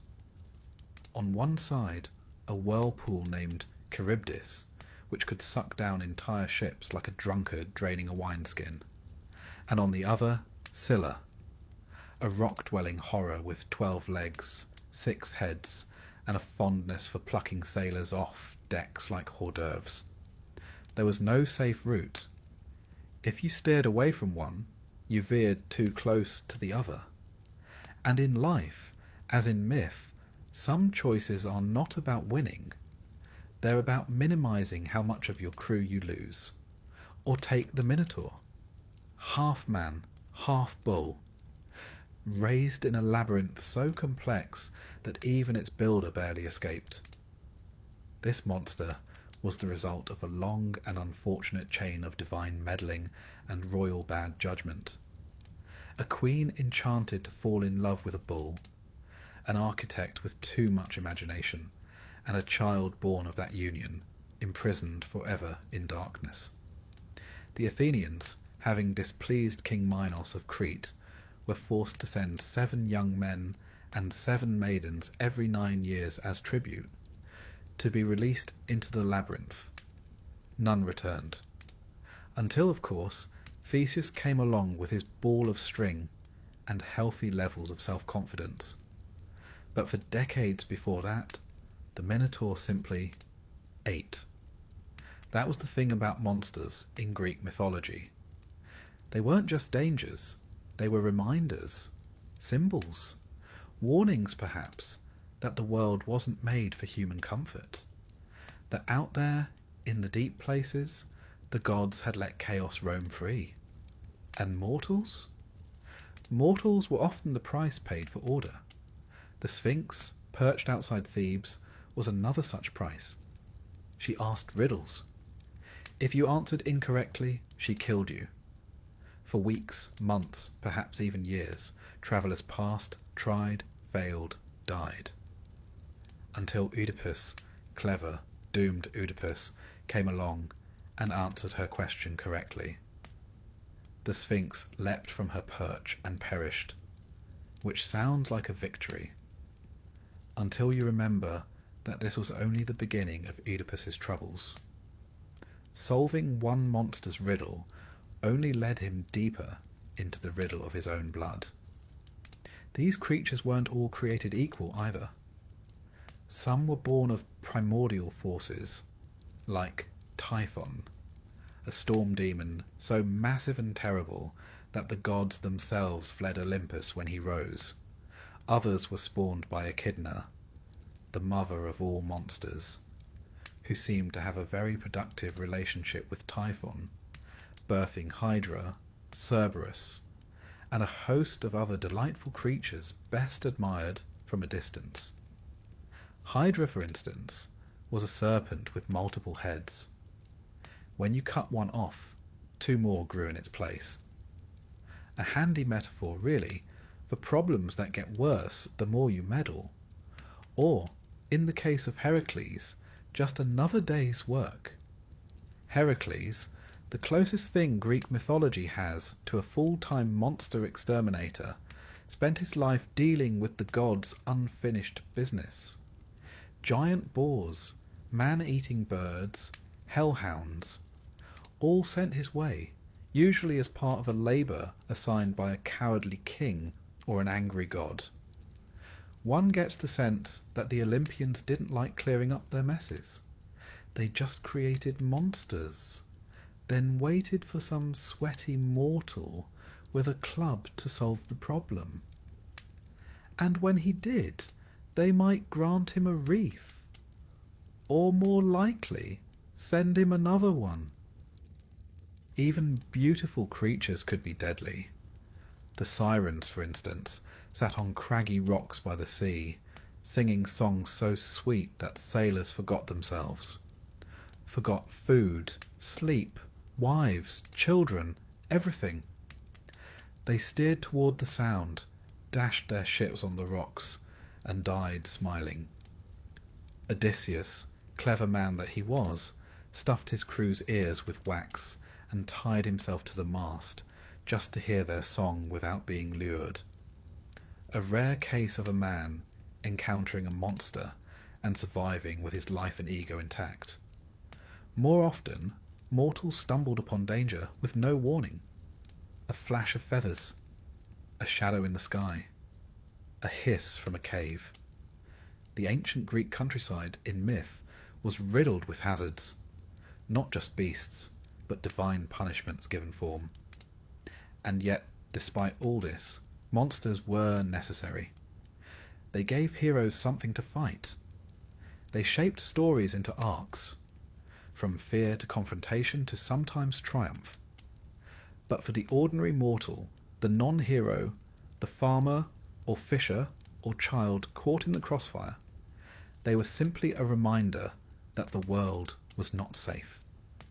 Imagine living in a time when no explanation existed for earthquakes or droughts, where disease had no clear cause, where lightning struck without warning. The world must have seemed full of unseen forces. And so the Greeks filled that uncertainty with teeth and wings and claws. But monsters were not just symbols of nature. They were also warnings about behaviour. Take Medusa. She began, in some versions, as a beautiful maiden. But after Poseidon assaulted her in Athena's temple, the goddess punished her, not Poseidon, by turning her into a gorgon, snake hair, petrifying gaze, solitude eternal. What was she really? A monster? Or a woman transformed by divine wrath into something others should fear? Perhaps both. The Greeks understood that monsters were not just born, they were made. Often they were mortals first, changed by curses, by jealousy, by vengeance. The line between human and beast was always thin. Lycaon, for example, was a king who served Zeus human flesh disguised as hospitality. In return, he was turned into a wolf. An early werewolf tale, if you like, but also a message: offend the gods, and you might lose more than your manners. Even lovers of gods could become monsters. Take Lamia, once a queen of Libya, beloved by Zeus. Hera, naturally, took offence. As punishment, Lamia's children were slain. Grief drove her mad. Hera then added a cruel twist. Lamia was cursed never to sleep and to devour the children of others. She became a night-stalking demon, feared in lullabies. But beneath the horror was sorrow. Her monstrousness was not her fault. It was her sentence. In this way, monsters in Greek myth were often tragic. Not in a soft, modern sense, but in the hard, classical sense of the word. They suffered, they frightened, they died, but they were never senseless. They meant something. Even Cerberus, the three-headed hound of Hades, had his purpose. He stood at the gates of the underworld, let souls in, did not let them out. A monster, yes, but also a guardian, a cosmic border collie of sorts. And so mortals lived with monsters not just in story, but in worldview. They were the teeth in the darkness, the consequences of divine will, or human folly, or simply the old world not yet tamed. No mortal could kill them all. No city could be safe forever. But they endured. They built temples to gods who might keep monsters away. They passed down tales, how to defeat them, how to avoid them, how to live with knowledge that they might always be nearby. For some, monsters were an invitation, a chance to rise, to become a hero, to carve their name in the annals of myth. For others, they were just bad luck, a wrong turn, a scream in the night. And for most, they were simply a reminder that the world was not made for their comfort. It was a place of beauty, yes, but also of wings in the sky, scales beneath the waves, eyes in the dark. And when the gods were bored, or careless, or cruel, they let the monsters roam free. There's a strange thing about Greek heroes. They shine like stars in poetry, cast in bronze, immortalized in epic. Their names echo through the centuries: Achilles, Heracles, Jason, Odysseus. But if you pause a moment and really look at their stories, not the glory, but the lives themselves, you might begin to wonder, was it worth it? Because to be a hero in Greek mythology was to be famous, yes, but also to be hunted, cursed, betrayed, punished, exiled, tormented by the gods, and, without fail, to die tragically. You were heroic, but you were disposable. Let's begin with the most obvious case, Achilles, the poster boy of Greek heroism. Stronger than all, faster than most, and blessed or cursed with a choice. Live a long, quiet life in obscurity, or die young and gain eternal glory. Naturally, he chose the latter. This is Greek myth after all. Longevity was never fashionable. So he sailed for Troy, fought for 10 long years, killed Hector, dragged his body around the city walls, and then one morning was struck down by a single arrow, guided by Apollo, fired by Paris, and aimed at the one soft place on his body, the heel. It's poetic, of course, but also rather deflating. All that strength, all that wrath. And in the end, one tiny vulnerability was enough. Because heroes were never allowed to simply age. They didn't retire. They didn't settle down and write memoirs. They didn't even get to enjoy their triumphs. They existed to die at the right moment, in the right way, for the right song to be sung. And the gods made sure of it. Heracles, or Hercules, if you prefer the Latin form, is another fine example. A man so strong he held up the sky, cleaned the stables of Algaeus in a single afternoon, and strangled snakes in his cradle. But for all his power, he was never free. The 12 labours, those famous feats, were not optional. They were penance. You see, in a fit of madness sent by Hera, Heracles killed his wife and children. The punishment? Service. Labour. Tasks so monstrous they might as well have been death sentences. And even after completing them, he didn't get peace. His life ended in agony, poisoned by a tunic soaked in centaur blood, a gift from his second wife, who had been tricked into thinking it would ensure his fidelity. He died on a pyre, flames consuming the mortal half of him, the divine half ascending to Olympus. Yes, the gods welcomed him in the end, but only after they had burned him down to his bones. Then there's Jason. Handsome, charming, ambitious Jason. He assembled the finest team in mythology, the Argonauts, and sailed off to win the Golden Fleece. It was a dazzling journey.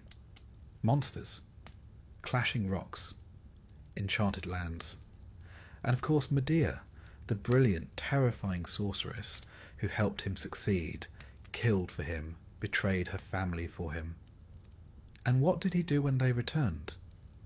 He married another woman, Medea responded, as Medea does, by murdering their children and leaving him broken and alone. Jason, once so glorious, died years later when a beam from his rotting ship fell and crushed him. A hero, forgotten, killed not by war or wrath, but by neglect and gravity. These men, lion-hearted, battle-scarred, were never truly safe. Not from monsters, nor from their friends, nor even from their own choices. Their greatness didn't protect them. In fact, it often attracted the worst. The gods were quick to take offence at mortals who gained too much glory. After all, divine attention was rarely a compliment. Ask Bellerophon. He was a proper hero. Tamer of Pegasus, slayer of the Chimera. A man favoured by the gods. And then one day he decided to fly Pegasus up to Olympus. Not to conquer, just to visit. It did not go well. Zeus sent a gadfly to sting the horse. Bellerophon fell.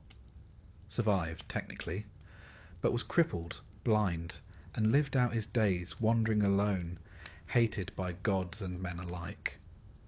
Because the one thing a mortal must never do is try to sit at the table of the divine. That's not to say heroism wasn't admired. The Greeks celebrated it in song and sculpture.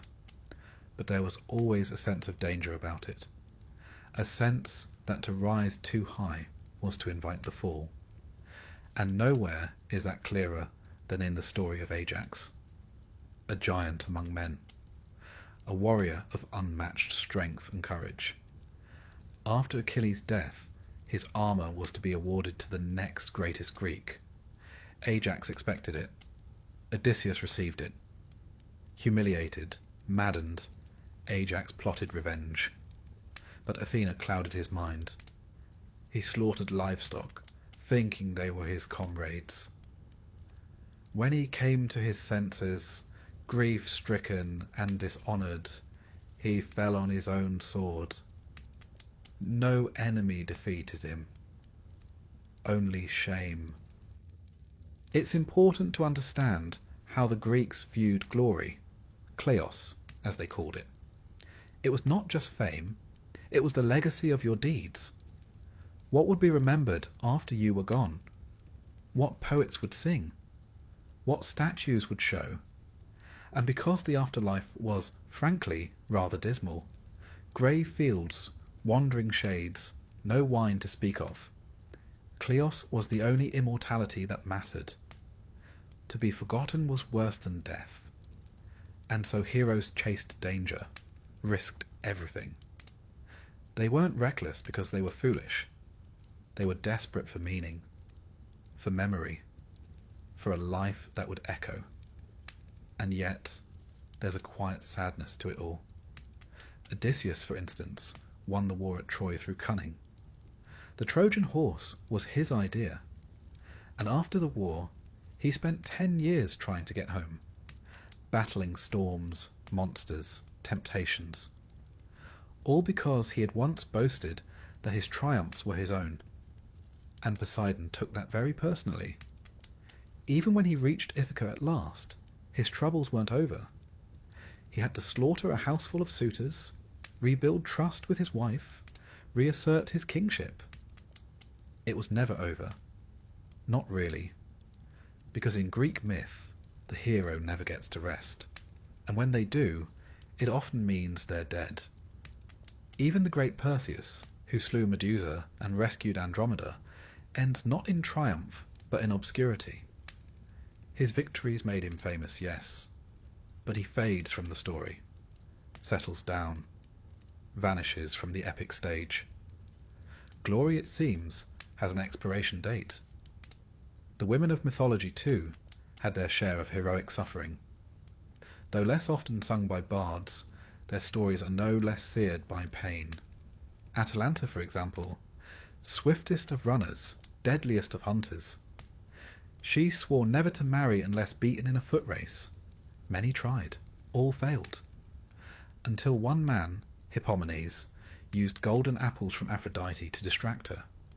He won, they married, and then caught in a moment of passion, they made love in a sacred temple. The gods, of course, were not amused. They were turned into lions, forever circling, never resting. So many Greek heroes ended up transformed, not exalted but altered, humbled, made into animals or stars or flowers, their stories twisted by divine hands into reminders for the rest of us. Be brave, yes, but not too brave. Be famous, yes, but not too proud. Live brightly, but do not outshine the gods. Even those who served the gods directly could not count on safety. Asclepius, son of Apollo, became so skilled in healing that he learned to raise the dead. A noble calling, perhaps, but one that annoyed Hades. Death was, after all, part of the cosmic order. So Zeus killed him with a thunderbolt. Apollo retaliated by killing the Cyclopes who made the bolt. In turn, Zeus banished Apollo to serve as a mortal shepherd, a cascade of punishment. Even the divine could be demoted, the heroic undone. And yet, despite all this, the danger, the madness, the inevitable fall, mortals still aspired to be heroes. They volunteered for quests, they prayed for signs, they followed omens into forests full of fangs and fire, because obscurity was worse, cowardice unthinkable, a quiet life almost shameful. The Greeks didn't want safe stories. They wanted ones worth telling. And so, over and over, mortals gave themselves to the gods and the monsters and the wars and the wounds. Not for peace, but for song. The bards remembered them. We remember them. They were chewed up by myth, yes, but they were not forgotten. They were heroic, and they were disposable. But perhaps, just perhaps, they knew that going in. Love, they say, makes the world go round. But in Greek mythology, it more often sends it spinning wildly off course than straight into a ditch. Because in the world of gods and mortals, love wasn't the soft, rose-petalled notion we like to imagine today. It was far more treacherous, a force of nature, or worse, a divine weapon. It could bless, yes, but more often it ruined. And for mortals, falling in love, or worse, being loved by a god, was one of the most dangerous things that could possibly happen. Let's begin with a cautionary tale, one of the most beautiful, Pygmalion, a sculptor from Cyprus, gifted and solitary. He carved a statue of a woman, not just beautiful, but perfect. So perfect, in fact, that he fell in love with her, whispered to her, brought her gifts, dressed her in fine robes. A little odd, perhaps, but harmless enough. Then he went to the temple of Aphrodite and asked gently, reverently, for a bride like the statue. The goddess, amused or perhaps flattered, answered. The statue came to life. A happy ending, one might think. But look closer. Pygmalion didn't fall in love with a woman. He created one. She had no past, no family, no memories. She existed only to please him. The Greeks didn't bother to give her a name until Roman poets did centuries later. Love, in this case, was not a relationship. It was possession, dressed in poetry. But far more often, love in myth wasn't about creation. It was about punishment. Take Narcissus. A young man so stunning that people fell in love with him on sight. But he showed no interest, no affection, no kindness. One rejected soul prayed to the gods for vengeance, and they delivered it. Narcissus came to a still pool, saw his own reflection, fell in love. Unable to touch the image, unable to look away, he withered, died, and where he fell a flower grew, delicate, pale, always bowing toward the water. The Greeks knew what we now call toxic self-regard, but they turned it into a myth, a warning, softly blooming by the riverbank. Then there's poor Echo, a nymph who talked too much. By some accounts, she used to distract Hera, while Zeus conducted his usual affairs. When Hera discovered the trick, she cursed Echo so she could only repeat what others said. She met Narcissus, loved him silently, helplessly, repeated his words back to him like a plea, and when he spurned her, she faded, only her voice remained. Love, in Greek mythology, was not a gentle bond between equals. It was more often a trap. Consider Orpheus and Eurydice, a poet, a lyre player, a man whose music could charm birds from trees and tears from stone. When Eurydice died, bitten by a serpent on their wedding day, Orpheus did what no mortal had dared. He went to the underworld to fetch her back. He played, he pleaded, and for once the gods listened. They let her go. On one condition: he must not look back at her until they reached the upper world. He agreed, walked ahead, listened to her footsteps behind. But doubt crept in. What if she wasn't there? What if they'd tricked him? He turned, and in that instant Eurydice was gone again, this time forever. He lived on, played on, until in one version he was torn apart by Maenads, wild women of Dionysus, because he would no longer love anyone but his lost bride. Even when the love was mutual, the story rarely ended well. Take Phaedra and Hippolytus. He was handsome, chaste, devoted to Artemis, the goddess of the hunt and of purity. His stepmother, Phaedra, was cursed by Aphrodite to fall in love with him, an impossible, shameful desire. She fought it, hid it, but eventually confessed. And when he rejected her, she took her own life, leaving a note claiming he had assaulted her. Theseus, his father, cursed him. Poseidon sent a sea monster. Hippolytus died, dragged by his chariot horses along the rocks.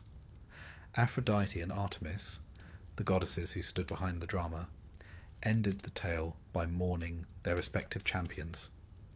Love, once again, proved fatal. And of course, there's the story of Paris and Helen. He was a Trojan prince. She, the most beautiful woman in the world, and very much married. Paris awarded a golden apple to Aphrodite in a divine beauty contest, and she gave him Helen in return. It was not a gentle elopement. It was an abduction, or perhaps a seduction, depending on which version you read. But either way, it was enough to launch 1,000 ships. The Trojan War followed. 10 years of slaughter, cities burned, heroes died. All for one woman and one ill-advised divine bribe. To love, in myth, was to gamble. To be loved, even more so, especially if the lover was a god. Zeus, of course, was the most infamous. He appeared to mortals as a bull, a swan, a shower of gold, an eagle, a cloud. Romantic, perhaps, if you ignore the implications. His lovers suffered. Semele was incinerated. Io was turned into a cow. Leda bore children who hatched from eggs. Europa was carried across the sea. Danae conceived Perseus in a locked chamber. And Callisto, after being seduced or assaulted, depending on the version, was turned into a bear. Her son nearly killed her. The gods finally placed them in the stars, Ursa Major and Minor. A consolation prize, if ever there was one. Aphrodite herself was no gentler. When she fell in love with the mortal Anchises, she warned him not to tell anyone. He did, bragged about it, and was struck by lightning, or made lame, or blinded. The myths vary, but the moral does not. Even being loved by a goddess could ruin you. There's a strange logic to all of this. Love, in the Greek imagination, wasn't controllable. It wasn't rational. It was divine madness. Eros. Not the soft affection of Odin romance, but a kind of possession. When you were in love, you were no longer yourself. And that, in a society that prized moderation, dignity, and restraint, was deeply unsettling. The god Eros, or Cupid, as the Romans later called him, was not a cherub. He was a force, a spark of chaos. To be struck by his arrows was to lose your will, your reason, your control. And mortals, bound as they were by duty and fate, could not afford to lose control. Even in history, this theme persisted. The Greeks saw love as something that could be both civilizing and destructive. Marriage was a social contract, important, yes, sacred even, but passion, eros, was something else. Dangerous, powerful, not to be trusted. In their dramas, love leads to downfall. In their temples, it's a force to be worshipped carefully. And in their myths, it is almost always tragic. Psyche, a mortal princess, was so beautiful that people stopped worshipping Aphrodite. The goddess, furious, sent Eros to make her fall in love with a monster. But Eros fell in love with her himself. He visited her at night in darkness, never revealing his face. She was forbidden to look. Of course she did. He fled. She wandered the earth, performing impossible tasks to win him back. Eventually they were reunited. She was made immortal. One of the rare happy endings, but only after a great deal of divine humiliation, grief, and symbolic death. So why, one might ask, did the Greeks keep telling these stories? Because love, to them, was never safe, but it was always real. It was the crack in the armour, the madness in the king, the pull between mortal and divine. They feared it, revered it, wrapped it in myth so they might understand it, or at least contain it. And perhaps that's why love remains so compelling in their stories. Not because it leads to joy, but because it leads somewhere. Downward, inward, forward, into ruin, into glory, into madness. For the mortal caught in the grip of love, there was no map, no safe path. Only the hope that the gods would look away just this once. But they rarely did. Because for them, love was a tool, a game, and for mortals, it was a trap. You'd think, after everything, the curses, the monsters, the heartbreak, and the gods with personal vendettas, that mortals in Greek mythology might be rewarded with something a little gentler after death. A nice rest, a sun-dappled meadow, perhaps a reunion with loved ones and a bit of harp music in the background. But no, because in Greek mythology, death wasn't the end of suffering. It was the beginning of something far more bureaucratic. The afterlife was not heaven. It was not hell. It was mostly grey. And if you were a mortal, even a decent one, the best you could usually hope for after dying was to become a mildly confused shade, wandering aimlessly across a dull plain for eternity, without sunlight, identity, or purpose. Welcome to the Asphodel Meadows. This was the Greek default. Not a place of torture, not exactly, but neither was it comforting. It was bland, unchanging, a sort of cosmic waiting room, where the dead drifted about like leaves in a windless forest, remembering less and less as the centuries rolled by. You weren't punished, you simply were. And if that sounds bleak, well, it was. But let's back up a little. Let's talk logistics. When a person died, their soul, the psyche, separated from the body and made its way to the underworld, guided by Hermes, who handled, among other things, the delivery of souls. One imagines him like a sort of mythological courier, stylish and swift, if perhaps a bit impersonal. The soul would arrive at the banks of the river Styx, where Charon, the grim-faced ferryman, awaited with his boat. Payment was expected, usually an obol, a coin placed under the tongue or on the eyes of the deceased at burial. Those without proper burial, or without the coin, were doomed to wander the shore for 100 years, voiceless and unable to cross. A chilling thought, really. The journey to the afterlife could be delayed simply by a careless undertaker. Once ferried across the river, assuming everything went smoothly, the soul would enter the realm of Hades. Not the god himself, though he was there too, in a distant, shadowy palace, but the place, the underworld, guarded by Cerberus, the three-headed hound who let you in, but most certainly not out. And here your fate was decided. But not by gods, not usually. The Greek afterlife had a staff, 3 judges, Minos, Rhadamanthus, and Aeacus. Mortals once, and but now the eternal arbiters of the dead. They examined your life, your deeds, your crimes, your sacrifices, and based on this celestial audit, you were sorted.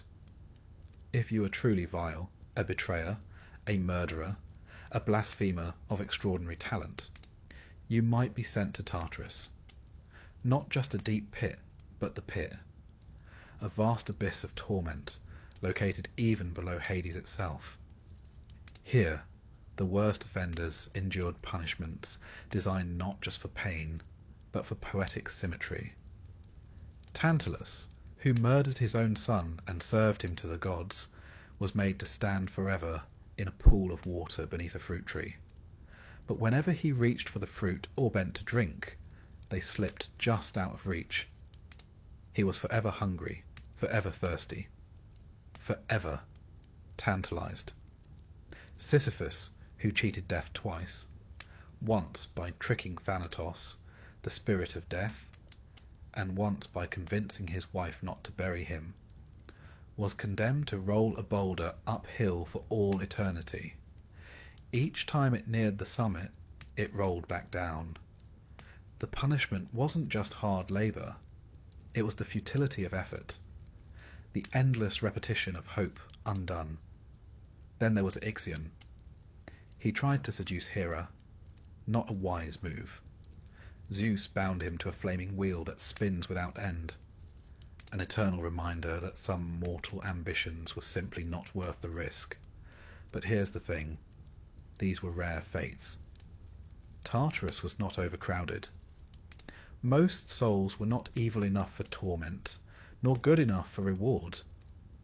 Which brings us back to the Asphodel Meadows, the realm of the ordinary dead, the decent, the forgettable, the ones who paid their taxes, said their prayers, and didn't cause too much trouble. They simply drifted. And as the centuries passed, they forgot who they were. Forgotten by the living, unremarkable among the dead, they faded. Not erased. The Greeks didn't believe in annihilation, but reduced, diminished, present, but without sharpness. It wasn't punishment. It was entropy. But not all souls ended there. A fortunate few, heroes, the exceptionally just, or those favoured by the gods, were granted entry into the Elysian fields. Now this, finally, was something approaching reward, a land of endless spring, gentle breezes, music, feasts, athletic contests, if you fancied a bit of running after death, the elite of the afterlife. Achilles was there, though, in Homer's telling, he wasn't exactly thrilled about it. When Odysseus visits the underworld and speaks to Achilles, the great warrior says he would rather be a living servant to a poor man than a king among the dead, which rather dampens the appeal. Still, the Elysian fields offered peace, if not pleasure. And if you lived particularly well, or were reincarnated and lived well again, you might be allowed to stay there forever. A sort of celestial retirement plan for the morally consistent. The Greeks did, in time, entertain the idea of reincarnation. Plato, ever the philosopher, wrote of souls being judged, then choosing their next life based on the lessons learned. A philosopher might become a king. A tyrant, perhaps, a dung beetle. Your fate, in this telling, was shaped by what you valued. Wisdom led to clarity. Vanity led to repetition. It was not universal belief, more a philosophical add-on, but it showed that even the Greeks longed for some sense of justice beyond the grave. Still, for most, the underworld remained what it always had been, a place of silence. There was no divine light, no reward for faith. The gods of Olympus lived forever, but mortals, even beloved mortals, sank into shadow. Even the heroes who visited the underworld, Odysseus, Aeneas, Orpheus, came away changed, haunted. It was not a place you left without consequence. And mortals who tried to cheat death, Well, they rarely succeeded. Orpheus, as we've seen, looked back too soon. Persephone, stolen by Hades, ate 6 seeds of a pomegranate and was bound to return each year. Even Heracles, who went to fetch Cerberus as one of his labours, barely escaped unscathed. Death, in Greek thought, was not evil. It was inevitable, unavoidable. It did not judge or weep or rage. It simply came. Thanatos, the spirit of death, was not cruel. He was quiet, pale, winged. He did not chase, he arrived. And when he did, your story ended. Or rather, it continued. Just without plot. The funeral rituals reflected this view. The Greeks took burial seriously. It wasn't about grief alone. It was necessity. To be unburied was to be trapped, restless, cut off. Even enemies were sometimes buried by their foes, simply to ensure their souls wouldn't linger. And libations, offerings poured into the earth, were common. Wine, milk, honey, olive oil. Not because the dead could drink them, but because it kept the bond intact. The living honoured the dead, and in doing so reminded themselves that their own journey would someday lead below. So they prayed, sacrificed, built tombs, whispered names. Not out of fear precisely, but out of duty. Because the afterlife, though quiet, was not entirely empty. And memory in the Greek imagination was the only thing that could truly outlive death. If no one remembered you, you faded. If they did, if they told your stories, visited your grave, spoke your name, you lingered. Dimly, softly, but still. And so the greatest fear was not fire or punishment. It was being forgotten. That's why heroes chased glory. Why poets wrote epics. Why names were carved into stone. Because even if the gods ignored you, even if fate consumed you, perhaps someone somewhere would remember. And in that memory you would remain. Just a little longer. Imagine, if you will, living every moment of your life with the unsettling feeling that someone is watching you. Not just someone, dozens of someones. From the sky, the sea, the forest, the hearth, the sun, the shadows. Some are interested in your offerings. Some are interested in your mistakes. And all of them have opinions. That was the world of a mortal in ancient Greece. The gods weren't distant. They didn't reside in some heavenly realm beyond the clouds, emerging only for cosmic events. No, they were everywhere, in every flame, breeze, groan of timber, rustle of olive leaf. They were always watching. And more troubling still, they were judging. They noticed everything. What you offered, what you said, what you didn't say, whether you were clean, whether you were honest, whether you looked the wrong direction during a festival, or sneezed at the wrong moment in a temple. They watched you because you mattered, and also because you didn't. The gods, after all, had a tendency to fixate on mortals the way children fixate on ants. Fascinated, occasionally kind, often cruel. Even if you weren't a hero or a villain, even if you were just a simple fisherman or potter or widow selling figs at the market, you still lived under their gaze. And that meant you were always one missed prayer away from misfortune. Take Actaeon, a perfectly decent young man, a hunter, a man fond of dogs and the quiet of the woods. One day, while wandering in the forest, he happened to stumble upon a glade. A soft breeze moved through the trees. Birds chirped, and there, bathing in a secluded pool, was Artemis, goddess of the hunt, the moon, and fiercely guarded chastity. He did not speak. He did not stare. He simply saw her. That was enough. She turned. Her eyes met his. And without a word, she transformed him into a stag. His own dogs, loyal, sharp-toothed, and now very confused, tore him to pieces. The message was clear. Innocence was not a defence. The gods were watching, and they did not take kindly to being seen. Then there's the story of Baucis and Philemon, a rare happy tale, but one with a sharp edge. Zeus and Hermes, disguised as poor travellers, wandered from door to door in a village, seeking shelter.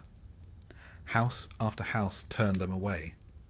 Some mocked them, some slammed the door. Only one cottage opened, a humble home shared by an elderly couple. They had little, but they gave freely: bread, olives, wine, and kindness. And so the gods, having revealed themselves, rewarded them. They turned the rude neighbours' homes to ash, flooded the village. Baucis and Philemon were spared. Their cottage transformed into a temple. They were made priests, and when they died, they became two trees, intertwined forever. It's a sweet story, but behind the blessing is a darker truth. The gods were testing you, secretly, constantly, and you never knew when. It might be a beggar at your table, a stranger at the crossroads, a coin dropped on the road. Pass the test, and you might be honoured. Fail, and you might be turned into a tree, or a statue, or dust. There was no formal notice, no warning sign, no heavenly voice saying, "This is a test." You simply had to assume that the gods were watching, and that they were not easily impressed. Hospitality, Xenia, as it was known, was sacred. To mistreat a guest was to insult Zeus himself, who was said to protect strangers and wanderers. But the same went for offerings, for sacrifices, for public festivals. Everything had to be done properly. The right words, the right steps, the right incense. And if it wasn't, well, perhaps the crops would fail. Perhaps your ship would sink. Perhaps your firstborn would cough once, then never again. There was no divine memo, no official notification that you'd offended a god. You had to piece it together. Was it Hera? Was it Apollo? Was it because you poured the wine with your left hand? There's a kind of divine paranoia embedded in ancient Greek life. Not neurotic fear, exactly, but a constant awareness that every action had meaning, and every oversight might carry consequences. And with so many gods, Olympians, Titans, river gods, tree spirits, household deities, nymphs of spring and stream, the chances of accidentally offending one were, frankly, rather high. Even saying a god's name in the wrong context could cause trouble. The poet Hesiod warned of speaking ill of the gods after dark. Night was sacred. Silence was better, safer. And yet, silence too could be dangerous. Because what if the gods expected thanks, or tribute, or song? And so, mortals lived in a kind of delicate balancing act, speaking just enough, offering just enough, fearing just enough.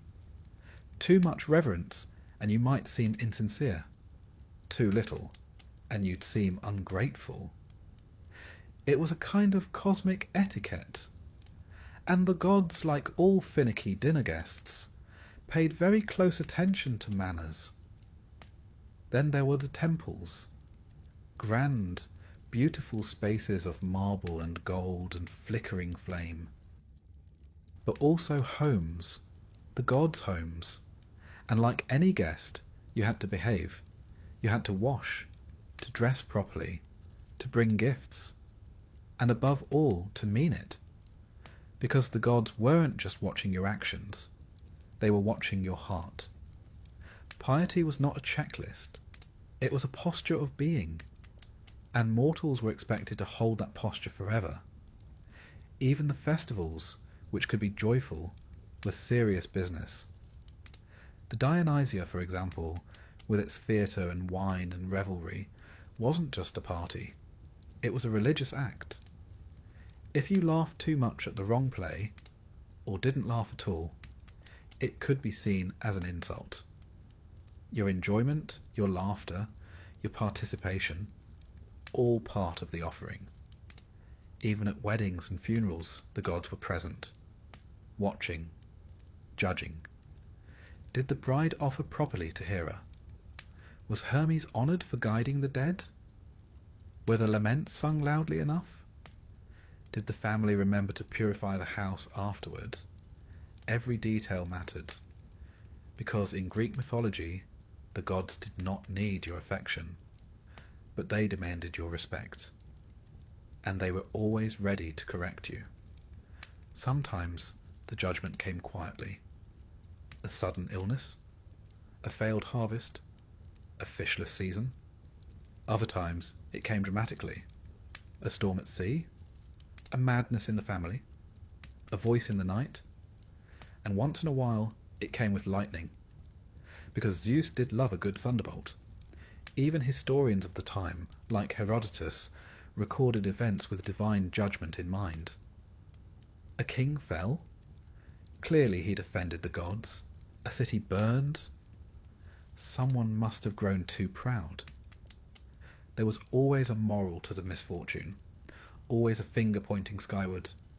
And so people told stories, remembered missteps, warned children, left small offerings on windowsills, whispered apologies to trees, sprinkled libations into the earth, just in case.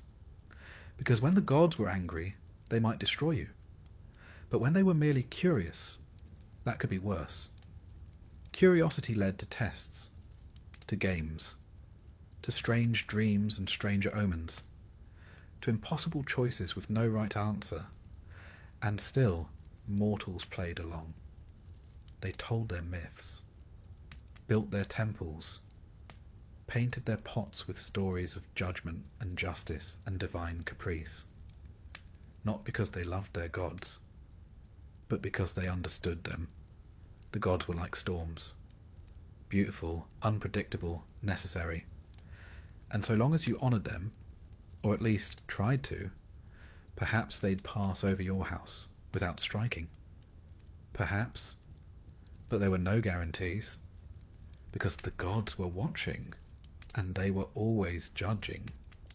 There is a unique kind of cruelty in knowing your fate, and being utterly powerless to change it. That, in essence, was the Greek prophecy. Not a warning to be avoided, not a guide to be followed, but a sentence spoken aloud. In mythology, prophecies weren't meant to help you. They were meant to trap you. They didn't just tell the future. They ensured it would happen. Even the act of trying to escape a prophecy was, more often than not, the very thing that fulfilled it.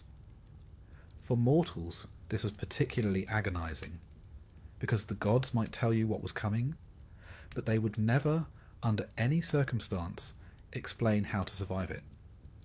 Take, for example, the most famous case of all, Oedipus, a prince born in Thebes. A child prophesied to kill his father and marry his mother. His parents, understandably horrified, tried to kill him, a standard reaction in mythology. They pierced his ankles, tied him up, and left him on a mountain to die. But fate is rather good at navigating mountains. A shepherd found him, raised him far away in Corinth, unaware of his true origins. And one day, when Oedipus himself heard the prophecy, he did what seemed logical. He ran, fled Corinth, determined never to return, so he might avoid killing his father. On the road, he quarrelled with a stranger, the kind of heated, masculine misunderstanding one expects at a crossroads. He killed a man. Later he arrived in Thebes, saved the city from the Sphinx, married the queen, and slowly, terribly, the truth emerged. The man he'd killed, his real father, the queen, his mother. The prophecy had come true, not because he ignored it, but because he tried to stop it. That, you see, is how Greek prophecy works. It does not lie, but it never helps. It tells you what, never how, and certainly never why. Even heroes were not exempt. Take Perseus. The prophecy said he would kill his grandfather, Acrisius. So Acrisius, naturally, locked his daughter, Danae, in a bronze chamber to prevent her from ever having children. Zeus, always up for a challenge, entered the chamber anyway, as a shower of gold. Mythology is full of these sorts of unorthodox relationships. Perseus was born, sent away, grew up, became a hero. Years later, at some friendly games, he threw a discus. A stray wind, a bad bounce. The discus flew into the crowd and struck his grandfather dead. Prophecy fulfilled. No malice, no design. Just fate doing what fate does. Then there's Croesus, the famously wealthy king of Lydia. Before waging war against the Persians, he consulted the oracle at Delphi, as one did. The oracle told him, if you cross the river, a great empire will fall. Croesus, confident, charged into battle, and he lost. The empire that fell was his own. The message was accurate, just not in the way he'd hoped. The Greeks understood this paradox. They didn't see fate as a riddle to be solved, but as a thread to be followed, whether you liked it or not. The Moirai, the Fates, were three ancient goddesses who governed every mortal's life. Clotho spun the thread. Lachesis measured it. Atropos cut it. Even the gods respected them. Even Zeus. Because fate was older than Olympus, older than time. And the oracles, those haunted priestesses who spoke the will of Apollo, were not inventing their words, they were merely translating. The most famous oracle, of course, was the Pythia at Delphi. She sat on a tripod over a chasm in the temple floor, inhaling vapours, probably from naturally occurring gases, and spoke in riddles. Kings consulted her before wars, generals before campaigns, farmers before planting, and she would answer, but always vaguely. Always with just enough ambiguity to keep things interesting. Ask how long you'll live, and she might say, when the eagle leaves its nest, so too shall your flame go out. Ask if your son will return from battle, and she might reply, he will bring glory to your name, though not your house. Technically true, practically useless. It wasn't that the gods enjoyed confusing mortals. Well, actually, they did enjoy it a little. But prophecy for them was more like theatre. A carefully written script where mortals played their roles. And no one, not even the protagonist, could skip a line. This made life rather tense for those who were prophesied about. Take Paris of Troy. At his birth, a prophecy warned he would bring about the destruction of his city. So he was abandoned on a hillside. A recurring theme. But of course he survived. Grew up. Became handsome, charming, rather fond of judging divine beauty contests. One golden apple, one seduction of Helen, one 10-year war later, prophecy fulfilled. Troy burned. All because a baby was fated to cause ruin. And because mortals, in trying to prevent it, made it inevitable. It's tempting to think of prophecy as a trap. But the Greeks didn't quite see it that way. They saw it as Moira, your portion, your lot. Something not to be escaped, but to be understood. In fact, the truly tragic characters weren't the ones who tried to defy fate. They were the ones who never learned what it was. Take Agamemnon. He returned home from Troy, victorious, proud, utterly unaware that his wife Clytemnestra planned to murder him in his bath. There was no prophecy warning him, no divine whisper, just the slow march of consequences for a war he started, a daughter he sacrificed, a kingdom he neglected. in a way the silence was worse than the omen. At least when the gods speak, you know what's coming. But prophecy wasn't just a tool of tragedy. Sometimes it was a mechanism for power. Kings claimed divine approval through oracles. Founders of colonies sought signs. Even Socrates, the philosopher, was famously told by the oracle at Delphi that no man was wiser than he. He spent the rest of his life trying to prove it wrong, and, in doing so, proved it right. That was the great irony of Greek prophecy. It revealed truth not by clarifying, but by challenging. You understood it only after it happened. Only after the bodies were counted. The temples burned, the throne vacant.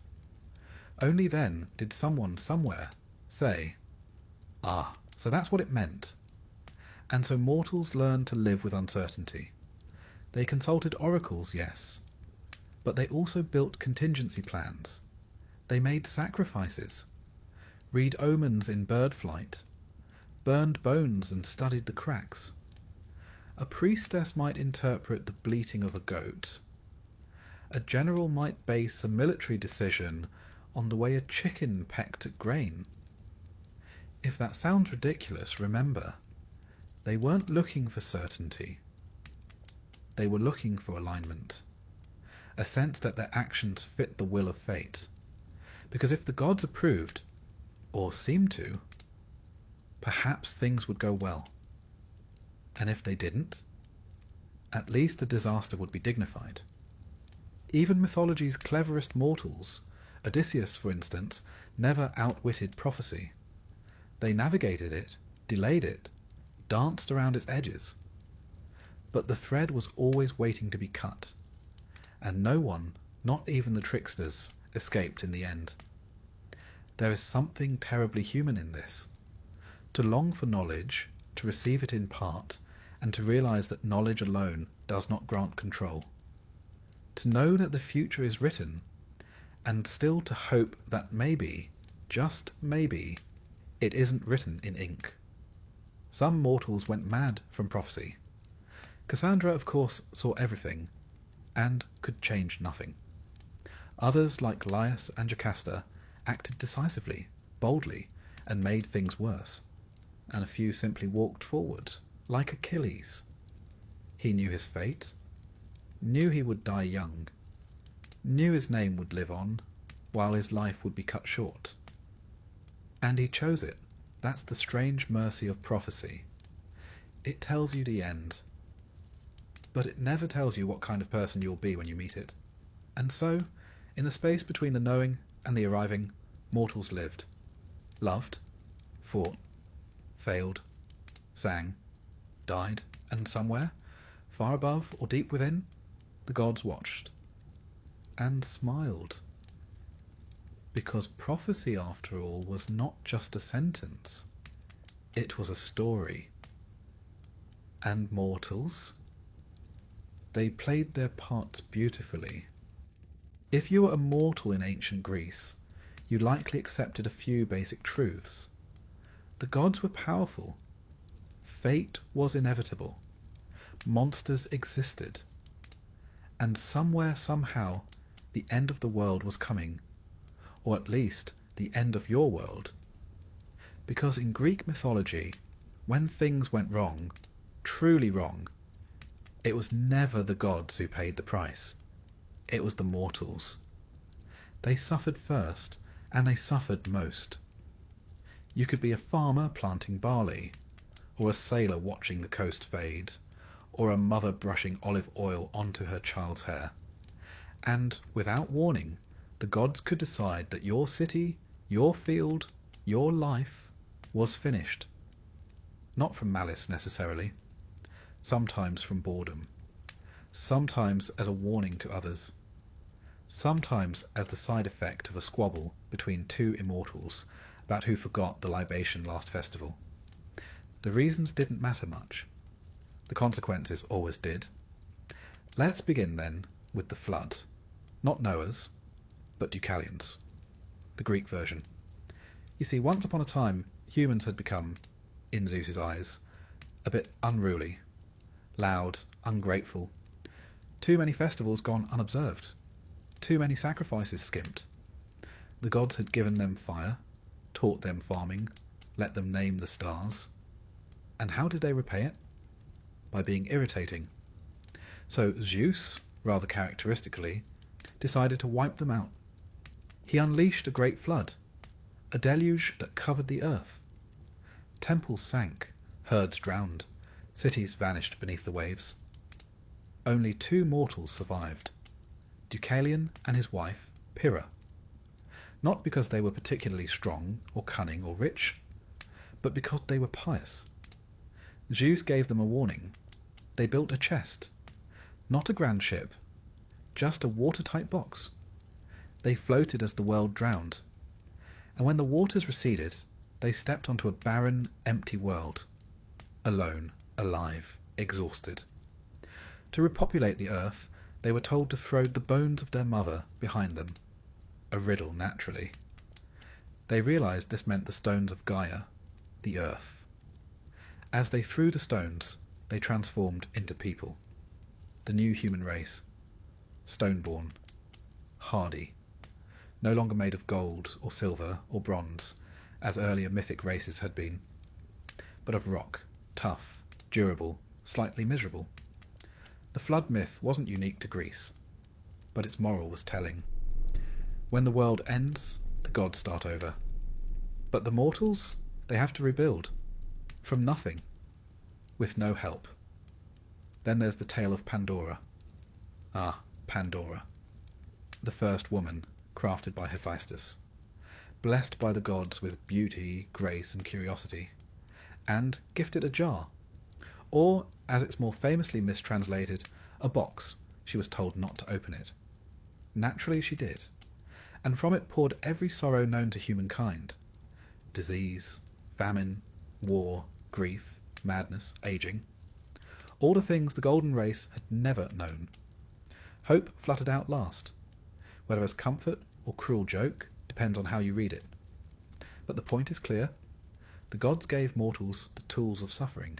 Sometimes directly, sometimes wrapped in something lovely. Pandora wasn't evil. She wasn't even malicious. She was simply human. And the punishment, as always, fell on everyone else. Even Prometheus, who loved mortals and gave them fire, was punished. Chained to a rock, liver devoured daily by an eagle. Not because he had destroyed anything, but because he had helped. Helping mortals, it seemed, was a serious offence. And yet mortals kept living, kept working, worshipping, hoping. Perhaps because hope had slipped out of the jar too. But the gods didn't need an apocalypse to end a world. Sometimes they simply turned away. Demeter, for instance. When her daughter Persephone was taken by Hades into the underworld, Demeter, goddess of the harvest, wandered the earth in mourning. Crops failed. Famine spread. The green world turned brown. Mortals starved, not because they sinned, but because a mother grieved. Eventually, a compromise was struck. Persephone would spend part of the year above, part below. And so came the seasons. Spring and summer, when the daughter returns. Autumn and winter, when she descends. It's a beautiful myth, but one built on the bones of the hungry. Even in their sadness, the gods had consequences. Then there were wars. The Trojan War wasn't just a clash of men and swords. It was divine theatre. Aphrodite gave Helen to Paris. Hera and Athena, snubbed, supported the Greeks. Zeus watched, occasionally amused, occasionally bored, and as the gods chose sides, mortals died. Achilles, Hector, Patroclus, Ajax, thousands unnamed. A city fell. A king lost his homecoming. A queen plotted her revenge. And why? Because a mortal judged a divine beauty contest. One poor choice, one golden apple, one compliment tossed to the wrong immortal. And the world burned. The gods in their way. were always reenacting creation and destruction. Every war was a mini-apocalypse. Every slight a chance to unravel everything. Mortals weren't consulted. They were simply caught in the blast radius. Even love could end the world. Ask Semele. She was a mortal woman, seduced by Zeus. Hera, jealous, tricked her into asking Zeus to reveal his true form. He did. She was vaporized by divine radiance. Her unborn child, Dionysus, was saved, sewn into Zeus's thigh, because myths are rarely tidy. Semele's death wasn't malicious. It was technical. She wasn't built to see a god bear his power. Mortals never are. Then there's the madness. The gods could break a mortal mind as easily as snapping a reed. Take Heracles, the greatest hero, strongest of men. Driven mad by Hera, he slaughtered his wife and children. The world ended in that moment for him. And though he atoned, though he performed 12 impossible labours and was eventually made a god himself, the cost was unbearable. For the mortals in his story there was no redemption arc, only blood, only silence. The Greek worldview was not without hope, but it was shaped by resignation. Mortals lived in a world that was not built for them. They lived on borrowed land, under borrowed sky, at the mercy of beings who did not always know or care what their actions cost. And when the gods lost interest, well, then things got truly dangerous. A neglected ritual, a missed omen, a slighted shrine. Any of these could lead to plagues, storms, madness, crop failure. The gods didn't need to rage. They simply had to stop listening. The end of a mortal world wasn't a fiery conclusion. It was silence from Olympus. And still, they prayed. To Athena for wisdom, to Apollo for healing, to Artemis for safety in childbirth. They sang the hymns, burned the fat, poured the wine. Not because they were certain it would help, but because they feared what happened when no one did.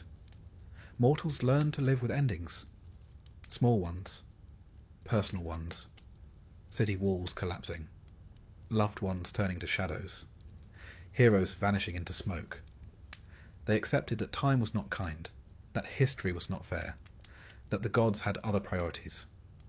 But they told their stories, preserved the myths, painted the jars, built the temples, because telling the story in the end was all the power they had, to name the suffering, to place it in context, to turn the chaos into something resembling sense. So when the world ended, as it often did, in pieces, at least it could be remembered, sung, shared. Even the end, the Greeks knew, could be made beautiful, if only in hindsight. And that, perhaps, was the only comfort a mortal could rely on. The gods would do what they pleased. But the mortals? They would make meaning of it. They would gather the ashes and write it down.